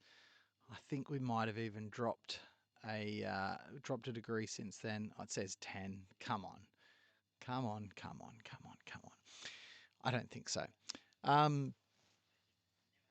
It's cold. My feet are so cold in my shoes. So it's no wonder the runners are cold before they start a yard. They come back, cool down, especially Jason there. He had such a long turnaround. You can't help but get a bit cold. So that's what happens. 3 runners remain. We've got Barry Keem, we've got Jason Rantoul, and we've got Brendan Lee Gretsch. They're the 3 left. They're currently out on yard 64. 66 is the PB of Barry Keem. The other 2 are a mile in front of their former personal bests. And I can tell you what their former personal bests are, if I can find my little cheat sheet. Where is it? Former personal bests. Actually, I think, what do we got here? Former personal bests of these runners. I'm trying to look. Barry Keem, 66. Jason Rantoul, I can never pronounce it properly, 49. And Brandon's hiding behind there, I think. Let me, I've just got a little cheat sheet here, 52. So he's PB by 12 here. Jason PBing by 15 here, which is just ludicrous. He only set that PB a few months back in WA in Hurdies, and then he went on and he ran in Melbourne's front yard, I believe, and didn't quite run as far. So, you know, we're talking 20 hours further than he ran at his last backyard only recently. You know, Jack Hanley's weaving the magic wand on him with his coaching. I mean, what else can you say? There we go. On the turnaround, you can see the headlamp in the background. And that is the stalwart. 27 minutes, like clockwork. Beautiful stuff. You set your watch to lap times here as well, so you can kind of keep an eye on what sort of times you're running around there. What else have we got here? That was answering the deer question as well, the wildlife, the deer out on course at night. But they usually stay out of your way. It's not a huge problem. We don't have a huge amount of viewers now. I think most people have tuned out for the night. But for those of you that are still here, I hope you've hit that like button and hit subscribe. We want to make sure we've got as many people. We want to make as many people click that subscribe button so that when we change over the live stream from one to another, people know where to find it. Cool. My name's PK. I hope you are enjoying this little live stream that we have going on. I know I'm enjoying bringing it to you. Right now, Red is having a little refreshing nap, as we've got Barry Keem coming up around the turning point here, just beyond halfway. And we also have Brandon Lee Gretsch coming around. They are in the zone now. And at 11 p.m, this is where it starts to get really tough. Really, really tough. There's the crow. Around he goes.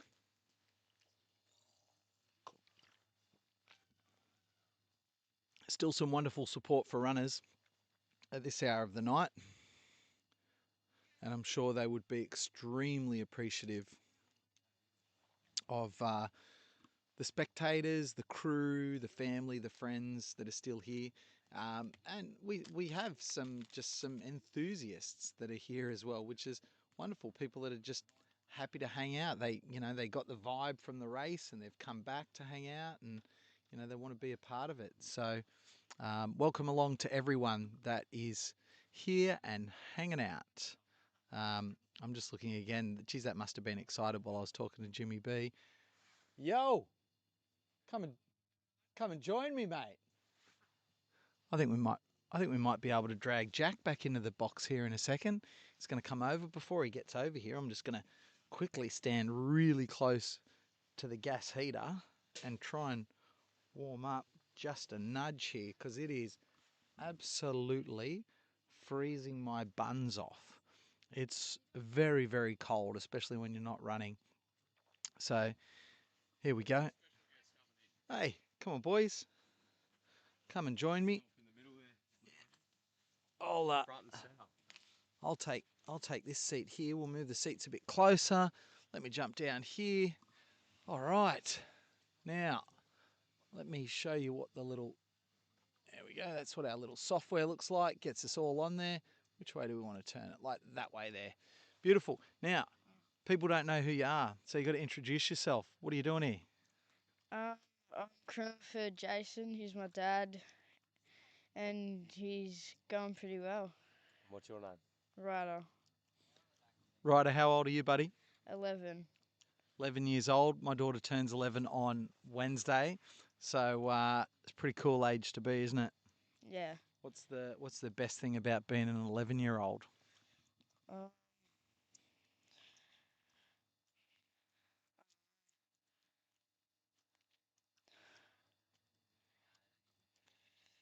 reckon I can say you get to take a few days off school and come and watch your dad run laps around a park. Oh.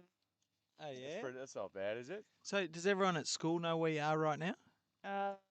Just my friends, yeah. Yeah, they do. And what time do you normally go to bed at night? 30. 9:30. So how are you feeling up at 11:30? Fine. Still got lots of energy. Yeah. What do you reckon's powering the energy? You sneaking a few little snacks in there, or what's going on? I had a Coke before and I got some lollies. He's had a fair few red frogs, hasn't he? Couple of cheeky little red frogs. Very nice. So, Ryder, mate, it's so good to have you here. So good to be a part of this with your dad running around. Do you talk to him when he comes back in at the end of a yard? Sometimes, if he's having a sleep, I just leave him. But if he's not sleeping, I'll talk to him. Yeah. What do you talk about? How he's going good, he can keep going, and he's got a lot more in him. Yeah. He's looking so good, isn't he? Yeah, still looks like it looks like he just started. I know. I was just saying before, Jack. He set his PB of 49 at Hurdy's, right? A couple of months back, and then he went to Melbourne, and 45. Yes. I want to say. Do you remember, Ryder? At Melbourne, was it 45 or It was 45. 45, yeah. 45 at Melbourne, and now he's coming out, and he's on yard 64. You're probably not the person to ask because you took your PB from the 30s to 75.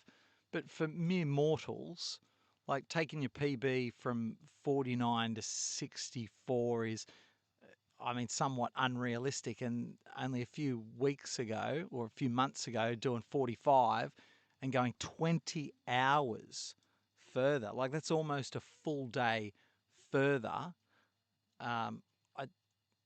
I'm at a bit of a loss to kind of figure out, because there was a big gap between your backyards as well. There's not a big gap between these.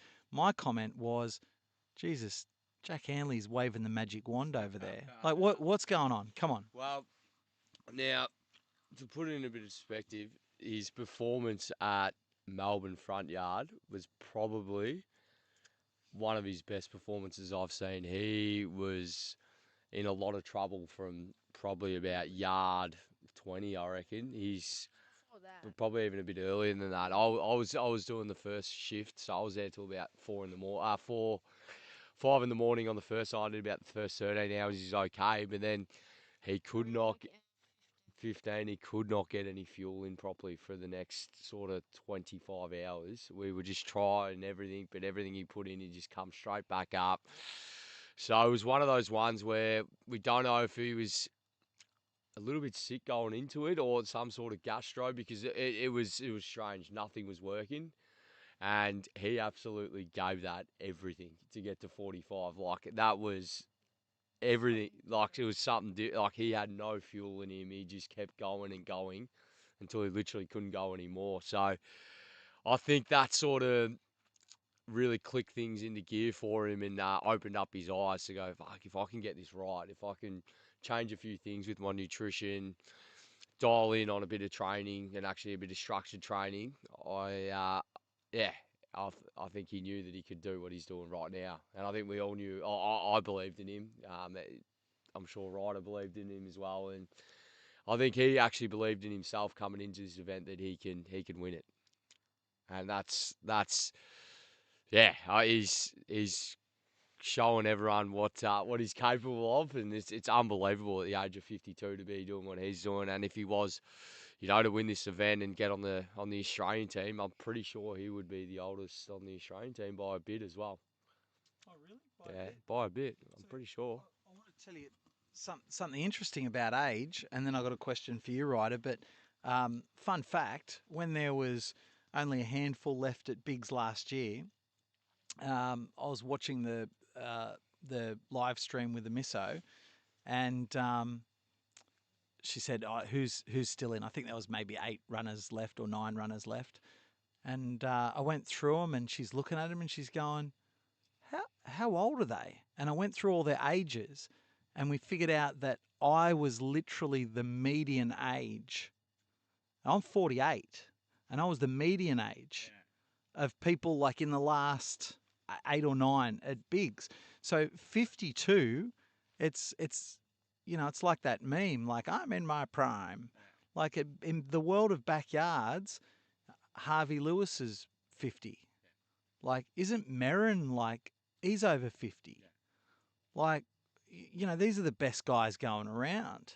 So, I mean, what is it about age that you think has become this some sort of significant advantage? Because you're a young bloke by comparison. Yeah, it's interesting, PK, because I reckon, well, they say even for like marathoners that you don't sort of peak until about the age of 35, I think, for a marathon. But yeah, I reckon for the backyard, it is definitely an older age. Definitely, yeah, as you say, like how old's Phil Gore? Is he nearly 4? No, he's older. He's older. I think he's like 39. How old are you, Phil? If you're listening, I'm sure he is. He would. But I think with the backyards, I don't think you get into your prime until you're a bit older. I mean, I don't know if it's 52 is the age, but Stalwart showing as well. Well, as I said, Stalwart, aka Benjamin Button. It's crazy to think, what he could do at the age of 52, and he's inspiring. I'm sure he's inspiring a lot of people to and showing people what the body's capable of. And then at the other end of the scale, Ryder, 11 years old, mate.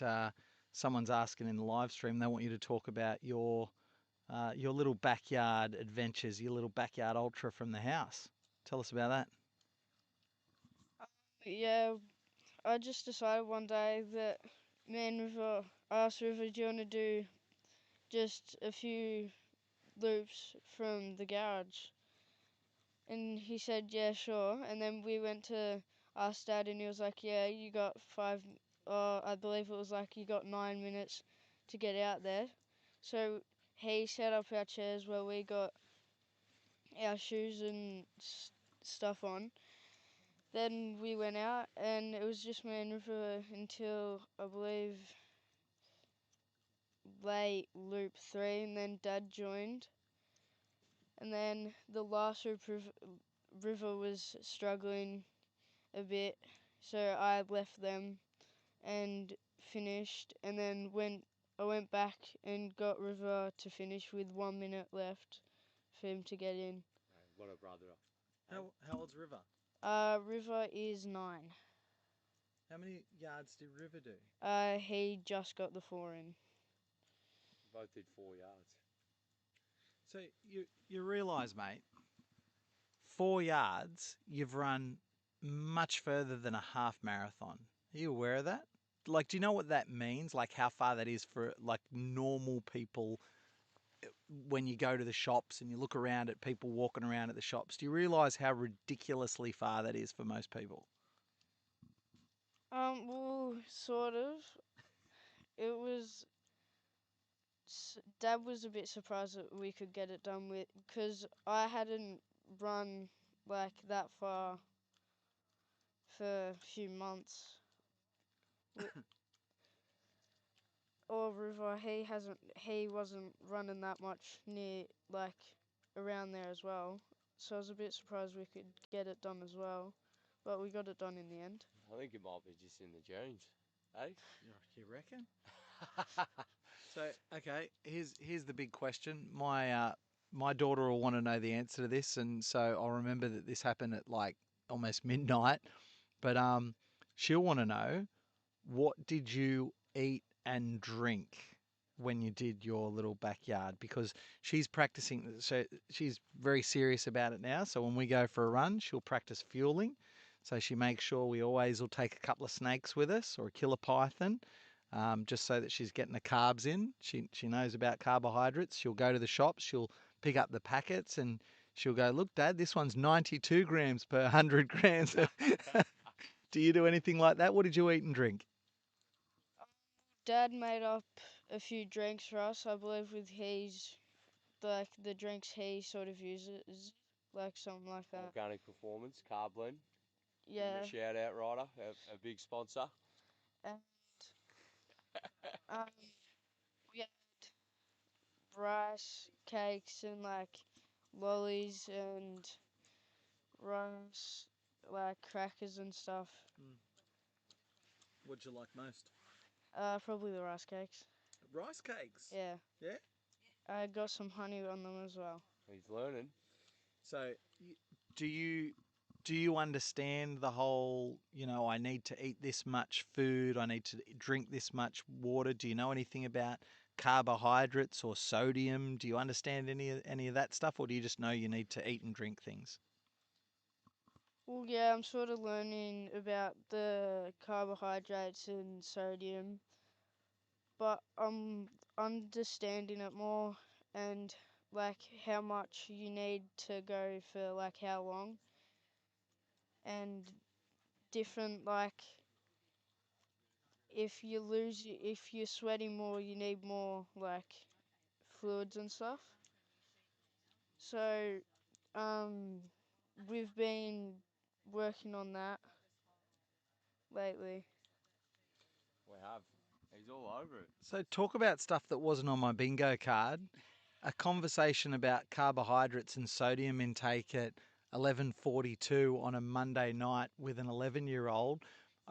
Yeah, it was not on my bingo card for this year, mate. I'm just putting it out there. So you're an impressive kiddo. Unbelievable. Shout out to the Dominator. He goes, Ryder is a ripper crewman. The Dominator. So how do you know him? So Dottie actually came down and filmed. Jace did a big fundraiser run. He did 801k around an ATH track for the 801 people that lost their life to suicide in Victoria in 2023. 2024, I think it was. Yeah, 2024. And Dottie actually come down and filmed the whole thing, and he did all the social media and everything. And he's a ripper guy from Phillip Island. He's based, so he's a cracking lad, and he's an Irish fella, and we love him and the work that he does. And he's a runner himself. I remember one day because I was away for the first half of Jace's run, so I couldn't get down there till the last sort of 4 or 5 days. I think I came down and I ran with him. And then there was one day on the Friday I had to go home because I had a interview that I had to do at a school. And Dottie was on the camera, and Jace didn't have that many people there supporting him at the time.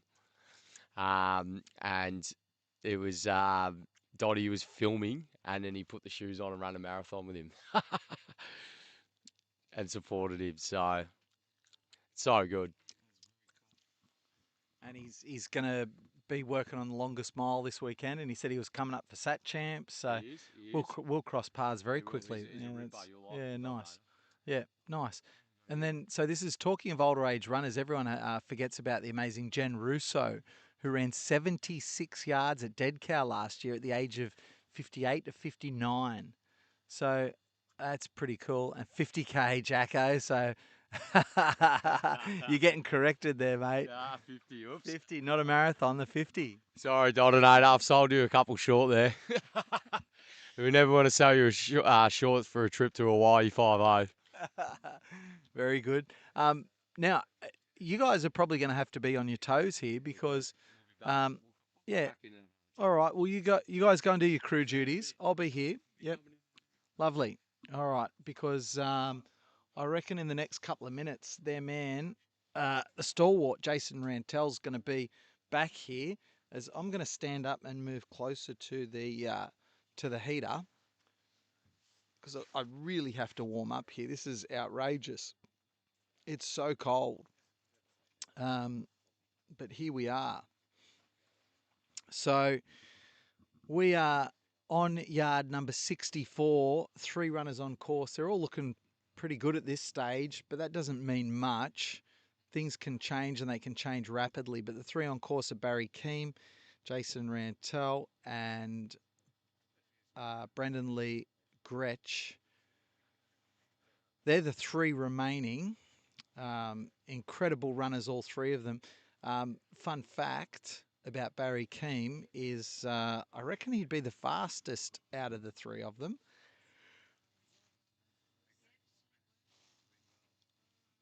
And I say that because he has run a sub 30-minute 10K, which is ridiculous. What's he got? A sub 30-minute 10K. Let me tilt that up so you can see me here at the back, just warming up by the gas heater. Got Tony's back over there. Hey, mate. How are you, buddy? It's PK. Yeah, good, mate. Yeah, what's happening? Down for another stint. Nice. What are you up to tonight? You're taking names and numbers as they come over the line? Names and numbers. We'll update the board and whatever else anybody needs. We're here to help. So, yeah.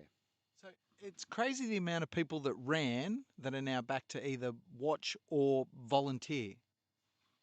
Yeah, a few of us have come back, and it's a nice way to give back too. I guess the event's given us so much. So over the course of our run here, so to come back and give back a little bit, it's awesome, and for the vibe too. You know, it's just still a good vibe. 3 runners, but it's great. Yeah, it's awesome that like by the fire pits and up on the couch and. Seen all the boys there around the fire, just chatting away, and yeah, midnight, and everyone's around, just still chatting away. It's great. Nice. I'll let you get your stuff sorted because I know that. I think a few of the runners are starting to come in now, so we'll go with our pen and paper and mark them off and sort it out. Beautiful. Thanks, Ben. And then no worries, mate. And then we collate all those details. It's all pen and paper, literally all pen and paper, and then it goes onto a spreadsheet. So.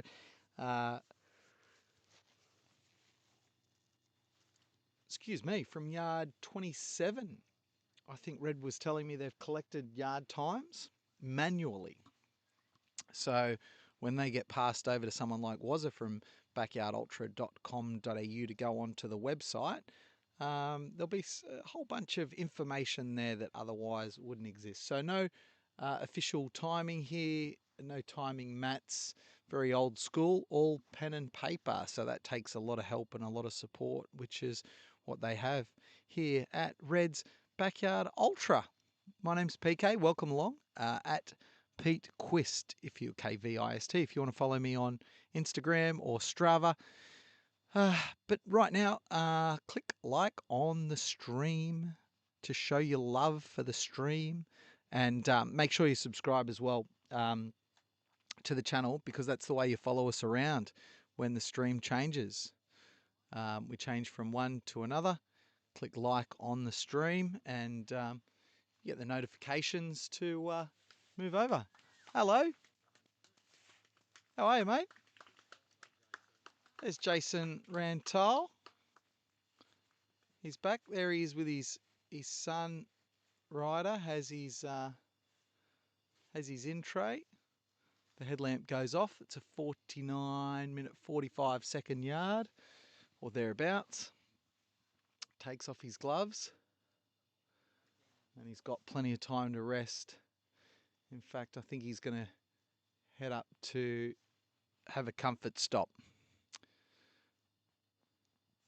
He's doing incredibly well. That was a good yard again. He's well into unknown territory. This is well and truly into PB territory for him. You know, as we said, he's fighting back from his 45 at Melbourne front yard, but that was under significant duress. I can see opposite us waiting for their runner. You got Jimmy B and Brandon Lee's partner Jess as well over there. They are waiting for him to return, which shouldn't be too far away. Barry Keem, who's been looking so strong. A little bit slower here, but that's no reason for concern. It could just be a toilet stop out on course. It could be a deliberate change of pace at this hour of night. I mean, we are getting close to midnight here on the east coast of Australia. We got anyone from overseas watching? Jump in the chat. Let us know. How's Chimpy doing with his newfound Instagram fame? What's going Chimpy with Instagram fame? What? Here's Chimpy. Does everyone know Chimpy? So Chimpy's that voice. This isn't mine, by the way. Chimpy's mine, but this story isn't mine. Chimpy is that voice that when you're running backyards, it's inside your head telling you, you know, you should stop. It's too hard. This hurts. That hurts. And it's that voice that you've got to quieten down when you're running, just as Barry Keem is doing right here. And across the line he goes. He's got 8 minutes. That's plenty of time. There he goes. Hello, Crow. Hello, Baz. Evening, gents. Crow goes over the line. He's like clockwork at the moment, coming back in with about 7 or 8 minutes every yard. Oh, wow. And we wait. We wait with bated breath. All three runners are back in, completing yard 64. So 3 runners have completed yard 64. Barry Keem, Jason Rantal, and Brandon Lee Gretsch. So we'll wait for them to emerge again in just a couple of minutes' time, but a couple of minutes' time, I make that sound like it's not long at all. It is all the time in the world at this hour of the evening for them to go in, lie down, have a rest, recharge, refresh. The most challenging thing is making sure that they don't get too cold while they are resting. They'll have something to eat, maybe, something to drink. And then we've got Muzza in Bali. Hey, Muzza. Go Jason Rantal, you bloody legend from Scott. Thanks, mate. Does everyone click the subscribe button so you know you can follow us around when the stream has to refresh? We'll do a refresh very soon, and I might duck off and get a little bit of rest in. Not right yet, but very soon. What do we got? let's have a look at the stream here. And right now, we've got 118 likes on the stream. That's great. And 174 subscribers. So keep subscribing. Make sure you follow the channel.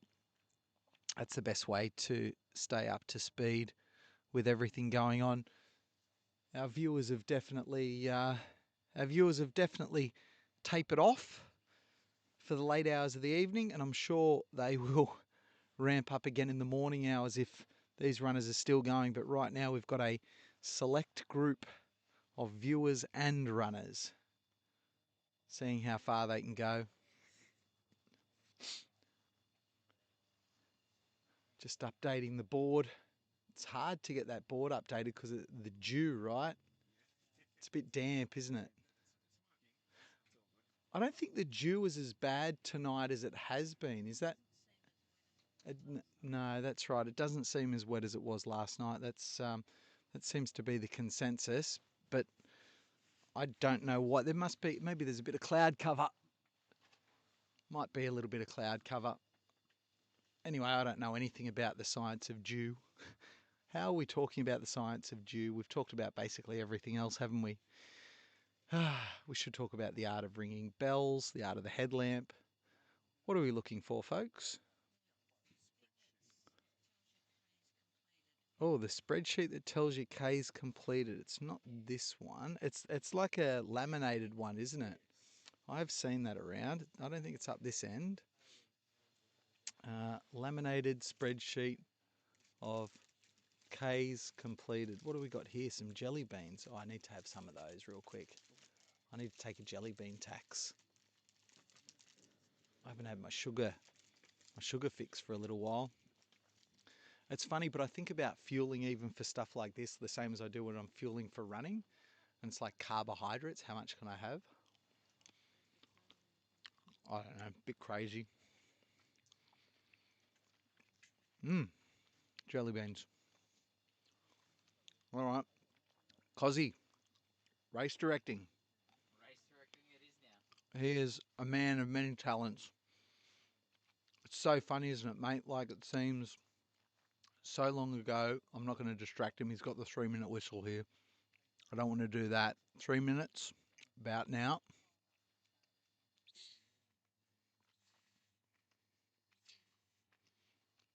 Seems so long ago that you were down and out in the corral, mate. It does seem so long ago, doesn't it? It does. Like, recent, but we've had such a period of time. I mean, you've gone away, you've had a sleep, you've gone about your business today, you've come back here, and they're still running. Yeah, definitely. Anyway. Such a crazy length of time that we're talking about. Like, Yeah. my time there seemed and was an extreme amount of time, and as you pointed out, it's huge. Like, there's so much has gone on since then. There could have been 5 other weekends. All right, don't miss the whistle. Don't let me distract you. I'll let you get back to your duties. All right, I'm going to get the remote camera fired up again. We've got the phone for the video. So we can wander out.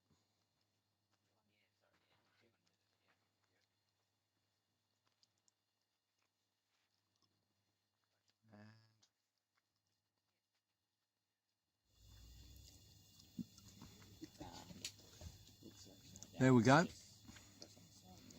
Let's get rid of the computer webcam as well. We don't need that while I'm roaming around, as I've been told. Let's go for a little wander yonder and catch up with these 3 superstars. Oh, I haven't got my headlamp this time. That's fine. Let me grab it. 1 minute, folks. 1 minute until 64 hours. And the runners will come back out.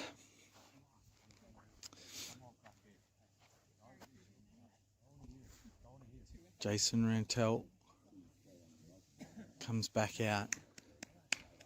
They're so close. They're so close.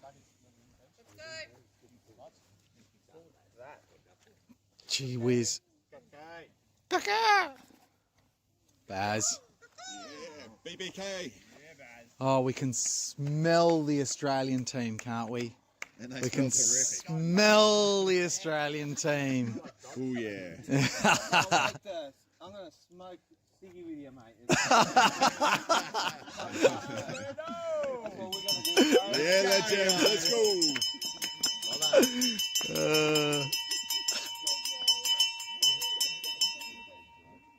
Nice work. That's fantastic. Off they go. That's so good. Just won't stop choking. Yeah, that's good. All right. Oh. As in their resting photos. Yeah, it stinks. No, it's too wet. Hello, PK. Hello, mate. How you going? I'm good. I missed seeing Hans before. I ducked off a little while, and he came and interviewed with you apparently. I thought you saw him like on the way through. No, like... I talked to him, but I didn't actually see him. So, Oh, right, okay. Yeah, I got that a bit confused. He's I've a nice I've bloke. never actually met him face to face. We talk all the time, but I've never. Actually You know met what him I face to didn't. face. You know what I didn't realise. What's that? I didn't realise he was related to Hans Gruber. Yeah. Yeah, I didn't realise that either until I was listening to the podcast. Apparently, every second man in Belgium is called Hans. Every third man. Every third man, right? Yeah, they're pretty handsy over there. Pretty. The Backyard Ultra Pun Club. Very good. It wasn't even my part. I stole it. Obviously Stole it. Oh well. There's the there's the fire barrel over there. It's fired up. I was just about to say, I half expected to still see the conductor over there in his chair having a nap, but he's not over there anymore. They haven't left him, have they? They funded him into a van and we never saw him again. No, they didn't. We actually couldn't get it started. Get it started. I had to walk him over, poor thing. By the way, Caroline said about 3 hours in a row now that she's going to sleep. And Yeah. This time for real. 100%. Bye. Goodness me. It's jackfruit curry time. Yeah. They're Okay. lovely, Yeah. so Good yes, choice. Yeah. Good choice. How are you going, Roach? It's it's that Terry Muffins video. Extreme close-up. Extreme closer. Oh, it's that time of night. I think I'm going to see how many are on the stream, but I might even go in and catch some Z's. I'm freezing out here. Yeah, well earned rest, mate. You guys just have to keep these runners going for another couple of hours. Yeah, well, we're cheering extra loud for Larry this lap, and Gary completed the last lap, and I think Harry will be on the next lap, and yeah, we'll see what we can come up with after that. And then did you hear the crow there? I'll have some bungers with you. What did he say? I'll have a smoke with you or something. Oh, mate, they're planning something for the Sat Champs, that's for sure. Oh my God. Oh, it's going to be something. But I was serious. They can smell the Australian side from here. Yeah, well... Not as pungent as the three athletes, but... I tell you what, when there's some shifts in the Australian teams, there might be some questions asked about who's crewing who, and there might be some, people swapping sides, and who knows, mate. All right, I can feel myself shaking with the camera because I'm so cold. It's like I'm trying to keep it still, but come on, PK, come on, you can do it. Back to the desk. There's Chimpy. There's Chimpy. There's a Logie in it for sure. There's a Logie. You don't get as good as I am without the ability to crap on about absolutely nothing. He's relentless, this bloke. Let's find out. Let's turn on that one. Let's turn off this one, and let's put the trans.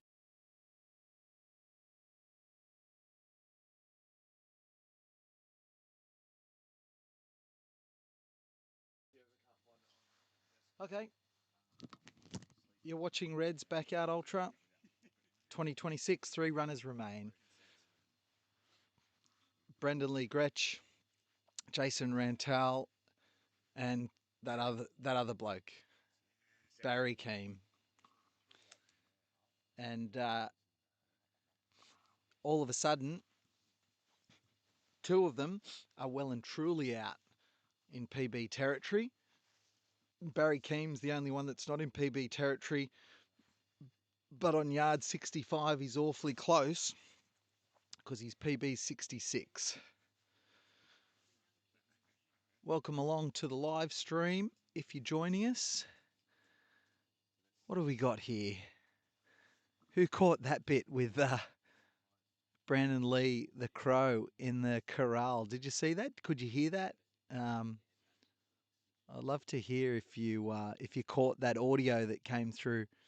The undead Cozzy, yeah. How's Cozzy? Oh, yeah, good question. When I see Cozzy, I'll ask him how Cozzy Jr. is travelling. Good question. Day 4 darts. Goodness me, great coverage. PK, thanks, Peter Caldor. What is it? Your afternoon now over there in the Swiss Alps or something? Brady Nankervis 68 is in deep trouble, says Doobs. Yeah, I mean, we're closing in rapidly. It kind of felt like it was a long way away for a long period of time, and now all of a sudden I feel like it's absolutely within reach. I mean, it's not because we're so close to Sat Champs, you can be fairly confident. I mean, we've got Clint Eastwood, and yes, there could be a shake-up to the team there, but you've got to feel fairly confident that we're getting close to the number now. Close to, but we're not there yet. Fun to be following along from a hike in the Alps. Oh, he's on the move.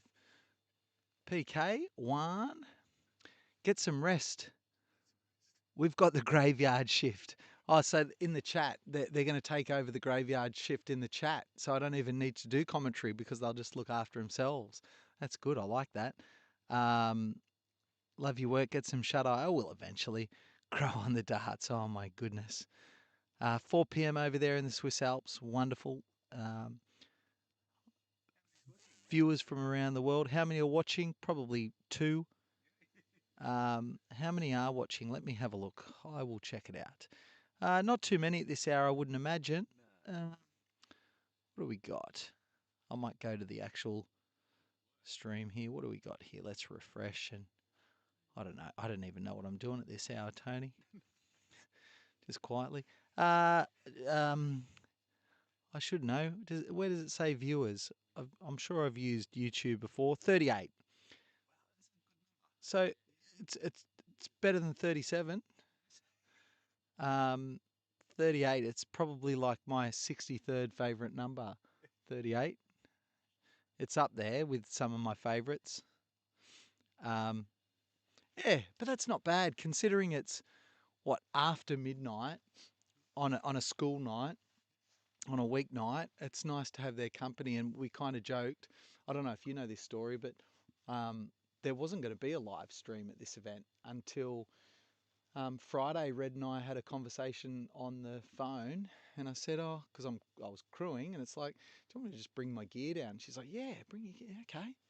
I said, "All right," and then I said, "But don't promise anything because I'm not sure how the setup will work because I've only got my basic gear here at the house. I'll just bring it down and throw it in." And yeah, 10 minutes before the first yard, up it went, and 64 hours and 20 odd minutes later, we're still here broadcasting, and I mean, my crew duties feels like they were days and days ago, and here we are. So incredible stuff. You've done incredible work. Thanks, mate. Thank you, mate. Thank you.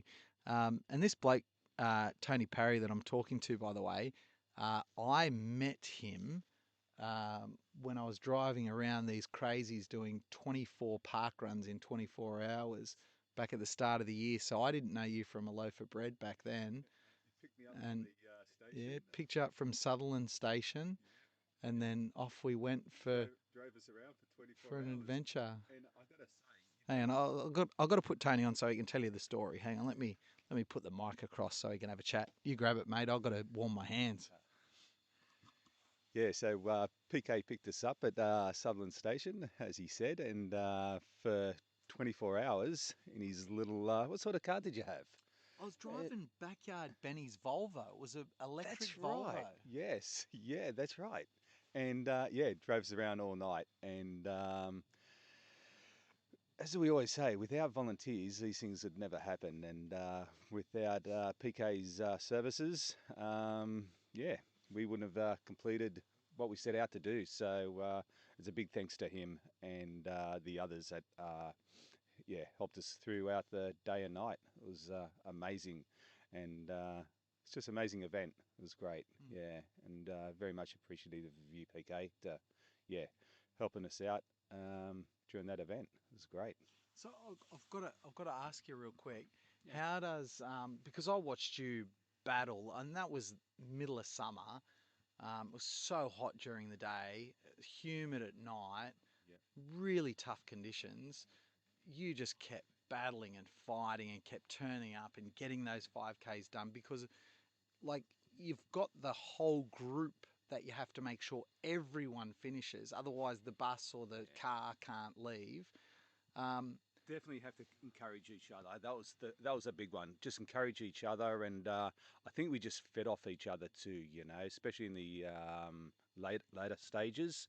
I think everyone had the mindset to finish, and I think we just fed off each other. And there was a couple of inspirational speeches there near the end, especially from Clayton on the bus. Yeah, just revving us up and saying, you know, this is what we've got to do. Let's get it done. And yeah, got it done. Okay, so how is it different? Obviously, different distance from a backyard ultra, but I want you to talk through how is it different from doing a backyard ultra to doing something like 24 park runs in 24 hours? And I'll let you grab the mic for this one.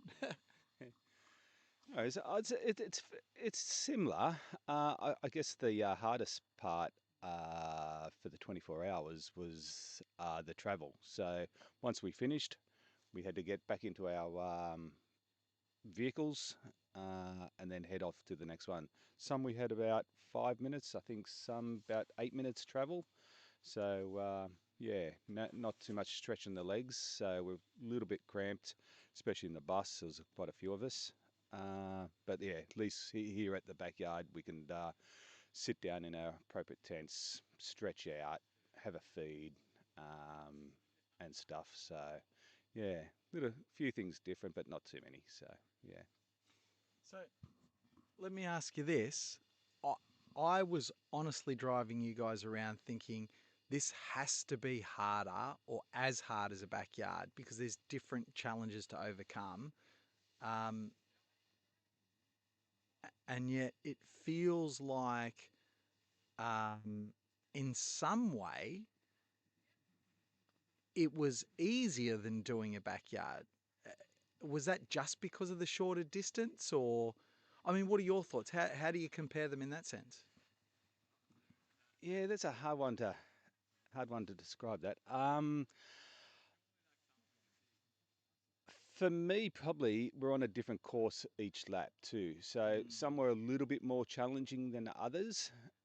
With your backyard, I think it's the same course, so you just get used to that, and you know.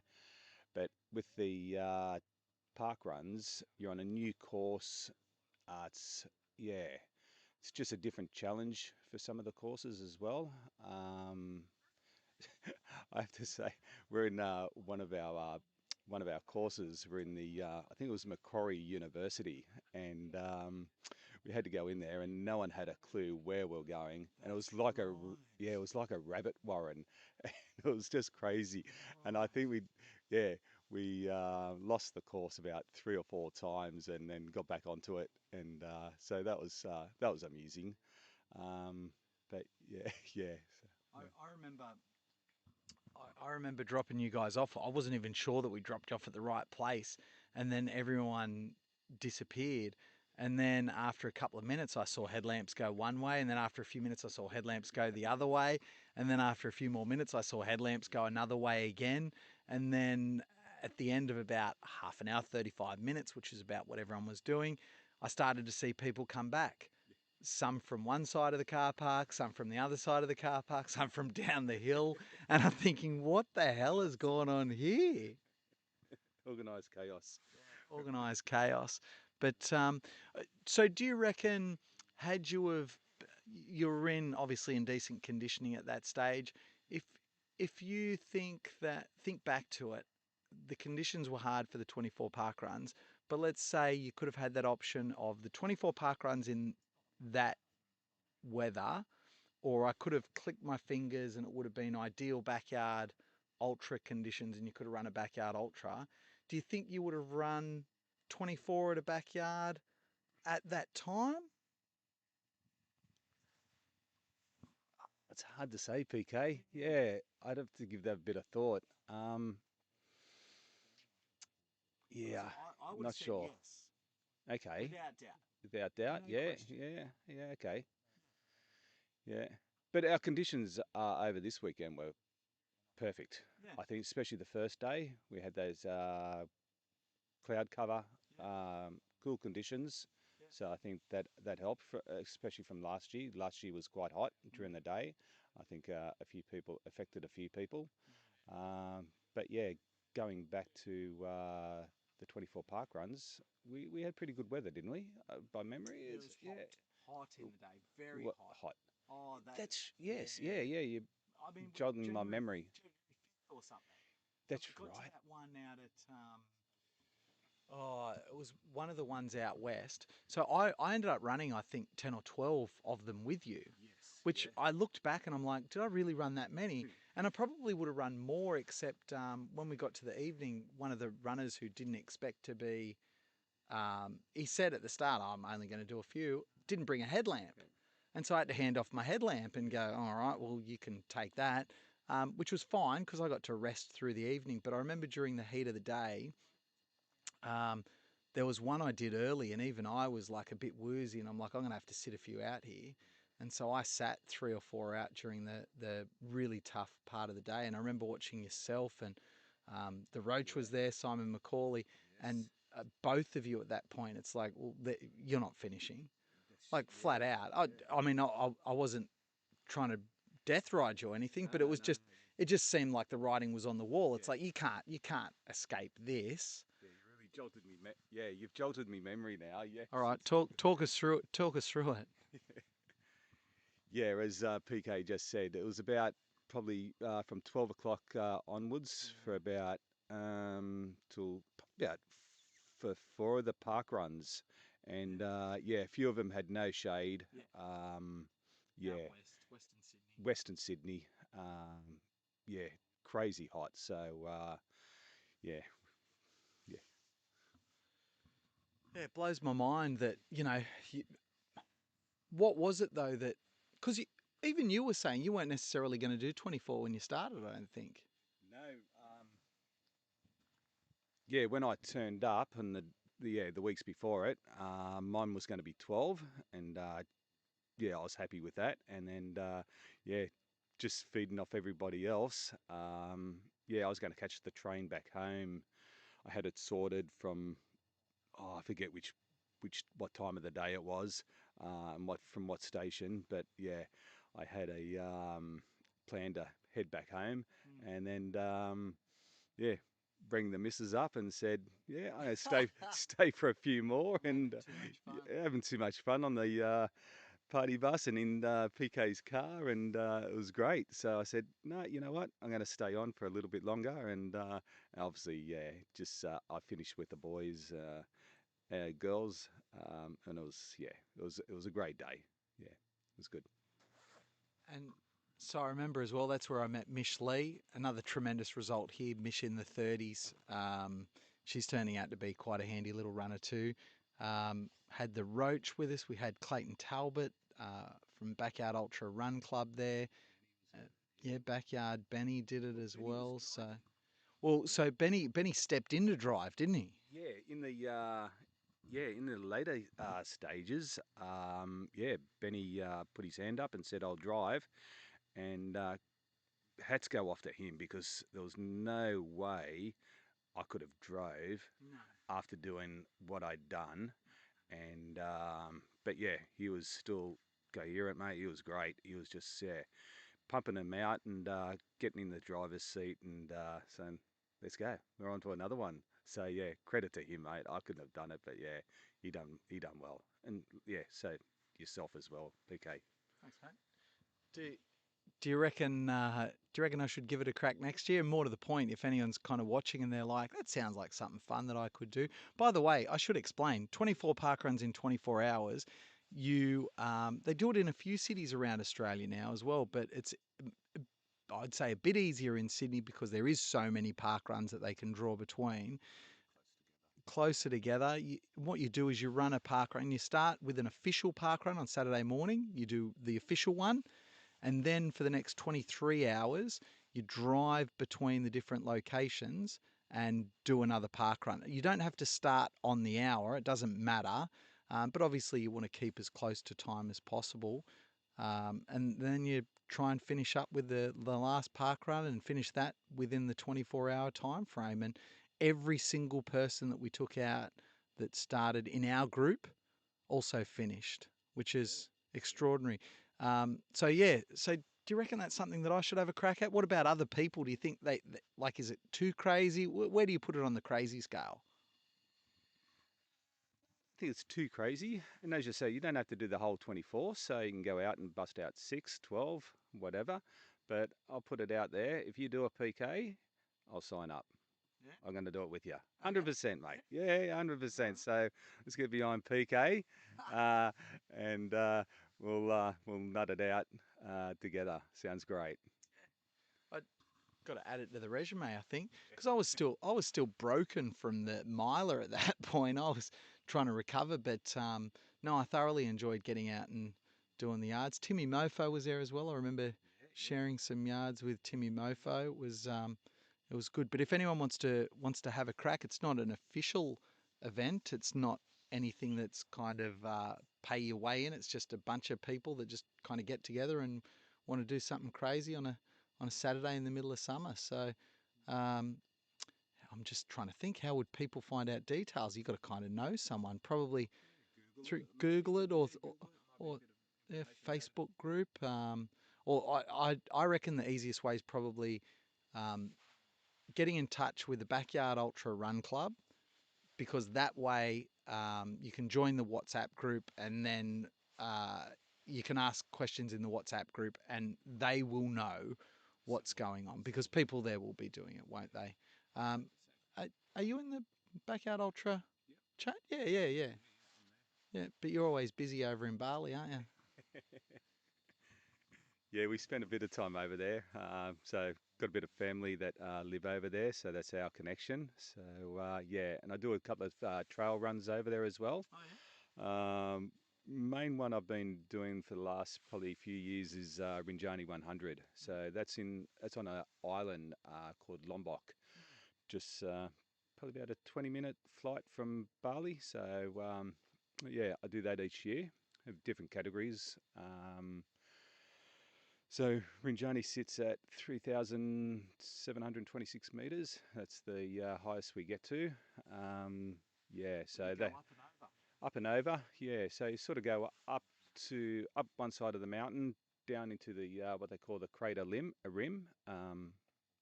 Sorry, go up one side of the mountain, go down into the crater, back up the other side to the crater rim, then you summit, and then there's probably about 3 or 4 other mountains you sort of go over. But they have the 100-miler too, so it's and that has about 16,000 meter elevation over the course of the whole race. Yeah, it's huge. One of the hardest ultras in the world, they reckon. What's the time cut off for something like that? Used to be 50 hours, but they've made it 55 now. Been so tough.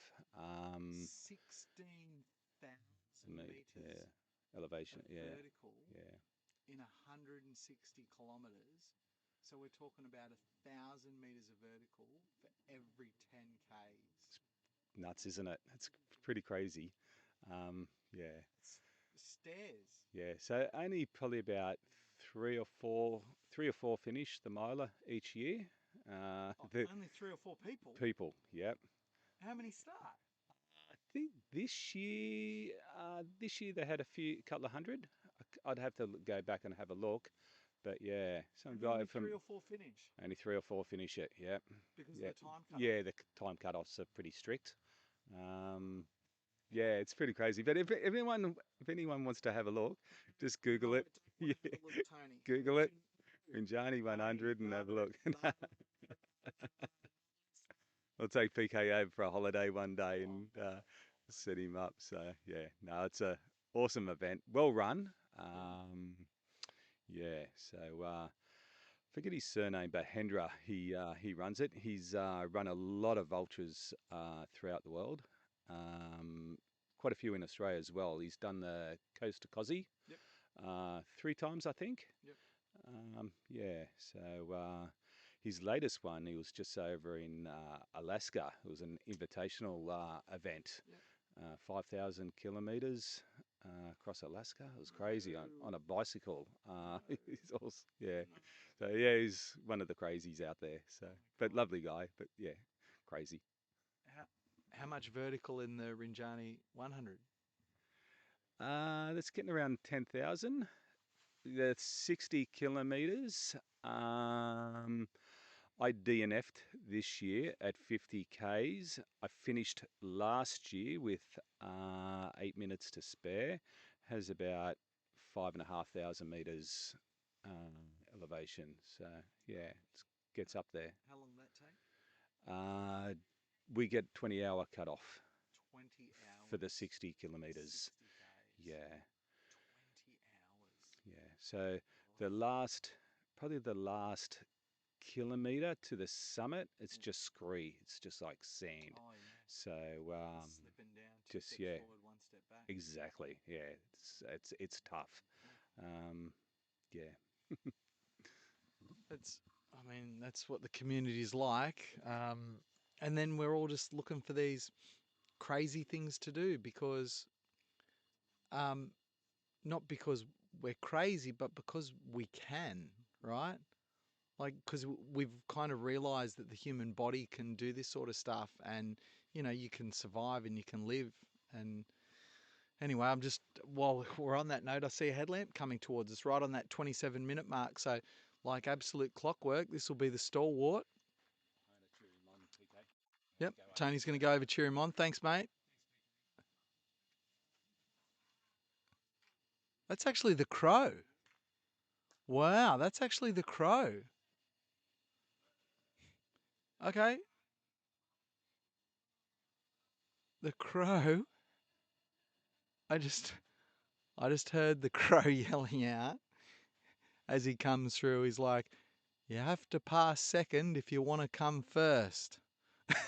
As he's running around the turnaround point. Oh my goodness. Great stuff. Yeah, there we go. Okay.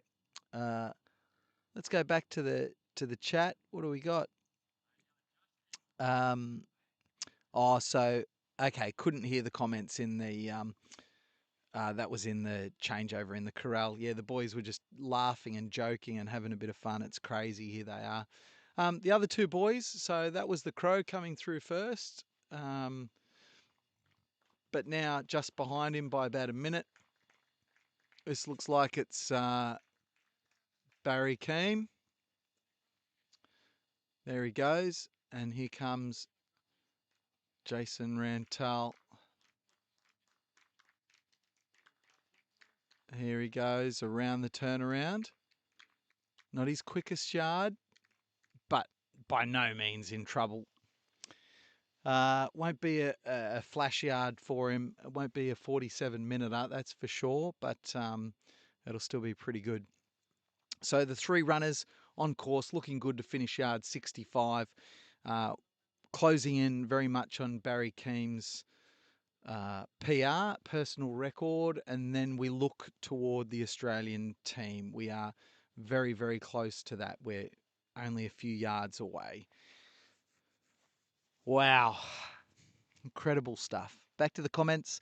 Don't forget the two boys who will be going for it at Clint Eastwood. Yes, Sam and Jared, they will be fighting for the Australian spot at Clint Eastwood as well. There's a few others up there that I think we said Joel Sexton was going up there as well to have a tilt at it. Maybe someone else, not sure. Someone might have to correct me here at whatever o'clock it is, late. I know I need to get sleep, but I don't really want to leave what's going on because you know that things could turn on a dime here any minute, or we could be here for another day. I don't know the answer to that. I do not know. Yeah, so Jaden and Sam going to go head-to-head up at Clint Eastwood. They want to earn their way onto the Australian team without having to rely on people dropping out. They want to be on what's called the at-large list. And if you want to know who's on the Australian team and what it looks like, head to backyardultra.com.au. Thank you, Wazza Warren Sargent. I mean, he might as well be a sponsor of this because his site's that bloody good. It's the only site that I use for backyard ultras and stats. Wazza puts a lot of time and effort into it, and he's done a great job. He's just added the marketplace as well, where different people can put their wares on there, and you can order it and get it delivered, and happy days. So, yeah, so Sam, Jaden, as I just said, both not quite on the Australian team. Barry Keem sandwiching those two blokes on the list just below the at-large list. But as we said, we know for a fact that Ryan Crawford won't be running, and there is a very strong rumour that Michael Belmont will not be running either. But look, I mean, already Jason and the Crow have now moved up to position 20 and 21 on that list, which means 4th and 5th reserves currently. But keeping in mind that one of these runners also gets a silver ticket, that will affect that list too, because a silver ticket is automatic entry into the Australian team. And but these guys have no interest in just winning a cheap silver ticket. They want to earn their number. You wouldn't forgive them if they got a silver ticket with a lower number. That's the way it works. And if you're able to win a race on a lower number, congratulations. You're on the Australian team. Everyone's got a chance to throw their hat in the ring for these races. So we're really shaking up that top 20 here. Right now, as I said, position 20 and 21 for Jason and the Crow, Brandon Lee. Barry Keem still holding his spot in 17 on 66, which might, depending on the results at Clint Eastwood, might already be enough with some withdrawals to actually get him on the Australian team, but you definitely don't want to bank on it. You want to put a few more on the cards to ensure that you're going to be locked in. Brady Nankervis, 68 yards. That was his debut. Incredible debut. Put him onto the Australian team. Thanks very much. Surely he's thinking, book my ticket, get my airfares, get me the accommodation, off we go. These blokes hold my beer. They could shake this right up. And we're going to know in about 4 or 5 hours It's a long time to run, though. It's such a long time to run. I know we kind of talk about it and say, oh, they're so close to getting on the Australian team, but it is such a long, long time to run.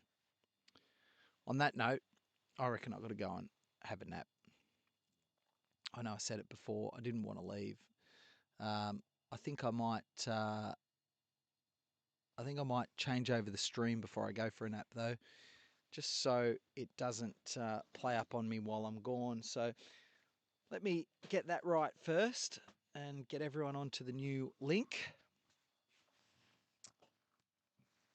Oh, I think we've just lost the gas heater. That's definitely a sign for me to go and get rest.